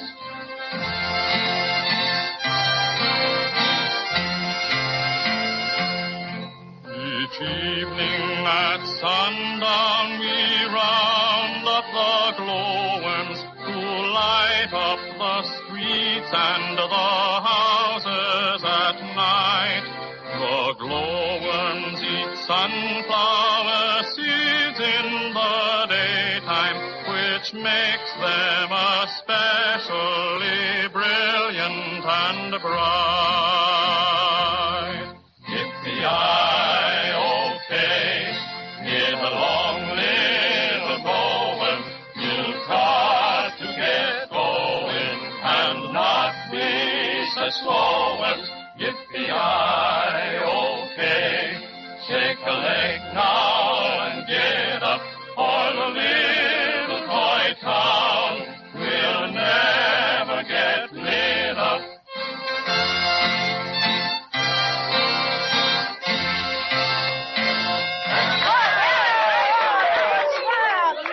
Gee, are these your own glowworms? No, Sonny. We keep 'em for Melissa. Melissa. Do you know Melissa? Well, we sure do, don't we, boys? Who's the prettiest little boss in this neck of the woods? Melissa! I heartily concur with your opinion regarding our beloved ruler. What does he mean, Paddy O'Cinnamon? He mean he thinks so, too. Well, we sure would like to see Melissa again. Well, what's your trouble, little miss? We went to see her about getting our beautiful silver star fixed, and she told us what to do. To wish it back together again at a wishing well. But our fuzzy friend here unfortunately spoiled our plans by falling into the wishing well, so they had to use up the wish to get him out. And if we could see Melissa again, we thought maybe she'd tell us something else to do. Yes, we just got to get our silver star fixed. 'Cause it belongs on top of our Christmas tree. And it just won't be Christmas without it. Well, now, I'm sure sorry to hear about all the trouble you folks has had. But maybe you won't have to go all the way back to see Melissa. What do you mean, my friend? Well, now, I'll just show you. Hey, Lefty, you got your looking glass with you? Nope, Slim. Left it in the bunkhouse. Oh, shucks. No wonder we call you Lefty. Always leaving things behind when they're needed. I've got a little looking glass. You have? Well, that's right nice. Now, if you'll just let me have it a bit, it'll show you a trick. Now, first, I take my hat. I bet he's just like that Mr. Presto the Magician. Well, don't know the party you mentioned, but here's the idea. Now, if you put this looking glass inside my 10-gallon hat, pretty soon you can see Melissa and talk to her. Oh, that's wonderful, Mr. Slim. You better do the talking, Judy. All right. Here's the looking glass. All right, now put it down here in my 10-gallon hat. That's it. Now, you just think real hard that you want to see Melissa. I'm thinking ever so hard.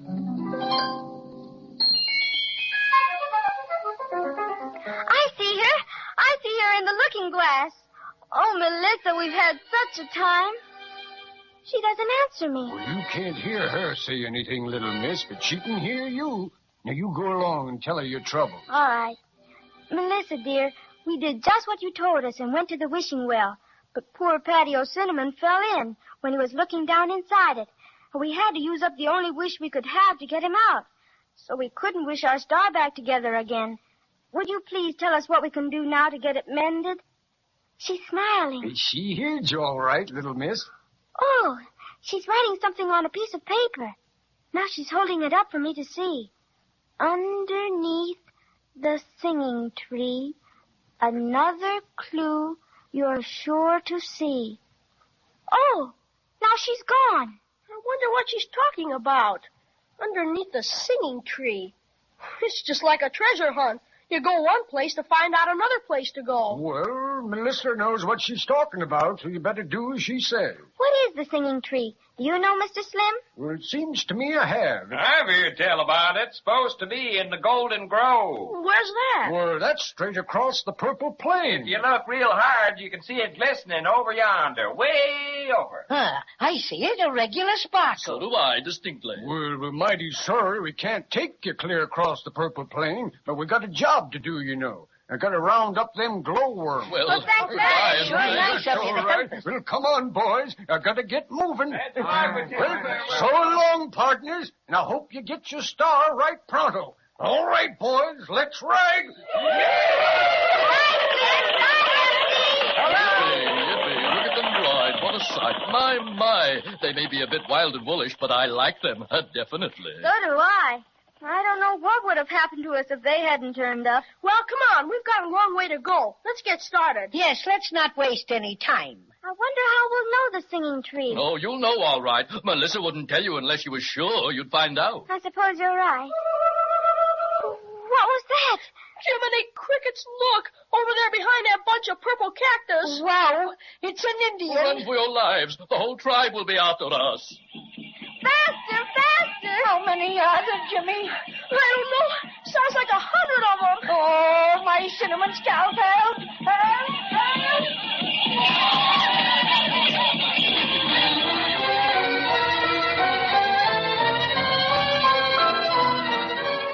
Indians, that's bad, very bad. In Maybeland, you never can tell what will happen next, but Indians it is. And next time we'll find out just what will happen to Judy and Jimmy and their friends.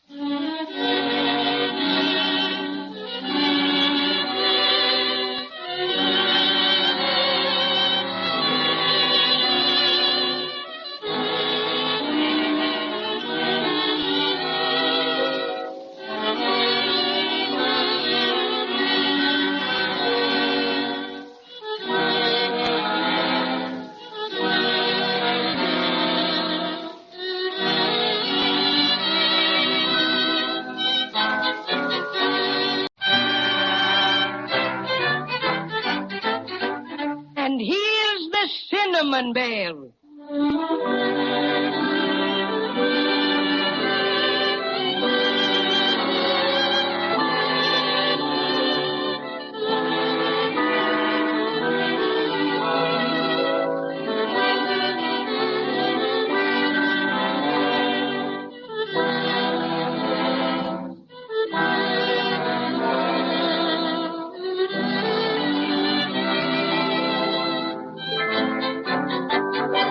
Now we'd better hurry and see about Judy and Jimmy. You remember how the Cocklebur Cowboys, headed by Slim Pickens, rescued the twins, Cinnamon Bear, and the Crazy Quilt Dragon from the awful river of mud. But mud was the least of their troubles. They had no more instructions for getting their silver star back together again. That is, not until Slim Pickens showed them a most magical trick. Taking Judy's little looking glass, he placed it inside his 10-gallon hat, and magico! Queen Melissa appeared just like that, and wrote them a note which said, "Underneath the singing tree, another clue you're sure to see." They learned that the singing tree was somewhere in the Golden Grove, and off they trooped across the purple plain until... Indians, yes sirree. And right now our friends are running as fast as they can. They don't dare look back. Goodness knows how many are chasing them, but I must say they're certainly hooping it up. Faster! We just gotta get away from them. I'm going as fast as I can, Jimmy. So am I. I feel like I'm getting a stitch in my stuffing. Hang on to me, my friends. We must outdistance these aborigines. Gee willikers, look ahead. Cactus. A regular forest of it. Let's run around it. Hurry! It's no use. It stretches as far as I can see. We just gotta try to get through. We just got to. They're right behind us. Oh, my poor cinnamon hide. Oh, why, they've stopped. Probably proceeding to surround us and subject us to their power. Suppose we just don't pay any attention to them. Just be nonchalant. I'm scared to turn around and look at them. Gee, I guess they're waiting to spring on us. I've heard that Indians admire courage. Let us turn and face them as boldly as possible. As I always say, put up a united front. Right, Crazy Quilt. Come on, everybody. When I count 3, we'll all turn around together. 1, 2, 3. Oh, my goodness. Why, it's only one Indian. Bless my stuffing, so it is. How our fears magnified the number. Look, he's all made out of wood. How do you do? You said that before. Can't you be less monotonous? We better ask him who he is. Maybe he doesn't speak English. Me speak 'em plenty good English. Me go college, play 'em football, speak 'em swell English. Yeah, man. What is your name, my lone aborigine? Me chief cook and bottle washer. Bless my stuffing. What an extraordinary name. When me leave college, catch 'em job in cigar store. What did you do? Didn't you ever hear of a cigar store, Indian? Oh. Me no like cigar store. Get tired people scratching matches on face. Get tired standing up all day. Lay down on job. Get fired. Well, my vanishing American, why did you chase us clear across the purple plain with your hideous war hoops? Me like beautiful overcoat. Overcoat? Oh, what do you mean? Your overcoat. Blue, green, red. What? Me love Indian princess. Many happy returns. Catch 'em coat, go see many happy returns. Knock 'em cold. Oh, well, I'm sensible of your admiration for my lovely colors, my petrified Hiawatha. But this is not an overcoat that I wear. It is my own hide. Want 'em just same. Make trade. You give 'em coat, me give you head start. Bless my stuffing. That's hardly a trade, friend Indian. I should say not. Poor Crazy Quilt. I'm sorry, but I could scarcely bring myself to part with my pelt. After all, a Crazy Quilt Dragon without his outside would be nothing. Gotta have 'em. No give, scalp 'em all over. Yeah, man. Oh, please, Mr. Indian, don't take Crazy Quilt's beautiful coat away from him. Wait, I'll give you this wonderful magic lunchbox instead. It has cookies and sandwiches and lemonade and... Me wooden Indian. No eat. Oh, dear. What will we do? Must have overcoat. Me wear. Chief soap in the eye. No get looking with many happy returns. Give. Say, Judy, remember how we got away from the Wintergreen Witch by showing her your looking glass? Try that on him. All right, Jimmy. Mr. Indian, please look at this pretty looking glass. You can see your face in it. I hardly blame you for saying As a matter of fact, I wouldn't be surprised at all if you said Purdy. Me like see face. Make trade. How much cost 'em? Oh, nothing. Too much. I mean, we'll give it to you if you'll just leave the Crazy Quilt Dragon alone. Yes, my naughty native. That's a fair trade. Me take too many happy returns. Goodbye. Goodbye. Oh, I was scared for a minute that you'd be a skinned dragon, Crazy Quilt. As a matter of fact, so was I. I'm very grateful to you, Judy, for saving my hide. Oh, that's all right, dear Crazy Quilt. But if you'll excuse me, I'm getting awful anxious to find the Golden Grove with the singing tree, like Melissa told us to do. You bet. And Christmas is getting closer and closer. And we've just got to get the Silver Star mended before we go back home. Well, the Golden Grove is still a long way off. And we have to get around this mess of cactus first. I wish we had the airplane which we left at the bottom of Looking Glass Valley. Well, if we did have it, it wouldn't do us any good, because it'd be too small for Crazy Quilt to get into. And anyway, it had holes in the tank where the stork poked his bill through it. And we didn't have any more soda pop to run it besides. Oh, dear. Would you feel inclined toward a bit of piggyback, Crazy Quilt? I think we might make better time. Why, I'm just in the mood for piggyback. Hop on, and I'll take you on a personally conducted tour of the Purple Plain. Hooray!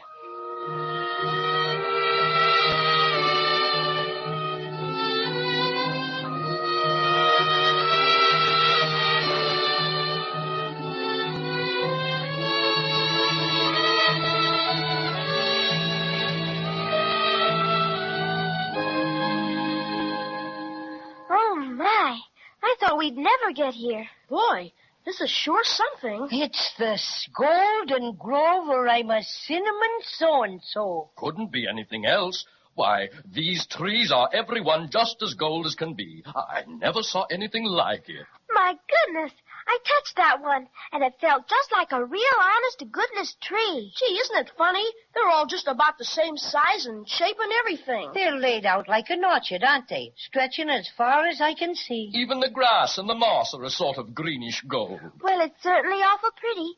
But how are we going to know which one of these trees is the singing tree? They all look alike. Oh, gee, what's that?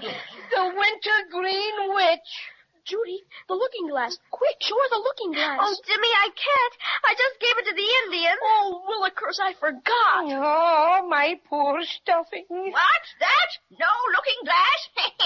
It's very kind of you to tell me that you no longer have that dreadful looking glass with you. Oh, dear. That was the only thing that bothered me. Now, my pretties, it's Wintergreen's turn.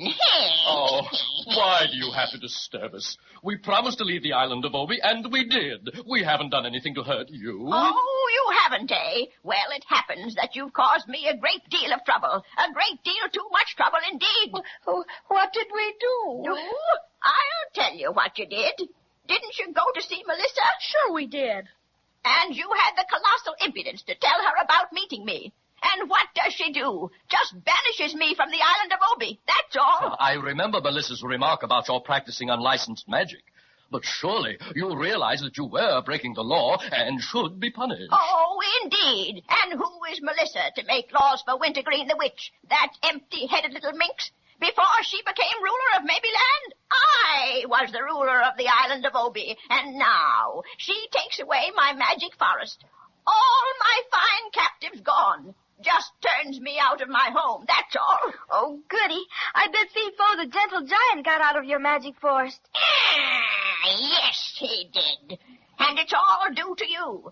Melissa just this minute pronounced judgment on me and magic-coded me off the island. But I'll fool her. I'm a better magic maker than she is anyway. You'll see. Well, what are you going to do? You'll see, I said.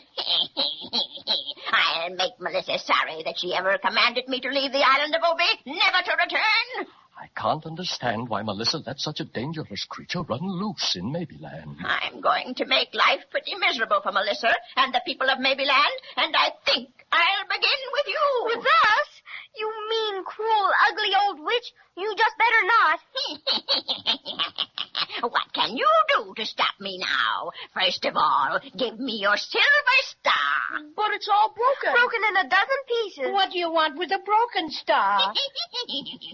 I'll make 1,000 stars out of it. Hand it over. I will not, you old buzzard. I said hand it over. Oh, gee willikers. Here it is. Now, please, will you let us go? No, my pretties. You're not going to have the chance to interfere with me again, no indeed. Oh, come now. None of us has any intention of interfering with you, my good woman. Don't call me a good woman. A good witch, then. Don't call me good. I'm wicked, I am. I'm Wintergreen the Witch, and you dare to call me good. Well, I'm sure I didn't know. You talk too much, Crazy Quilt Dragon. But you won't much longer. Oh, dear. I'm so scared, Jimmy. Oh, don't be scared, Judy. Yes, maybe she's joking. Somehow, I don't just think she is. Oh, dear. I wish Melissa could see this mean old witch trying to make trouble for us again. Melissa? Melissa can't save you now. I bet she could if she knew you were making magic when she told you not to. Perhaps if she knew it. But she doesn't know it, and I'm going to make certain this time you won't do any more talking. I'm going to change you all into... Into what? I'm going to change you into bullfrogs. Bullfrogs? And you'll be able to do is croak. That's all. Croak. And the sooner you croak, my pretties, the better I like it.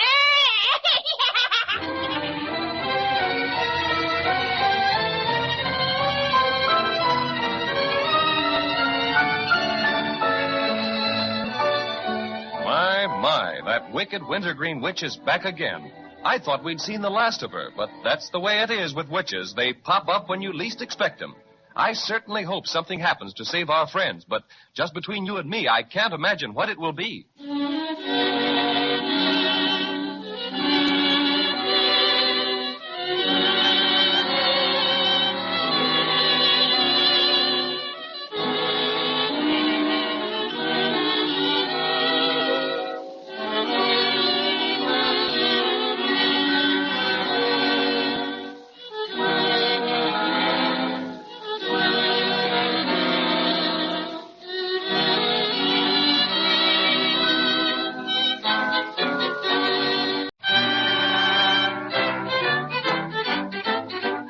And here's the cinnamon bear.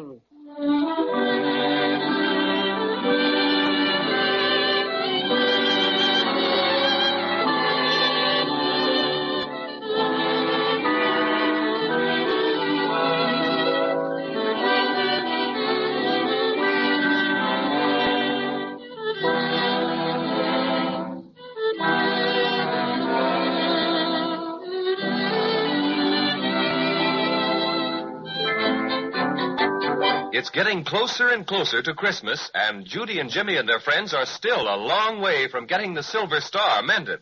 Queen Melissa's last instructions directed them to the Golden Grove, where they were supposed to find a most valuable clue underneath the singing tree.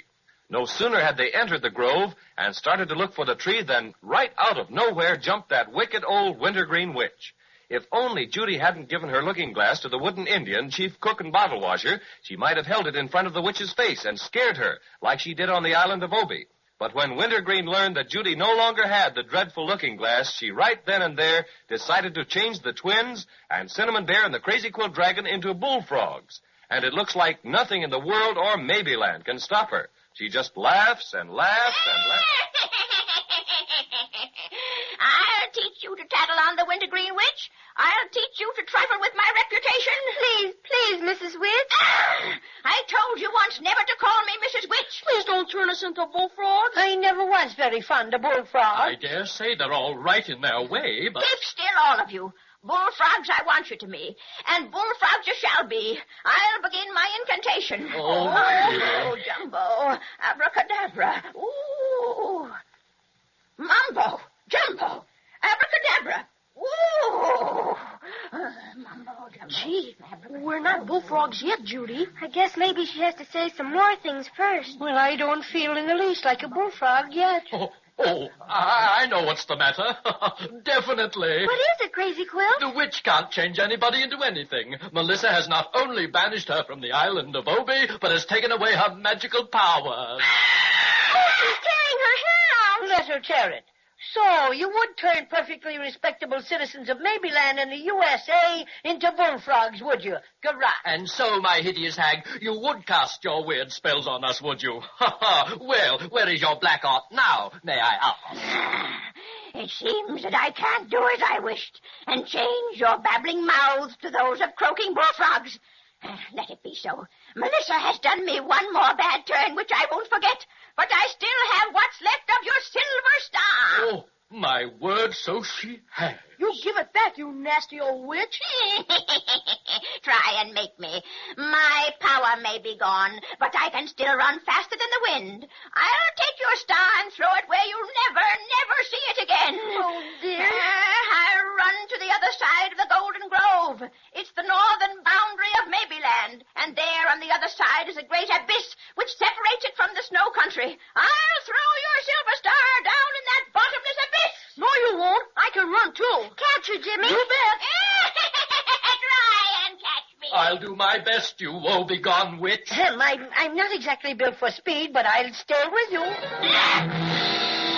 Gee willikers, she fell down. Now she's picking herself up again. My goodness, she fell down again. Bless my stuffing, what goes on here? One moment, my good woman. One moment, Prithee. Who's that? Jumpin' gee willikers, it's the Grand Wonky. I wonder what he's doing here. Well, hello, friend Wunky. What is the meaning of your welcome presence in these parts? Hello. Greetings from Melissa and all that. Just a moment, please. I'm here in my official capacity right now. Wintergreen. What do you want? I simply want to tell you that you had better be a good witch, because you are surrounded by the very best quality #1 witch-proof invisible net, and you cannot pursue your nefarious schemes any longer. Oh, so that's what tripped her up and made her fall. Oh, yes, indeed. Melissa's been watching you with a great deal of interest. Just toss that star back to the children, Wintergreen. There's a good witch. No. Now, do you have to be so unpleasant about it? Dear me, what an odious person you are, to be sure. Does Melissa know what has happened to us, Grand Wonky? Why, yes. Melissa knows everything that goes on in Maybeland. She sent me here to take charge of the Wintergreen Witch. Now, just step lively there, you ex-witch. Give the star back to the young man there. There. Oh, boy. Thank you so much, Grand Wonky. Not at all. Just in the line of duty, you know. Well, now that you're here at the scene of the crime, so to speak, could you be telling us which one of these trees in the Golden Grove is the singing tree Melissa sent us to find? You know, I'm terribly sorry, but I haven't the remotest idea. I'm afraid you'll have to find that for yourselves. I'm here purely on business, you understand. Which business? Yes, which business? I've been instructed to take the Wintergreen Witch into exile. So come along now, Wintergreen, old thing. Oh, where are you taking me? Have you no heart to take a poor old defenseless woman with no home, no place to lay her tired head, or somewhere she's never been? My. I have no time to bandy words with you. Come on, Wintergreen. Oh, son, think what you would do if your own mother were in my plight. Oh, where are you taking this old reprobate Wunky? Melissa has instructed me to conduct her to the Looking Glass Valley to spend the rest of her days. Gee willikers, if you take her there, she'll scare herself to death looking at that face of hers. Grand Wonky, if you take the mean old witch to Looking Glass Valley, you'd better take away the airplane you'll find at the bottom. Oh, that was the one Cinnamon Bear took Jimmy and me in before we landed in Looking Glass Valley. If you leave it there, she might be able to get out again and bother folks. An airplane, did you say? Dear me, yes, I shall certainly give orders to have it removed to Melissa's palace, where you may obtain it when you wish. We mustn't give the Wintergreen Witch any opportunity of returning to circulation. No. Oh, you're taking me to Looking Glass Valley. Do you realize what you're doing? Condemning me to spend the rest of my life in stark, staring madness, looking at my reflection. Poor Wintergreen. You've been mean to us, but I'm sorry for you there. Can't you close your eyes if you don't want to look at yourself? No, I can't. Witches can't sleep. Can't even close their eyelids, 'cause they haven't any. Well. Come along, Wintergreen. Melissa's orders must be carried out to the letter, you know. Step lively now. Goodbye, Grand Wonky. Thanks for everything. And convey our best to dear Melissa. And that goes for me, too. Yes. Goodbye, all. Shake a limb there, Wintergreen. Oh, come. Don't loiter, and please don't hobble like that. My. Such welcome. Yes. Oh, dear. It's too bad the Grand Wonky didn't know which is the singing tree. Oh, all the trees look alike. I don't see how we'll ever find it. Thousands of them, thousands and thousands. I'm afraid I'm getting a bit sleepish. Oh, so am I. I think I could do with about 39 winks. I think we all need a little nap. Maybe we could look if we weren't so tired. Oh, I'm going to lie right down here under this big tree. Can I lean on you, Crazy Quilt? Oh, go right ahead and make yourself at home. How about you, Judy? Want to use me for a pillow, too? Uh-huh. Oh, Cinnamon Bear's gone to sleep already. He's Crazy Quilt. I think I hear music. Didn't. Birds are singing a sleepy time song. Too sleepy to see the stars pass along. In my branches I rock their nest. Lullaby, rock-a-bye.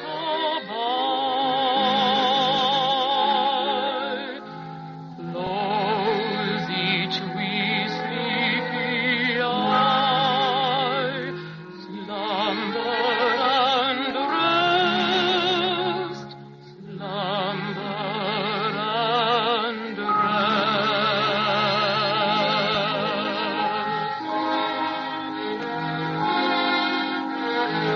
Here's the dream that I bring to you. A dream you may dream the whole night through. A bright adventure and golden quest. Lullaby, rock-a-bye. Close each wee sleepy eye. Slumber and rest. Slumber and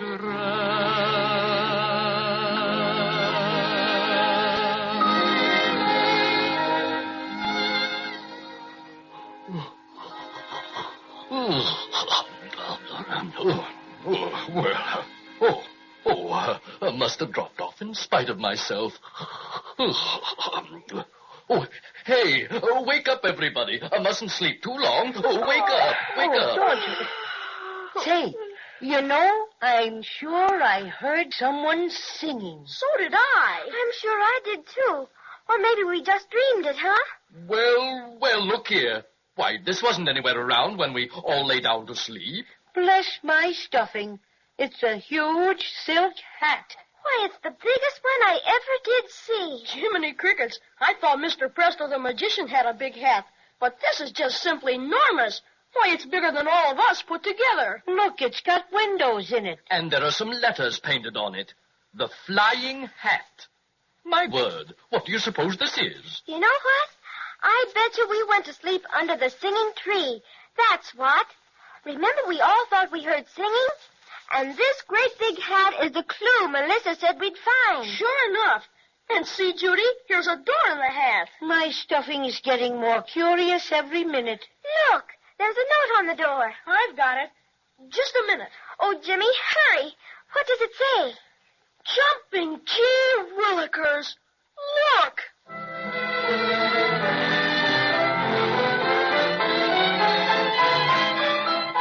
I'm sorry, but we didn't get a chance to look, and I'm quite as curious as the Cinnamon Bear.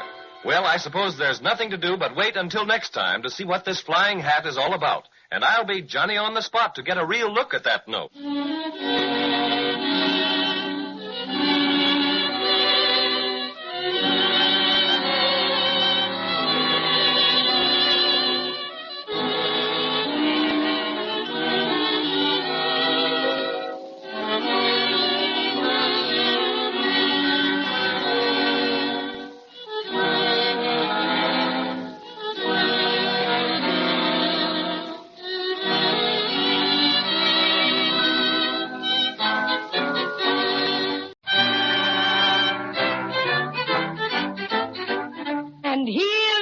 Cinnamon Bear.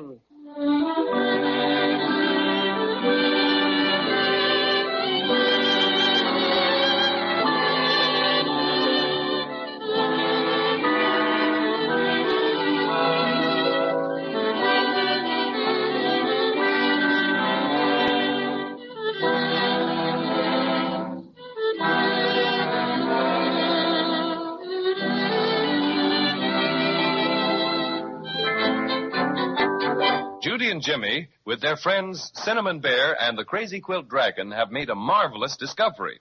As you'll probably remember, they're still in the Golden Grove, where they were supposed to find an important clue under the singing tree. But that was practically impossible because all the trees in the Golden Grove looked exactly alike. Too tired to look further, they fell asleep. And when they awakened, they discovered they'd been napping right under the very tree they were searching for.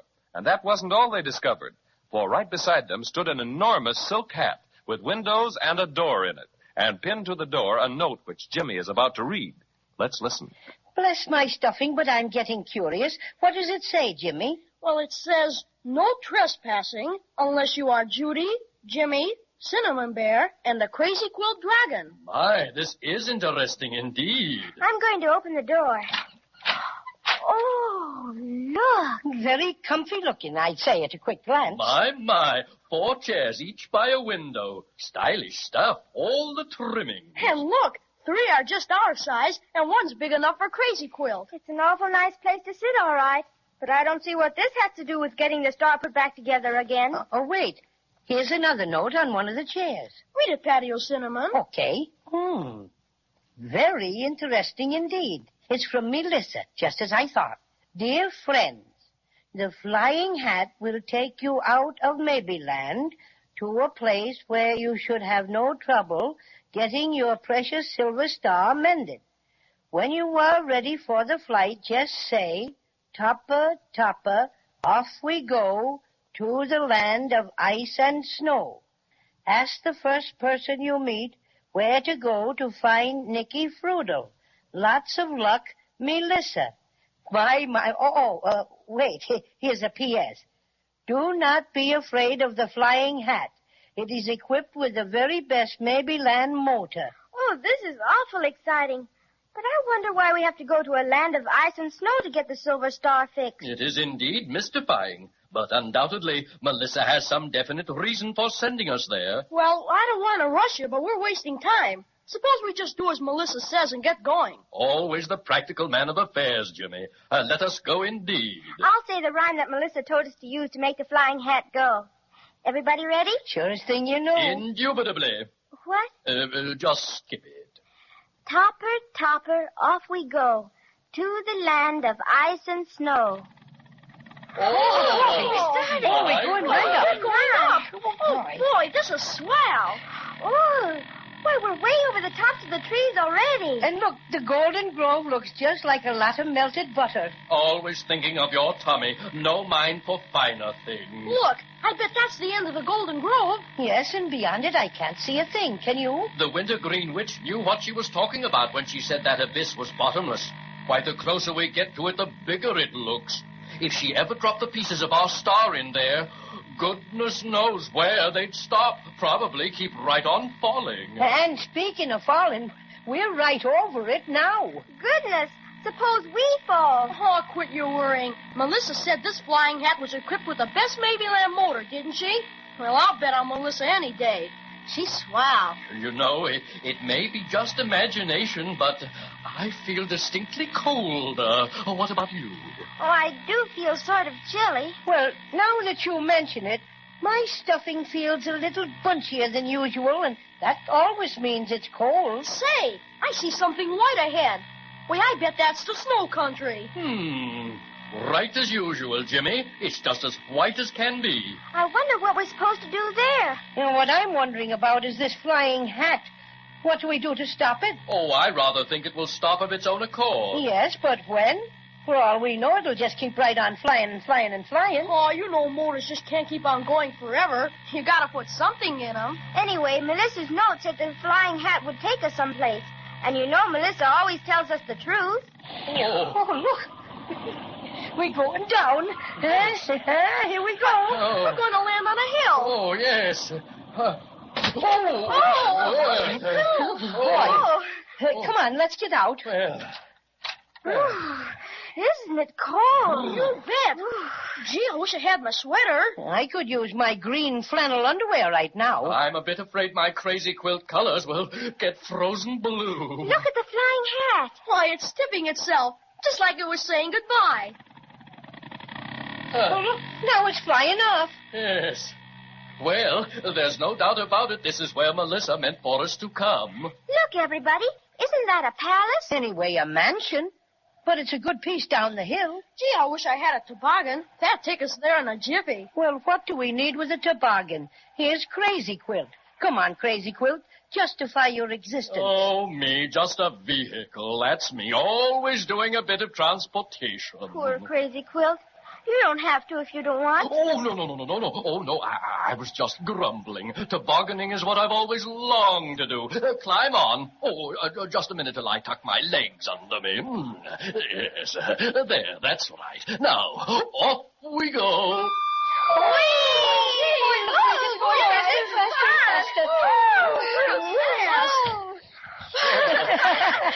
Oh, my. I got snow down my neck. Hey, I got snow all the way down my back. Yes. I feel like a cinnamon bear frozen pudding for sure. Let me dust the snow out of your fur, Patty, dear. Thank you, Judy. Just a little patch back on my left shoulder blade. Thanks a lot. Say, here's a flight of steps. I didn't see them when we landed. Nor I, but I arrived head first. Oh, I slipped. Why, they're made of ice. I think I see something over there. It looks like a snowman. Why, it is a snowman. Bless my Crazy Quilt aunt. He's wearing a silk hat, carrying a cane, and has a cigar in his mouth. Yes, and look at his nose. It seems to be a regular red Christmas tree light. We ought to speak to him. Remember, Melissa said to ask the first person we met about somebody called Nicky Frudel? Uh-huh. Excuse me, Mr. Snowman. I'll excuse you anything your little heart desires, my little sunbeam. I beg your pardon, but... Likewise, I will pardon you. Anything for a lady. Well, do you know somebody called Nicky Frudel? Nicky Frudel. Let me see. Yes. You must mean Nicky Frudel. Nice chap, Nicky. Yes, indeed. Very nice. Used to play a bit of snow tennis with him. Fine game, snow tennis. You don't play it at all like lawn tennis. Not at all. Grasping the racket firmly twixt thumb and index finger, you essay to strike the pellet. Yes, but... My goodness, Judy. His nose is turned from red to green. Bless my stuffing. It's just like a stop-and-go light. How come this change of color, friend Snowman? Glad you asked me about that, my friend. Glad you asked me. Just a gadget I rigged up last year. Quite a novelty, if I do say so myself. I was directing traffic up to the Winter Sports Carnival. Glad you like the little knick-knack? Yes. Look, his nose has changed to red again. But despite the changeability of your olfactory organ... My goodness, why does Crazy Quilt have to talk like that? Showing off, that's all. He's just showing off. Well, we are beginning to partake of the frigidity of this northern climate and would be guided to the vicinity of one Nicky Frudel. Who? Nicky Frudel. Oh, yes. Didn't you mention him a while ago? Sure we did. I thought the name sounded familiar. Well, where is he? Where can we find him? Oh, so you want to meet him, eh? I don't blame you, my friends. Nice fellow, Nicky. Used to play a bit of snow. Yeah, we know. Snow tennis.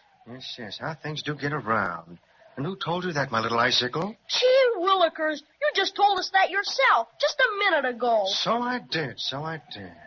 Well, my little lad, you may enter the presence of Nicky Frudel by going up those steps and ringing the bell. Look, his nose has changed from red to green again. Well, we've got the green light. Let's go. With the greatest of pleasure. You might bring me back a strawberry snow cone on your way back. All right, we will if we find one. This is awful hard to get up. The steps are so slippery. Ouch. You're telling me I got a dent in me stuffing? Yes, I, too, feel a certain lack of celerity in our ascent. Oh, boy, here I go. My, back so soon. Where's my strawberry snow cone? Oh, come on, everybody. Let's make it this time. 1, 2, 3, go. Yes. Oh, come on. Wait for me, Jimmy. Mind your steps, now, Jimmy. Oh, dear. All these steps I must watch. Oh, come on now. Yes. We made it. There's a bell, Jimmy. Ring it. Okay. How do you do? How do you do? You must be Judy, Jimmy, the Cinnamon Bear, and the Crazy Quilt Dragon. Oh, I've been expecting you for some time.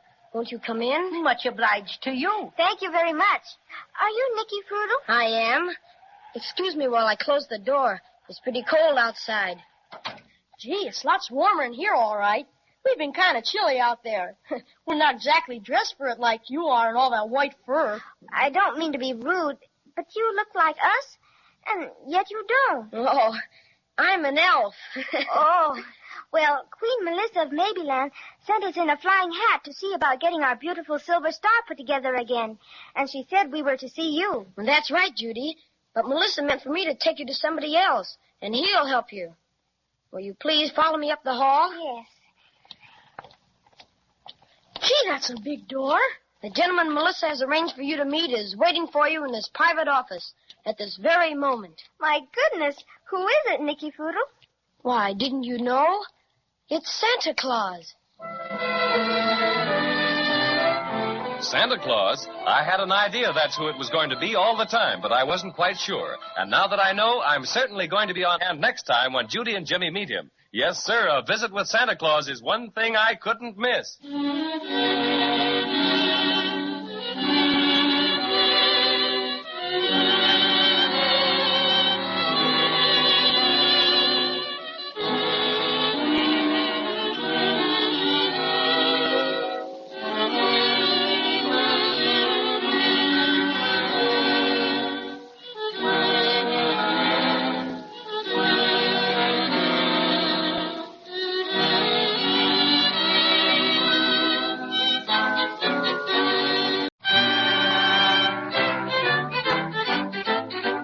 And here's the cinnamon bear.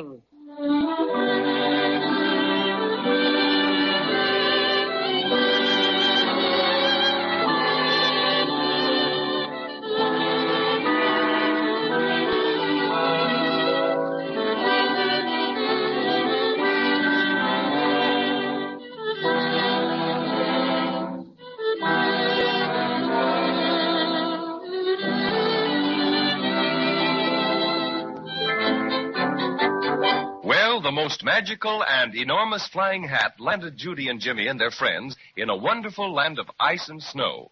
Just as Queen Melissa instructed them, they asked the first person they met where to find Nicky Foodle.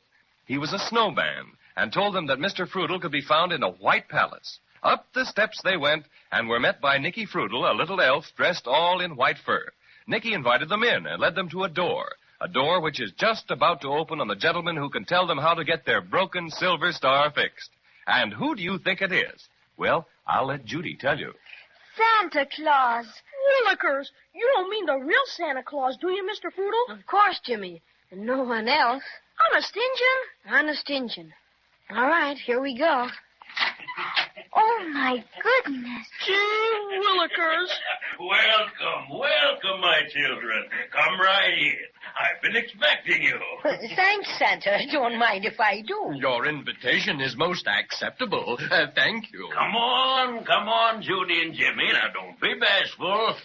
Go ahead. I guess maybe I'm silly, but it's kind of exciting to meet the really, truly Santa Claus. Yes. You see, we never thought we would, and, well, it's kind of like shaking hands with the president or something.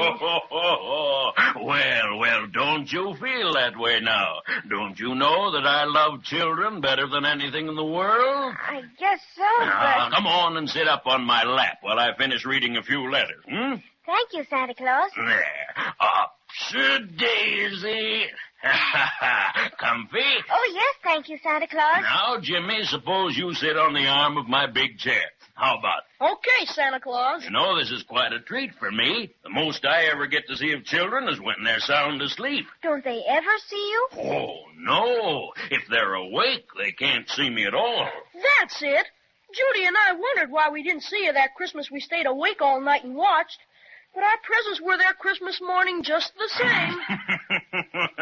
I remember that time. I fooled you youngsters, didn't I?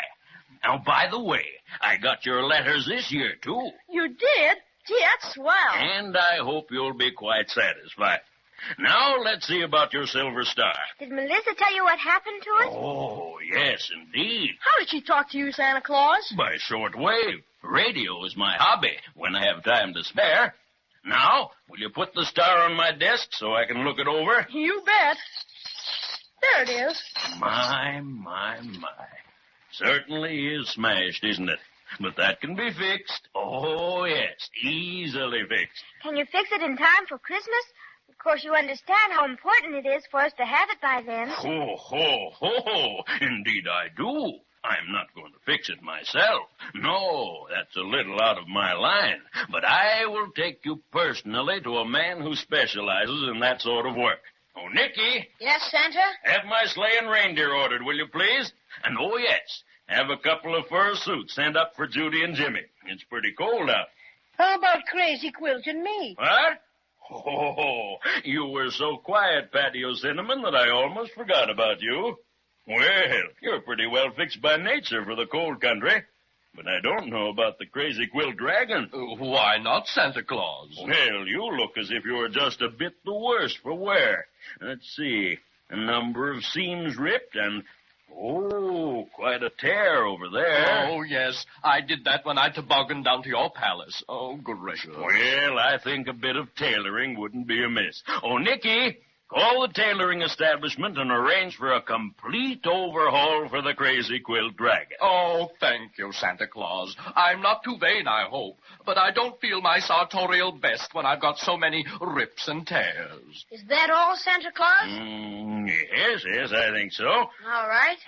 Send up 2 fur suits to Santa Claus's office immediately. And, what size? He wants to know what size, Judy. I don't know.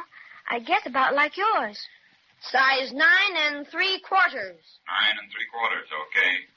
Have the sleigh and reindeer out in front of the palace. Sleigh and reindeer, okay. And tell the tailor shop to expect one Crazy Quilt Dragon for a complete overhaul. Complete overhaul for Dragon, right. All right, now come along, Judy and Jimmy and Cinnamon Bear, and follow me. Nicky Frutal will show you where to go, Crazy Quilt. Oh, thanks ever so much, Santa. Complete overhaul, eh? Not bad. This way, Crazy Quilt. Well, goodbye, all. When I see you next, I promise a complete revelation. Now, just a second while I button up my coat. Here are the fur suits, Santa. The service is extra good today. Oh, fine. Now, help yourself, children. You need any assistance with the fastenings? No, thank you. Gee willikers, we look almost like Cinnamon Bear. Well, all set. Oh, it's pretty chilly out. Well, we don't mind it now. I don't see the snowman. Well, I expect he's gone to lunch. Oh, look, Judy. Here come the reindeer. Oh, my goodness. Gee, they're swell. Would you let me hold the reins a while, Santa? Oh, I'm afraid not, Jimmy. You know, these reindeer are funny. They won't obey anybody but me. You see, they're my own special private reindeer. And this is the sleigh in which I make my yearly visit to the world. All right, everybody. Here we go. Hi, Donner and Blitzen. My goodness. Can you get everything into this one sleigh, Santa? Well, not as much as I used to. I have to tie on a couple of trailers now. Oh, see that building over there? Sure. What is it? That's the candy factory. Oh, it's a good thing the candy pirates don't come up here. Oh, we take care of them all right. Now, over there is the doll factory, Judy, and that one back there is the mechanical factory. What are you making there, Santa? Oh, toy trucks, engines, bicycles, electric trains, all sorts of things. You know, I have a crew of specially trained brownies and elves in each of these factories, and they're busy all the year round.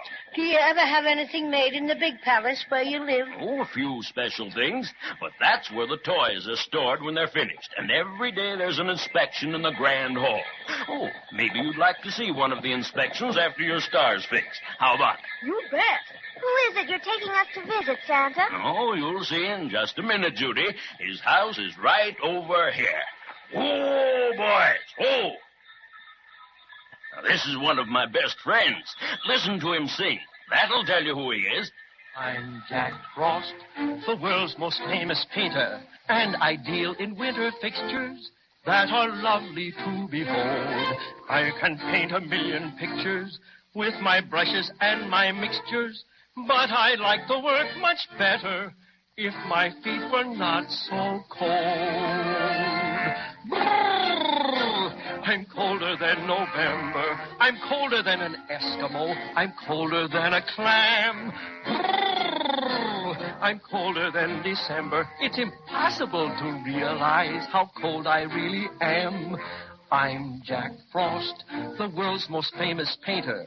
And according to the census, I'm the only one who knows how to frost the roofs and fences with such gorgeous consequences. But I'm feeling most despondent, 'cause my nose is almost froze. I'm really rather chilly. I'm colder than 100 polar bears have ever felt. This may sound rather silly, but I'd buy a radiator if I thought I would not melt. Bless my stuffing. So that's Jack Frost. I felt his fingers many a time, but I've never seen him. Look at all the icicles on his cap. Hi, Jack. Some friends to meet you. Here's Judy, Jimmy, and the Cinnamon Bear. How do you do? Come in, won't you? Thanks, Mr. Jack Frost. I'm glad you dropped in. I'm on my vacation now. Nothing for me to do out into the world after the snow comes. Jack, my little friends, Judy and Jimmy, have had a bit of trouble with a silver star which belongs on top of their Christmas tree. Yes? It's been badly smashed and needs fixing. Show it to him, Jimmy. Here it is, Mr. Frost. Oh, that'll be easy. I'm extra good at stars. I've often admired your work on the windows, Jack Frost. Thanks. Yes, I do fairly good work, but I'll never be really satisfied until I learn how to frost a chocolate cake. Oh, Mother can frost cakes like everything. Maybe she'd teach you. Good. Next time I'm down your way, I'll try to find time for a lesson. Now, if you'll just step this way into my laboratory. My. Just look at all the brushes and things. Willikers, it's wonderful. This is where Jack does all his research work. It's beautiful. Now, let's see about the star. This won't take a second. Just a bit of magic snow cement here, and here, and here, and there. Oh, why, look, Jimmy. Well, bless my stuffing. Our silver star is all beautiful again, just like it was before.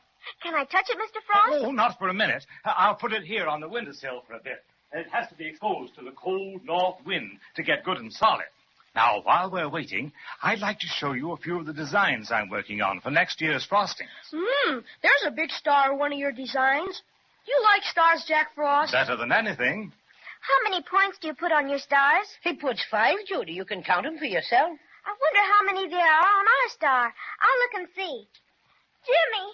Santa! Why, what's happened, Judy? The star! It's not on the windowsill. It's gone.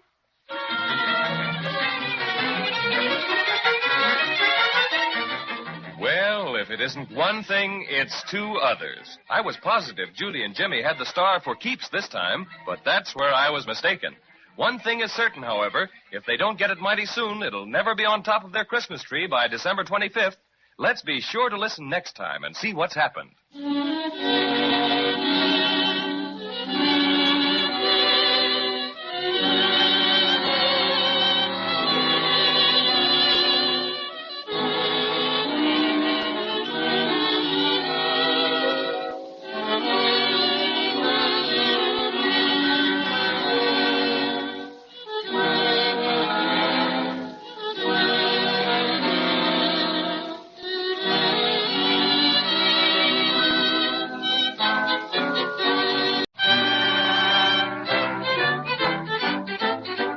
And here's the Cinnamon Bear.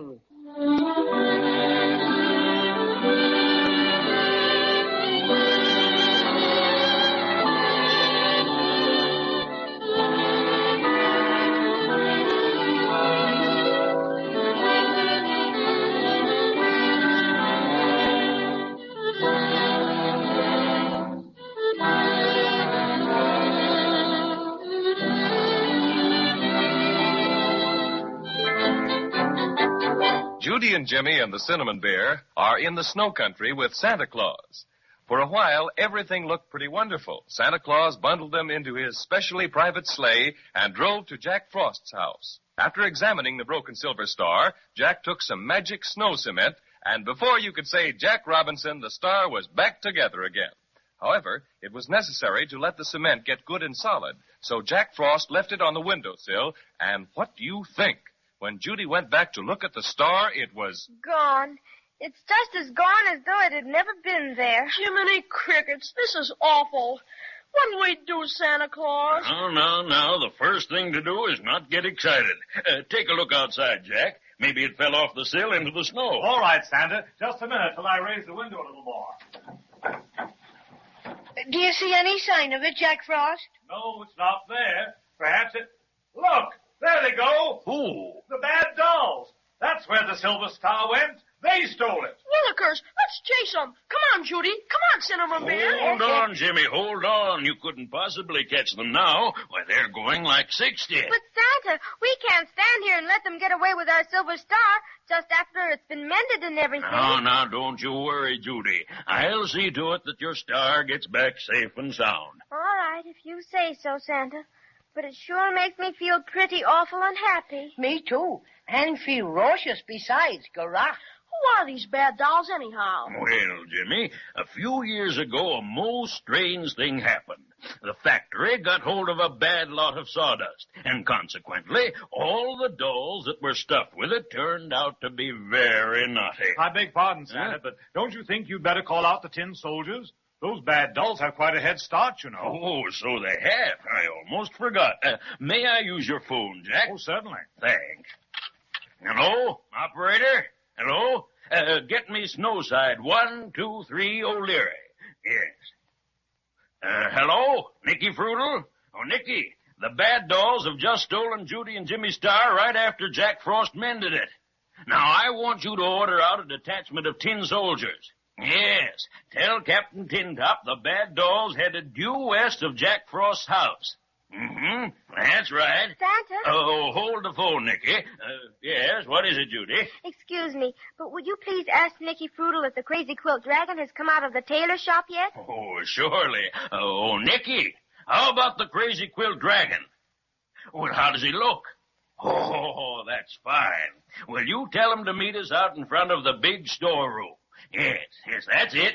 All right, you got everything straight now? All right. Goodbye, Nicky.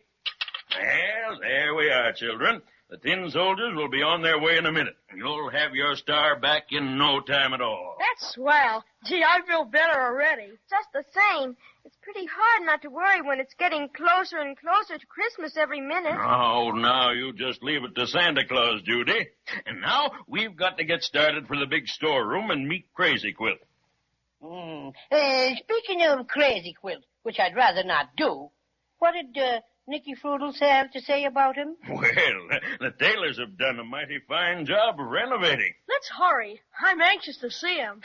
He'll probably be so conceited you won't be able to touch him with a 10-foot pole. Now, Cinnamon Bear, don't be jealous. All right, come along, everyone. Goodbye, Jack Frost. Thanks for mending the Silver Star. We're ever so grateful. Oh, sure, that's all right. I'm just sorry it had to get stolen. Oh, that's all right, Mr. Frost. Santa's tin soldiers will get it back for us. And don't forget, next time you're visiting the world, you just stop at our house and I'll have Mother show you how to frost a chocolate cake. You bet I will, Judy. Well, goodbye, everybody. Goodbye, Jack Frost. Bye. Goodbye. It's pretty cold out here. I don't know what we'd do without these fur suits you gave us, Santa. All right, all in the sleigh now. Make it snappy. Will somebody please give me a boost? There you are, Cinnamon Bear. Much obliged, Jimmy. Everybody in? All right, off we go. Hi, Dunner. Hi, Blitzen. Hi.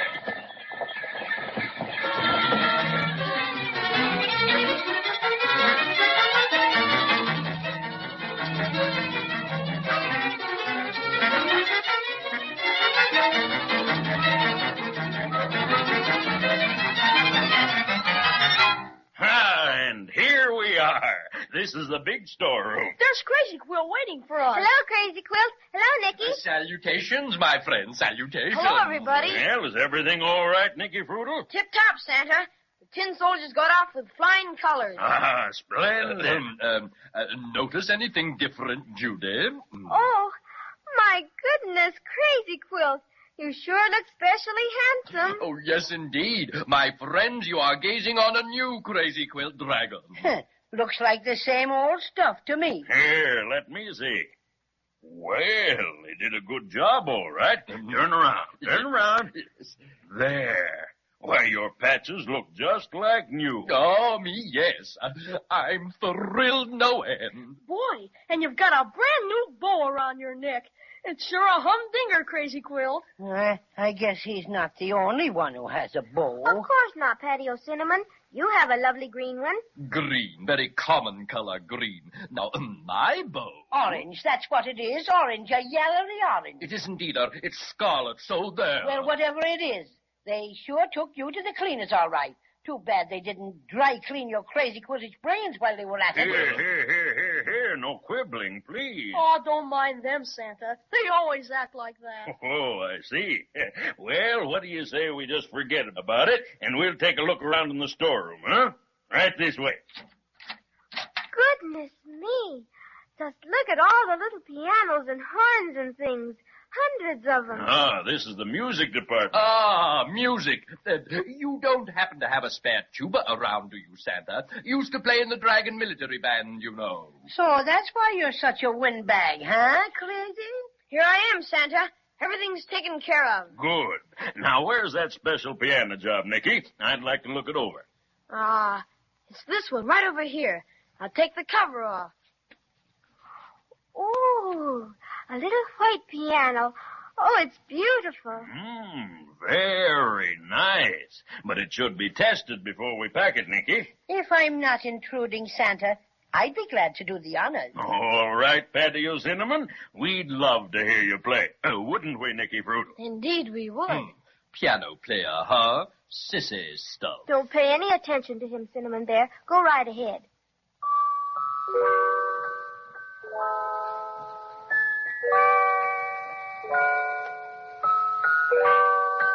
This is my own composition, my very own, Santa. I'm very fond of it. So are we. Cinnamon Bear sang it for us the very first time we met him. And he sang it for Queen Melissa, too. As a matter of fact, he sings it on every possible occasion. Well, personally, I think it's very pretty.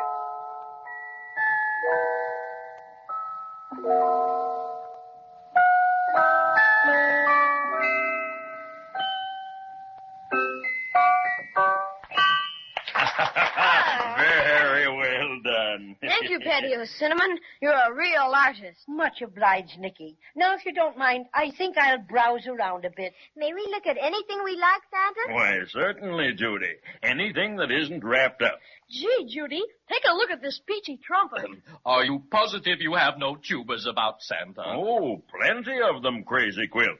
But none your size. Oh, how unfortunate. You're really missing a treat. Some consider me a virtuoso. Oh, Santa, what are all these toy soldiers doing here? I thought this was just the music department. Well, those are musical soldiers, Judy. They play in the toy band. You'll hear them when we have the big inspection. Where's Cinnamon Bear, Judy? Why, Now, where did he go? Oh, he probably wandered off by himself. Never mind, though. He won't get in any trouble around here. Oh, I don't know about that, Nicky Fruitle. Paddy's middle name is Trouble. Well, then, we'd better start looking for him. Don't see him anywhere around.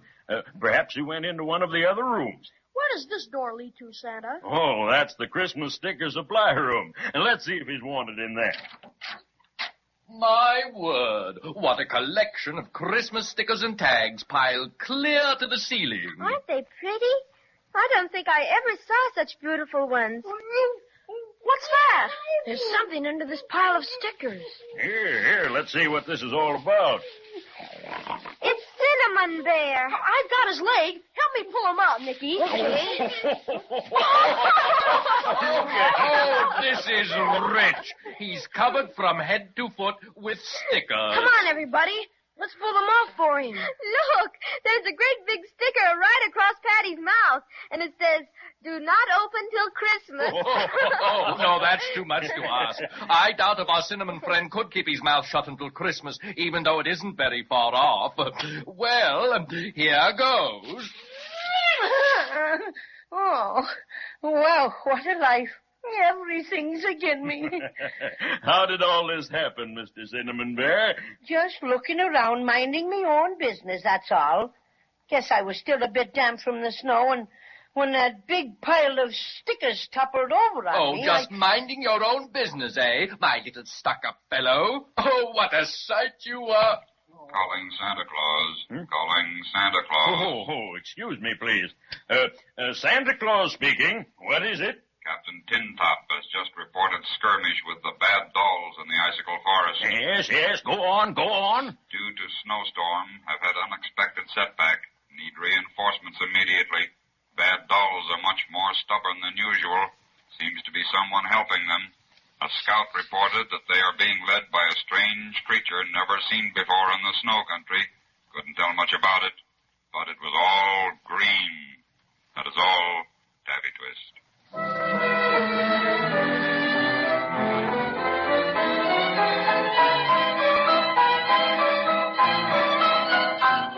What strange creature is this who's leading the bad dolls? All green, the scout said. I wonder if it could possibly be that... Oh, well, we'll just have to wait till next time to find out.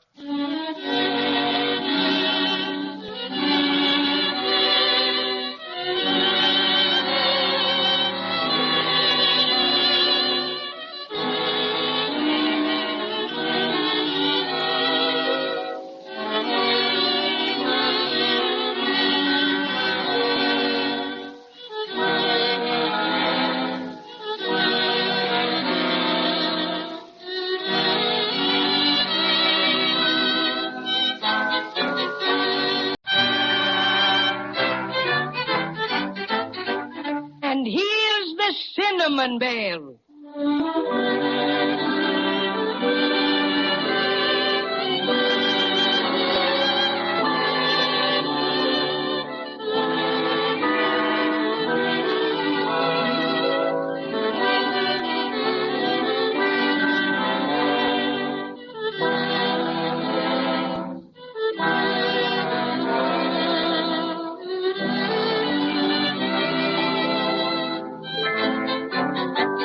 With Christmas so near at hand, it's hard not to worry about Judy and Jimmy and their search for the Silver Star. After the bad dolls made off with it, Santa Claus sent a detachment of tin soldiers to the rescue. But the tin soldiers had met with unexpected reversals because the bad dolls were being led by someone never before seen in the snow country, a strange green-colored creature whose identity was unknown. But let's listen to Judy, who seems to have some definite ideas on the subject. Oh, green? My goodness, that sounds like... Oh, no, Judy. That just couldn't be possible. Calling Santa Claus. Calling Santa Claus. Yes, what is it now? A Maybeland just received from Queen Melissa of Maybeland. Quote, warning, citizens of Snowland, Santa Claus, Judy, and Jimmy, be on lookout for Wintergreen Witch. Oh, Jimmy, I was right. Escaped from Looking Glass Valley, assisted by another witch with black cat tattooed on left elbow. Wintergreen last seen flying over bottomless abyss on broomstick, headed for the snow country. Beware, she is dangerous, unquote. Oh, dear. Are we going to have trouble with that awful old witch again? I thought Melissa had gotten rid of her for good. Oh, come, don't get upset, my friends. I think we can take care of the lady. And, Nicky, run over to the airport and order them to send out 10 airplanes. And tell them to communicate with me if they need additional men or supplies. And, oh, yes, one more thing, Nicky. I want you to go over there. You do? Well, what about the, that'll be easy. You just tell them. What goes on here? You'll find out soon enough, friend Crazy Quilt. Is that all, Santa Claus? Yes, I think so, Nicky. You sure you have everything straight? I think so. And you'd better hurry. I have a little surprise for Judy and Jimmy, and I'll need you. Right. I'll be back in a jiffy. Now, of course, you children may not care for surprises, or do you? Of course we do, Santa. Well, if you're sure you do, close your eyes, all of you. Am I to be included in this, what do you think is going to happen, business? Why, certainly. And Paddy O'Cinnamon, too. Oh, my. I do hope it's cinnamon buns. Always thinking of your tummy. Now, no peeking there, Crazy Quilt. Keep those purple patch eyelids closed tight. Now, I'll take hold of your hand, Judy, and yours, Jimmy. Well, how about me, Santa? It's dark in here. In where? In here. Well, What I mean is it's dark inside me when I got my eyes closed. Well, you and Crazy Quilt can hang on to Judy and Jimmy's free hands. Just a minute. There we are. We're all set. All right, now. Come along. My goodness, but this is exciting. Where do you suppose he's taking us? I've no idea, Judy. Utterly no idea. Ow! I bumped into a step or something that time. Do we go up, Santa? Yes, Jimmy, just a few steps. And how easy there. Just a few. Take it easy, everybody. Here we are. Now we can all sit down. Oh, my extra special stuffing. Oh. What's the matter, Cinnamon Bear? Did you fall? No, I just sat down where there wasn't anything to sit on, that's all. Oh, just a minute, Paddy O'Cinnamon. Just a minute. There you are.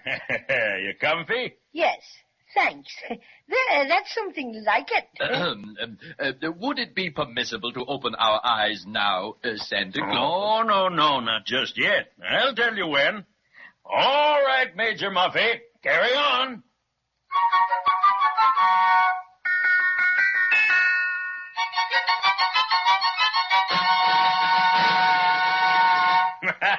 You can open your eyes now, and open them wide.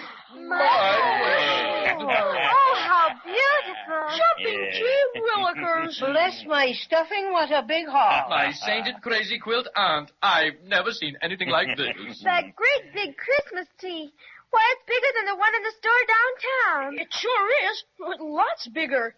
Gee, I have to put my head way back to see the top of it. And all those colored lights. Why, there must be 1 million of them. 1.5 million, to be exact, Judy. That big domed roof with the lights on it. Would that be made of glass now? Well, not exactly. Something quite like it, but stronger, more substantial. One of my own inventions. It's just so beautiful, with all the lovely toys and lights and everything. Well, it just kind of takes your breath away. You like it, children? You bet. It's the most gorgeous thing I ever saw. Is this your throne we're sitting next to, Santa? It's such a fancy-looking chair. It is fancy, isn't it?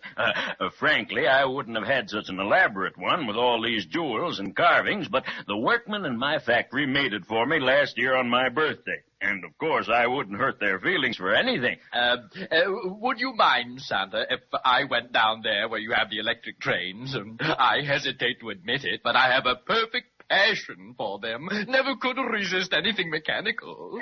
That's not all you can't resist. Don't you let him do it, Santa Claus, or you will find something else missing for sure. Oh, pay no heed to this glorified bath mat, Santa. It's Paddy O'Cinnamon who needs watching. Why, he's had his eyes on those rubber elephants and toy giraffes ever since he opened them. Indeed, and I have not. I was only staring at the big Christmas tree. Now, boys, you must stop your quarreling.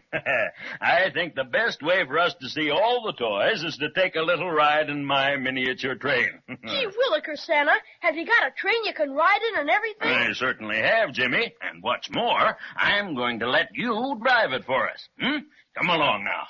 Gee, that's swell. Did you hear that, Judy? I'm going to drive the train. Oh, it's wonderful. Everything's wonderful. Hurry up, Cinnamon Bear. I'm coming, Judy. Hey, Crazy Quilt, keep away from those toy steam shovels. You're apt to get your face lifted. All right, here's the train, Jimmy. Right over behind the Christmas tree. Gee, it's a pip. Why, it's just like a locomotive almost. How does it run? Well, I'll show you in a minute. Now, Judy, you just get in the cab with Jimmy. I'll sit right behind you, and Paddy O'Cinnamon can share the back seat with Crazy Quilt. Oh, I have to sit with him, huh? Too bad you haven't got a caboose, Santa Claus. That's where Crazy belongs. Is that so? Well, I'll have All right, everybody ready? I'll say we are. Will you show me how to drive it now? You bet I will, Jimmy. You see that lever? Uh-huh. You push that just as far as it will go. Then step on that pedal by your left foot. That starts the motor. Like that? That's right. Now the pedal. Boy, oh boy, we're off. Now, when you want to stop, Jimmy, just pull the lever back. You got it? You bet. Hey, how you doing back there, Crazy Quilt? Just so-so. Bit stuffy. You never know what you'll meet up with on a train. If you're referring to me, applesauce. Oh, Jimmy, look at the hundreds and hundreds of beautiful dolls. Gee, And would just take a look at all those bicycles and scooters and the toy tractors and... And there's the toy band we saw in the storeroom. Mm-hmm. And over here's the military division. Some of the best tin and wooden soldiers we ever turned out. I'm very proud of them. Just look at those roly-poly dolls. They remind me of that roly-poly policeman we met on the island of Obi. Now we're passing the animal kingdom. Elephants and camels and monkeys on sticks. Animals of every description. No Crazy Quilt Dragons, however. I should hope not. One is enough. Santa Claus! Huh? Santa Claus! Oh, here's Nicky Fruitli's back again. Stop the train, Jimmy. All right, Santa Claus. All right, all out now. Come on. Easy there. All out. Everything ready now, Nicky? All ready, sir. You know what, Santa Claus? No. What, Judy? I was just noticing all the little dolls and soldiers and toy animals are standing perfectly still, just like they were waiting for something. That's right, Judy. They are waiting for something. What? Well, just to make certain all my toys will know how to behave when I take them out into the world, I put them through a special rehearsal under the big Christmas tree. And while they're marching, my supervisors inspect them. So that's what my toys are waiting for, Judy and Jimmy. The Christmas Tree Parade. A parade? Jiminy Cricket, Santa. Are we going to see it? You are, Jimmy, and right this very minute. Oh, Major Muffy, proceed with the Christmas Tree Parade.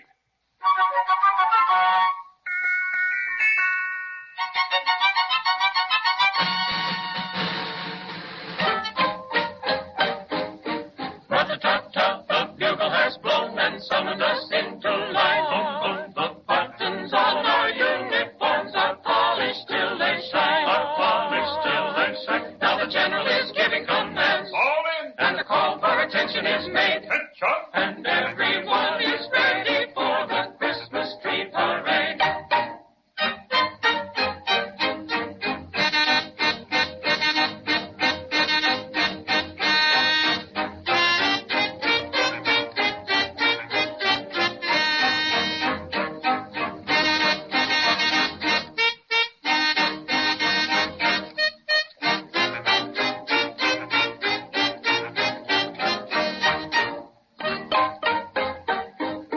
Rub-a-dub-dub and clickety-clack and uppity-uppity-um, boom, boom, boom, round the Christmas tree and back in marching form we come. In marching form we come to the beat of the little bass drum, boom, boom, to the toot of the little tin horn. We'll make a lot of children sing and shout on Christmas morn.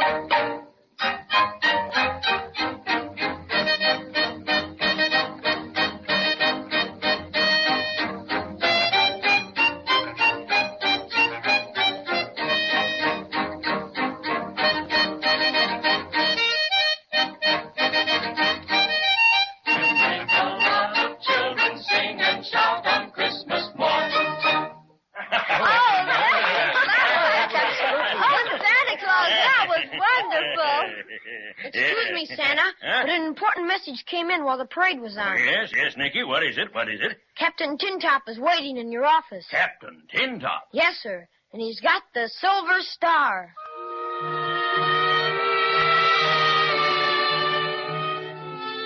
Well, that's the nicest news Judy and Jimmy have heard in a long time. The Silver Star is safe and sound. At least, we hope it is. But I'm not going to congratulate anybody until I've seen Captain Tintop return it in person.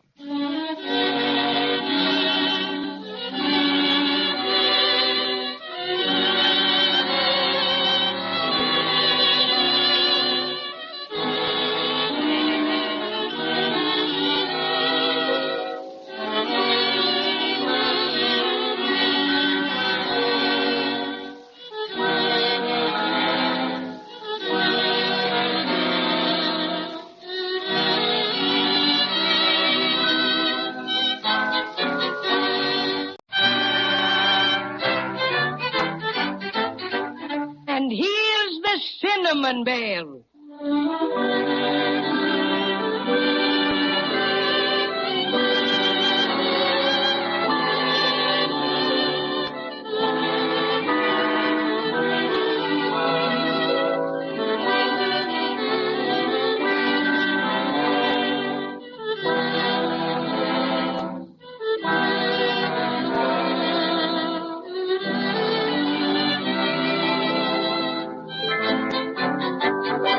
Exciting things are happening in the snow country, where Judy and Jimmy and their friends, the Cinnamon Bear and the Crazy Quilt Dragon, are visiting with Santa Claus. You'll remember that Santa ordered Captain Tin Top and a detachment of tin soldiers to the icicle forest to battle the bad dolls who stole the Silver Star. Reports came back from the front that the enemy was being led by a strange, unknown creature. A Maybegram from Queen Melissa flashed the news that the Wintergreen Witch had escaped from her prison in Maybeland. Confident that Wintergreen was leading the culprits, Santa rushed more men to the scene of battle. Then, just as we left them last time, Nicky Frutal bounded in to announce that the soldiers had returned victorious. And now we find Santa Claus leading his smiling visitors into his private office where Captain Tin Top, man of the hour, awaits them. And Captain Tin Top's got the Silver Star? Oh, I'm so glad, Santa Claus. You bet. Gee, we're awfully grateful. Oh, sure. Save your thanks for Captain Tin Top. He's waiting for me in my office. Ah, congratulations, Captain. We have met the enemy, and they are out. Well, that's fine. And the star? It is here. Oh, thank you, Captain. This is Judy, Captain Tin Top.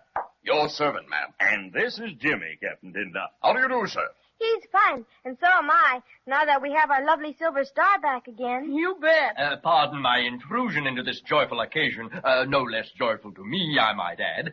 But might I inquire about that large wreath of evergreen which you are carrying in your other hand, Captain? This is the Crazy Quilt Dragon, Captain Tin Top. How do you do? This wreath to which you refer, sir, is all that remains, sir, of the enemy. Indeed? How so, Captain? You may recall, sirs and ma'am, that in a previous report, mention was made of unexpected assistance to the resistance of the bad doll. Oh, yes, indeed. It was the Wintergreen Witch. Ugh, it makes me shudder to think of her. What happened to her, Captain? This, ma'am. This is what happened to her. This is the Wintergreen Witch, ma'am. It serves her right. Well, how did she get turned into a Christmas wreath, Captain Tin Top? Allow me to come to that later, if I may, sir. Santa Claus, sir, following arrival of reinforcements and intelligences re the ally of the bad dolls, I gave command to surround them in the icicle forest. Thickness of icicles prohibiting air attack made necessary concentration of infantry and artillery.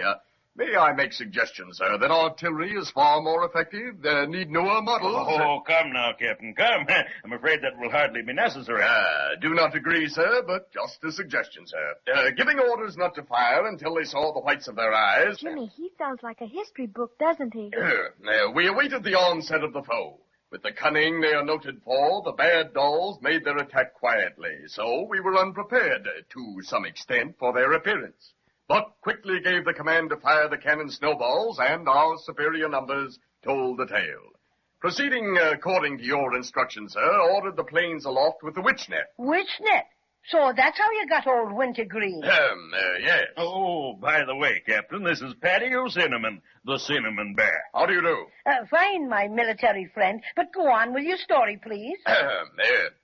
Proceeding in formation B2, the squadron flew until they sighted the enemy ally, a green blotch on the white ground. My, this is exciting. Whereupon they dropped the witch net, secured the prisoner, and returned to headquarters. As chief in command, the prisoner was placed in my custody, along with the defeated bad dolls. I may say, sir, as an officer and a gentleman, sir, I dislike very much the idea of placing a female under arrest, sir. But upon closer association with said female, sir, form different opinions, sir. I don't blame you, Captain. That old witch was a terror, no mistake at all. She was a bit of a caution, sir, indeed.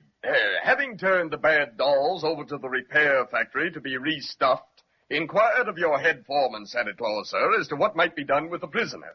Prisoner not being citizen of Snowland and having no orders as to final disposition of same.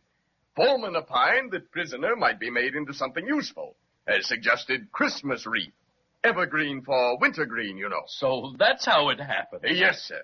Any further orders, sir? No, that will be all for the present, thank you, Captain. Except that we would be very happy to have you with us at the banquet. Banquet? Well, that's my stuffing. Oh, Captain Tin Top, you don't know how good it makes us feel to know that mean old Wintergreen Witch can't do anything to us anymore. And she certainly can't, Judy. I'll see to that personally. I'll hang the wreath right up here in my office, and Nicky and I can both keep an eye on it. And now, how do you all feel toward a little refreshment? Gee, Santa Claus, I think we'd all like it pretty much. Delighted. Well, when do we eat? Paddy O'Cinnamon, as one citizen of Maybeland to another, I'm ashamed of you. Oh, you are you? Well, you can save the shame for yourself. That's what you can do. No. Stop that quarreling. Well, I take it that you're all in the mood, Very well. Follow me to the banquet hall.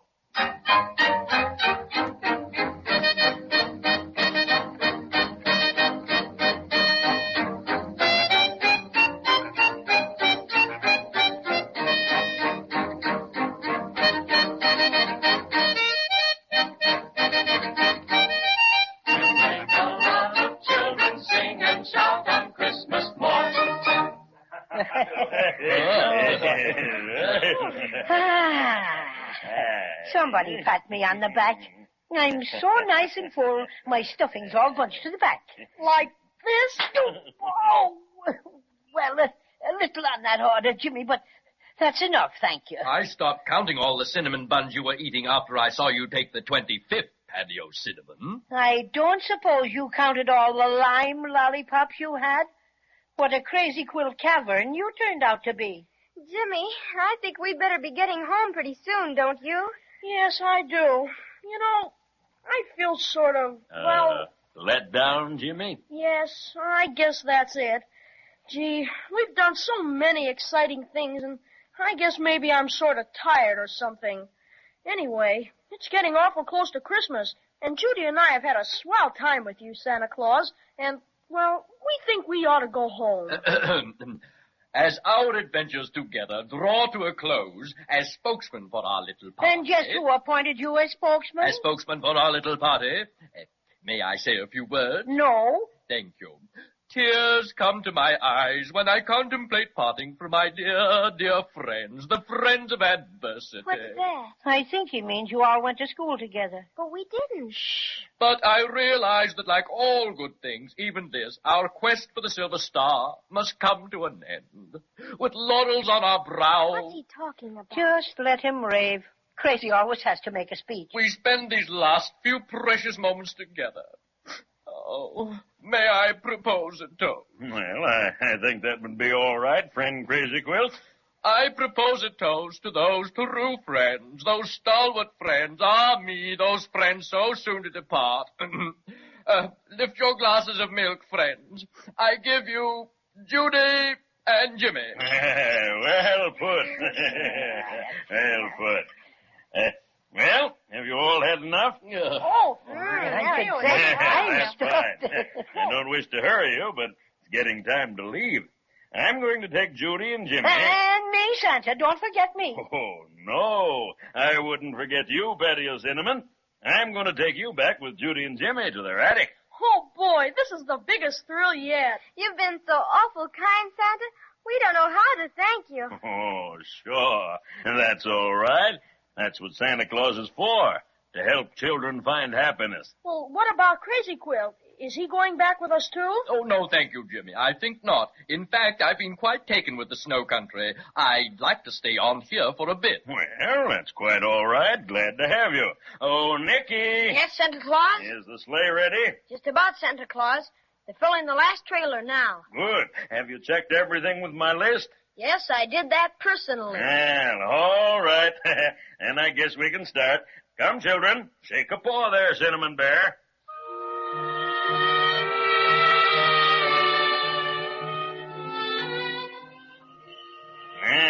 I'll help you up, Judy. There. Thank you, Santa dear. Now, how about you, Paddy O'Cinnamon? You need any help? Well, just a little boost, please, Santa Claus. Will you allow me the pleasure, Paddy O'Cinnamon? I don't trust you at all, Crazy Quilt. But you can do it just this once. Oh, such a way to regard the friend with whom you've gone through thick and thin. How come this sudden burst of affection, Crazy Quilt? Are you feeling all right? Oh, quite. Here, let me help you up. There. Thank you, Crazy. You know, sometimes you're a good dragon. But only sometimes, mind you, only sometimes. Have you got the silver star all right, Jimmy? You bet. Been hanging on to it ever since we got back. All right, you get in next, Jimmy. Okay, Santa. Oh, would you please hold the star for me a minute while I get in, Crazy Quilt? Oh, with pleasure, Jimmy. Any little last-minute favor, you know. Goodbye, dear Crazy Quilt. I hate to go away and leave you. Goodbye, Judy girl. Parting is such sweet sorrow. Oh, dear, I'm afraid I may have to weep a few Crazy Quilt tears. Oh, please don't. We'll see you again sometime. Sure we will. Goodbye, Nicky Froodle. If you ever come to the world with Santa Claus, drop in to see us. I'll show you my magic lantern set. Maybe I will sometime, Jimmy. Thanks. Just take a look around, Nicky, and see that all the trailers are fastened securely. All right, Santa. Okay, Crazy Quilt. You can give me the silver star now. Crazy Quilt. Where is he? Willikers. I don't know. What? He was here just a minute ago. He must have dropped back to help Nicky. Hi, Crazy Quilt. He's not here, Santa. Gee, where do you suppose he went? Look, there he is. Where, Paddy? Over there, running as fast as he can go. Jiminy Crickets. And he's got the silver star.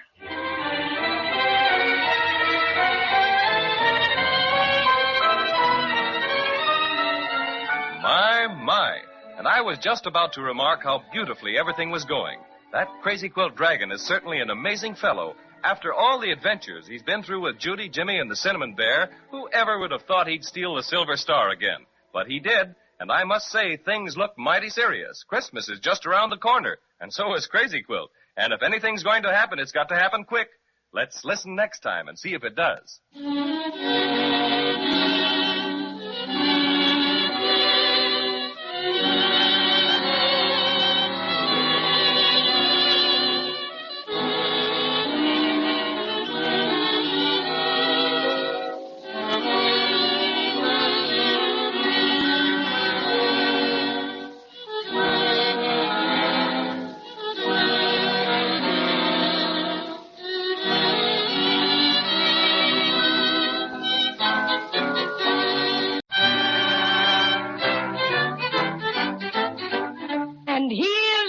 Cinnamon Bear.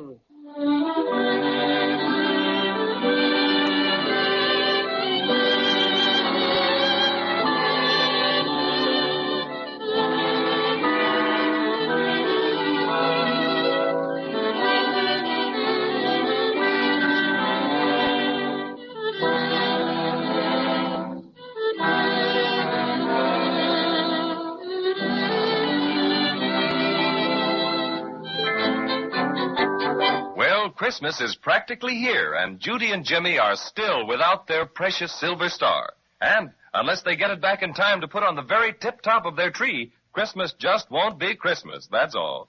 You remember that after Captain Tintop captured the star from the bad dolls, Santa Claus gave a grand banquet. The children were filled with excitement, and Paddy O'Cinnamon was filled with cinnamon buns. Inasmuch as Santa was about to leave on his annual trip to the world, he offered to take the twins and Cinnamon Bear with him. And then the most terrible thing happened. Jimmy asked Crazy Quilt to hold the silver star while he climbed into the sleigh, and when he turned around, the dragon was gone. It's hard to believe that Jimmy's friend would do that, but such is the case, and right now he's running as fast as his Crazy Quilt legs will carry him. Look at him go! Look at him split! I knew that Crazy Quilt Dragon would show his true colors. Oh, dear, it makes me want to cry. Well, we'll have to hurry if we want to catch him. Oh, Nicky, you and Jimmy unhook the trailers from the sleigh. We can go faster without them. All right, Santa. Be with you in a jiffy, Nicky. And I thought Crazy Quilt had reformed. Huh. Once a villain, always a villain. I don't understand why he'd do such a thing. How are you coming, boys? This is the last. There. Come on, Nicky. All right, take my hand, Jimmy. Up you go. Are you in, Nicky? All set. Willikers, let's hurry. Hi, Donner. Hi, Blitzen. Hi. Well, a little more speed there, boys. That's better. Hurrah! Just wait till I get me paws on that double-crossing dragon. I'm just awfully disappointed in Crazy Quilt. Me too. Hey, tell me about this peculiar fellow. He seemed to be such a good friend of yours, and then to turn right around and make off with a silver star. You see, Santa, he's the one who stole it in the first place, out of the big trunk in our attic. Well, that explains it. But how did he happen to become such a great friend of yours? Well, Cinnamon Bear helped us find him.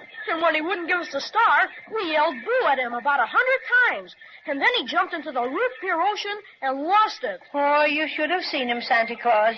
He came weeping through the breakers, vowing that he was a changed dragon, that he'd never do it again. Not much he wouldn't. Oh, and you think he was just pretending to be your friend, waiting for a good opportunity to steal the star again, I just don't know, Santa.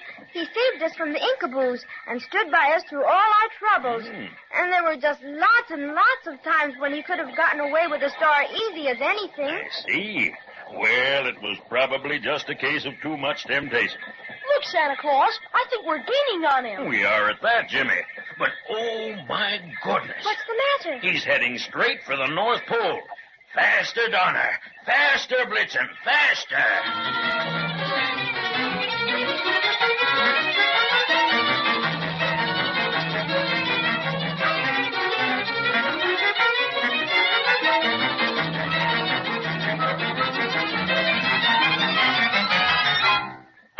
Just as I thought.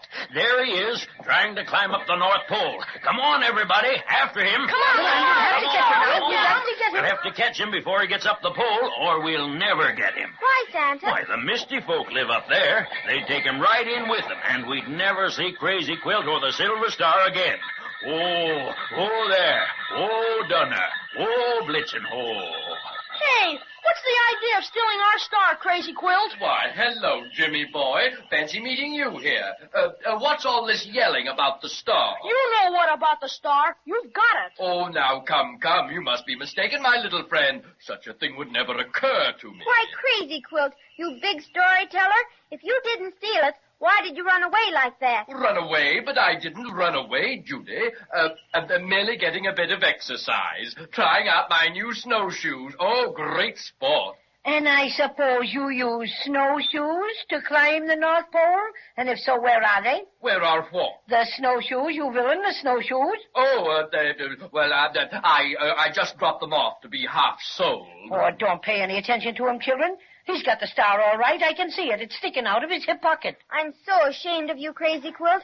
After we trusted you and everything. We won't ever believe in you again, ever. Oh, my friends, my dear companions, don't talk like that. You'll make me feel... Oh, Look, he slipped a bit. No, he's got hold again. Oh, can't any of you climb after him? If he reaches the top, we're lost. I know how to bring him down. Remember, Jimmy? We'll all yell boo at him. Oh, no, not that. Come on, everybody. Now, 1, 2, 3. Boo!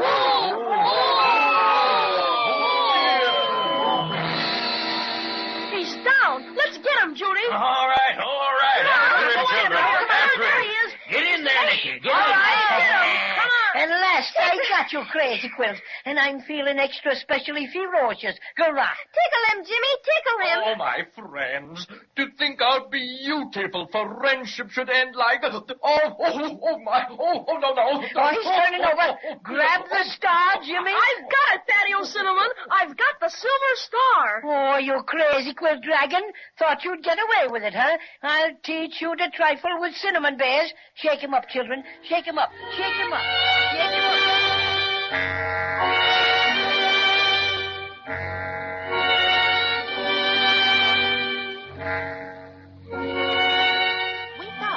Wake up, children. Oh, what's that?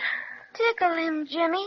Tickle him good. Oh, that's all right, Judy. I've got the silver star. Children, what in the world are you doing? Get up off the floor. You're all tangled up in that old Crazy Quilt. Did you fall asleep? Oh, dear, I hope you didn't catch cold. Cold? It isn't cold, Mother. Not like it is in the snow country. Sure. It's a lot colder at the North Pole. What? My darlings, are you ill? Have you got a fever? Let Mother feel your hands. You're talking so strangely. We're all right, Mother. We had a most elegant time. We sure did. The silver star was gone because the Crazy Quilt Dragon stole it. But Santa Claus helped us catch him and get it back. You don't seem to have any fever. Now, hurry up, both of you. Daddy's home. Did he bring the Christmas tree? Yes, dear. And he wants you to come down and help him decorate it.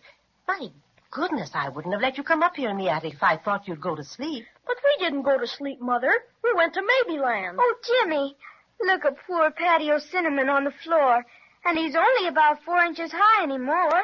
Can we take the cinnamon bear downstairs with us, Mother? The what? Why, the cinnamon bear. You know, Paddy O'Cinnamon. We found him in the trunk, and he's the one who took us through Maybeland. And we had lots and lots of swell adventures, too. Oh, I see. May we take him downstairs, Mother? Of course you can. Now hurry. It's beginning to get dark.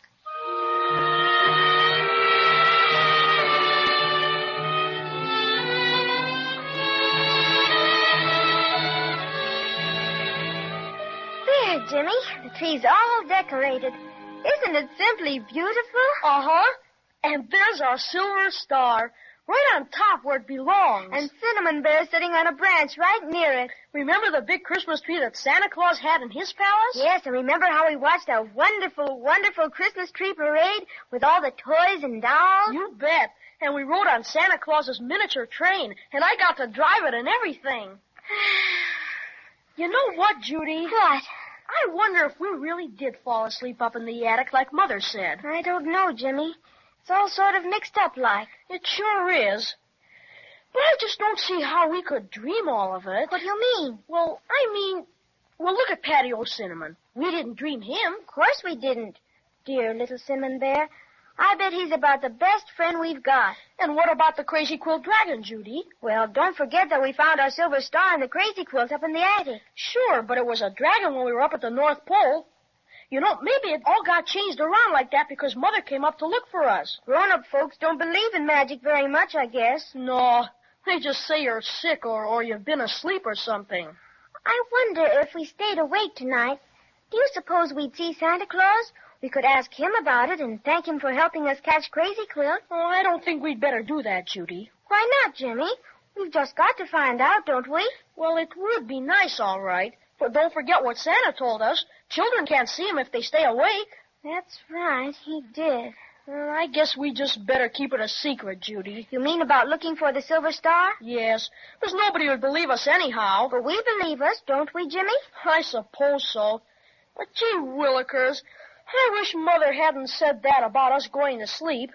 It makes me kind of wonder. Well, anyway, we've got our silver star. And best of all, we've got Paddy O'Cinnamon. You know what, Judy? Let's put him up on the tree every Christmas. Yes, I think we should. After all, that's where he belongs. Right near the silver star where he can guard it. And see that nobody ever steals it again. I'm the cinnamon bear. Jimmy, I thought I heard something. Why, it sounds like Paddy O'Cinnamon singing his very own song. But Jimmy, he's only 4 inches high. Listen, Judy. Oh, Jimmy, it is the cinnamon bear. Maybe we weren't dreaming after all. Now I'll growl. Hurrah! And I'll growl. Karoo! And if you like to fray, I'm much obliged to you.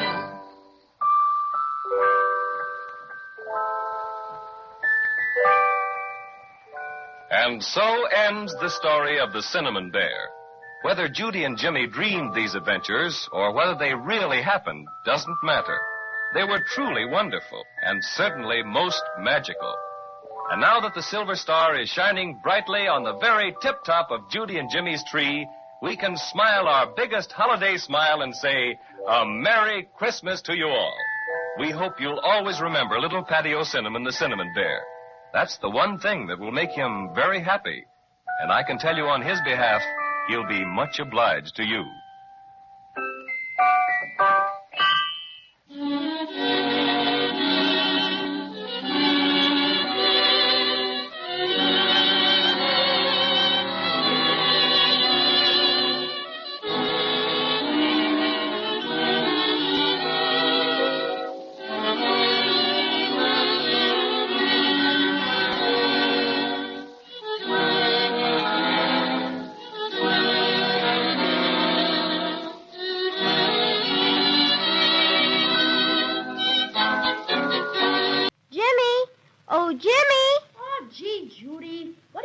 Now. Did you hear what that man on the other side of the record said? I don't know what you're talking about. Did you hear him, Cinnamon Bear? I'm afraid I didn't, Judy. I was pretty absorbed in this extra yummy cinnamon bun. What man do you mean? Why, the man on the other side of the record.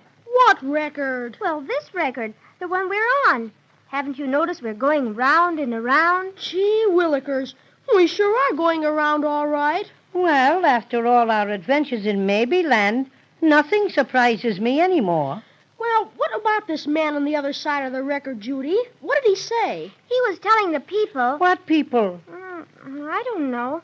Well, some people who want to know about us, maybe. Well, anyway, he told them if they'd turn the record over, we'd say something about the most wonderful adventures we had while we were looking for our silver star. Oh, he did he? Huh. What right has he got to be saying we'll do something without asking us first? Watch it, Cinnamon Bear. You remember what happened when you got funny with that roly-poly policeman? Yes, don't be that way, Cinnamon Bear. Besides, we've got to think of something to tell the people. Do you suppose we ought to tell them how we found Paddy O'Cinnamon in that old trunk in the attic while we were hunting for our lost silver star? I just thought we'd never get it back in time to put on top of our Christmas tree. We wouldn't if it hadn't been for Cinnamon Bear. Oh, sure, and it wasn't much I did for you. It was so. Remember, it was you who told us how the Crazy Quilt Dragon had stolen our star out of the trunk. And you showed us how to degrow. And if you hadn't, we never would have been able to get into Maybeland and chase the Crazy Quilt Dragon. My gracious. He sure turned out to be an overstuffed nuisance, didn't he? Remember how funny it was when we finally cornered him on that cliff over the root beer ocean? He just wouldn't give up the star. But he sure acted different when we yelled boo at him. Yes, sirree. He jumped right off of the cliff and splash. Remember how he told us never to say boo to a Crazy Quilt Dragon? Remember what he said? Don't ever say boo to a Crazy Quilt Dragon. No, never, not even in fun. Remember, a Crazy Quilt's colors are fast and are guaranteed never to run. Oh, me, oh, my. But that was just the beginning of our troubles. Crazy Quilt had to go and lose the star in the root beer ocean. Yes, but he turned out to be a pretty good dragon after all. If he hadn't come to our rescue, those awful Ikaboos would sure have dropped us in that immense inkwell. Oh, maybe we could explain how Weasley the wailing whale swallowed our star, and Crazy Quilt had to tickle him in order to get it back. Goodness, Cinnamon Bear. I can't figure out what to tell the people. Oh, how about the time we were captured by pirates? That was sure scary for a while, and... Jiminy crickets! Look, we're getting farther and farther out on this record. Does it make you dizzy, Paddy O'Cinnamon? Not in the least wise, Jimmy.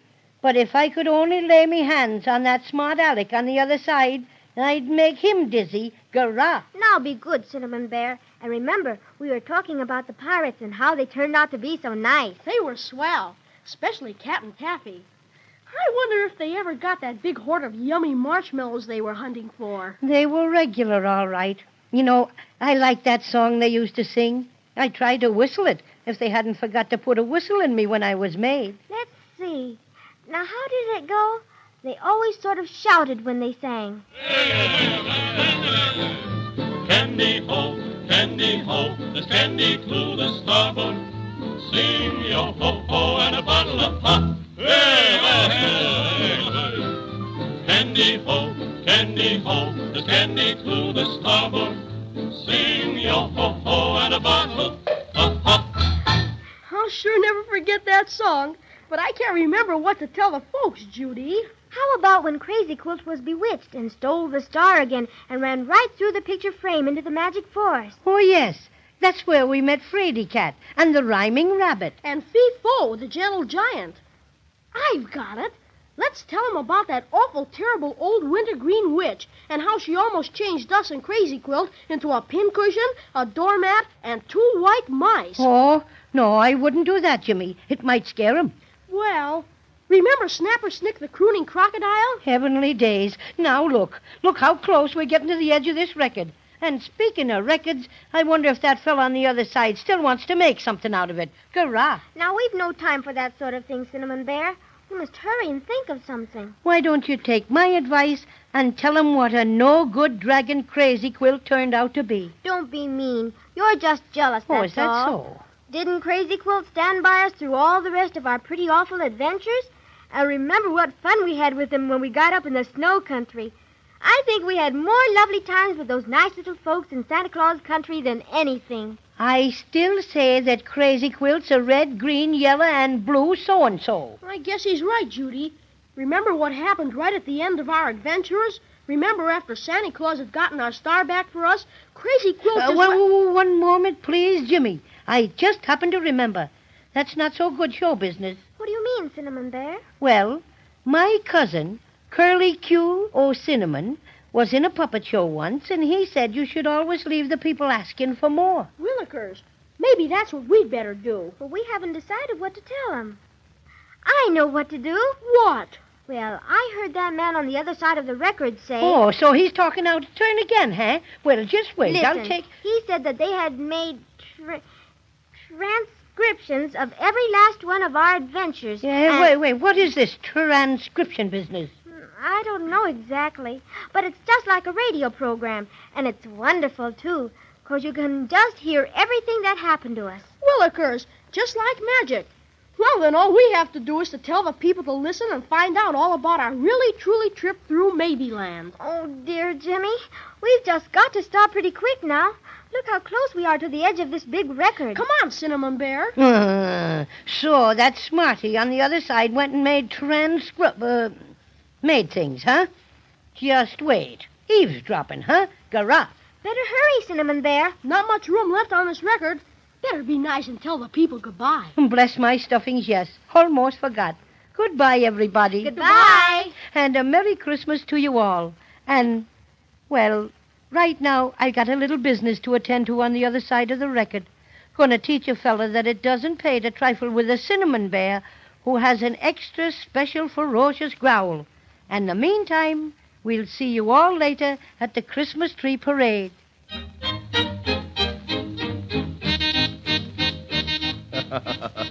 Yes, indeed.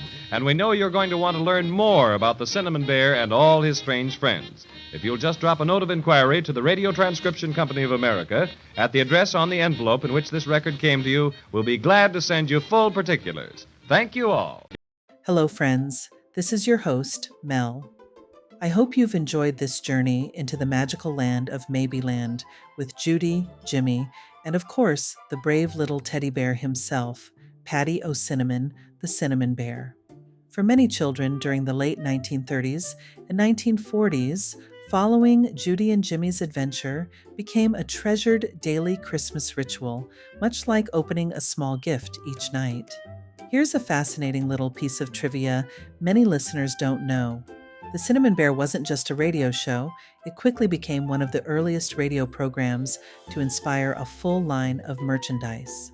After the original broadcast, the Cinnamon Bear appeared in storybooks, toys, games, puzzles, and even department store Christmas displays, helping turn the character into one of the first radio personalities marketed directly to children. And remarkably, even though the program was produced nearly 90 years ago, families still rediscover it every holiday season, proving that a good story and a little imagination never really goes out of style. Thanks for joining me tonight, friends. Until next time, keep those old radios glowing. And remember, somewhere out there in Maybeland, the Cinnamon Bear is still watching over the Christmas star. Good night and pleasant dreams.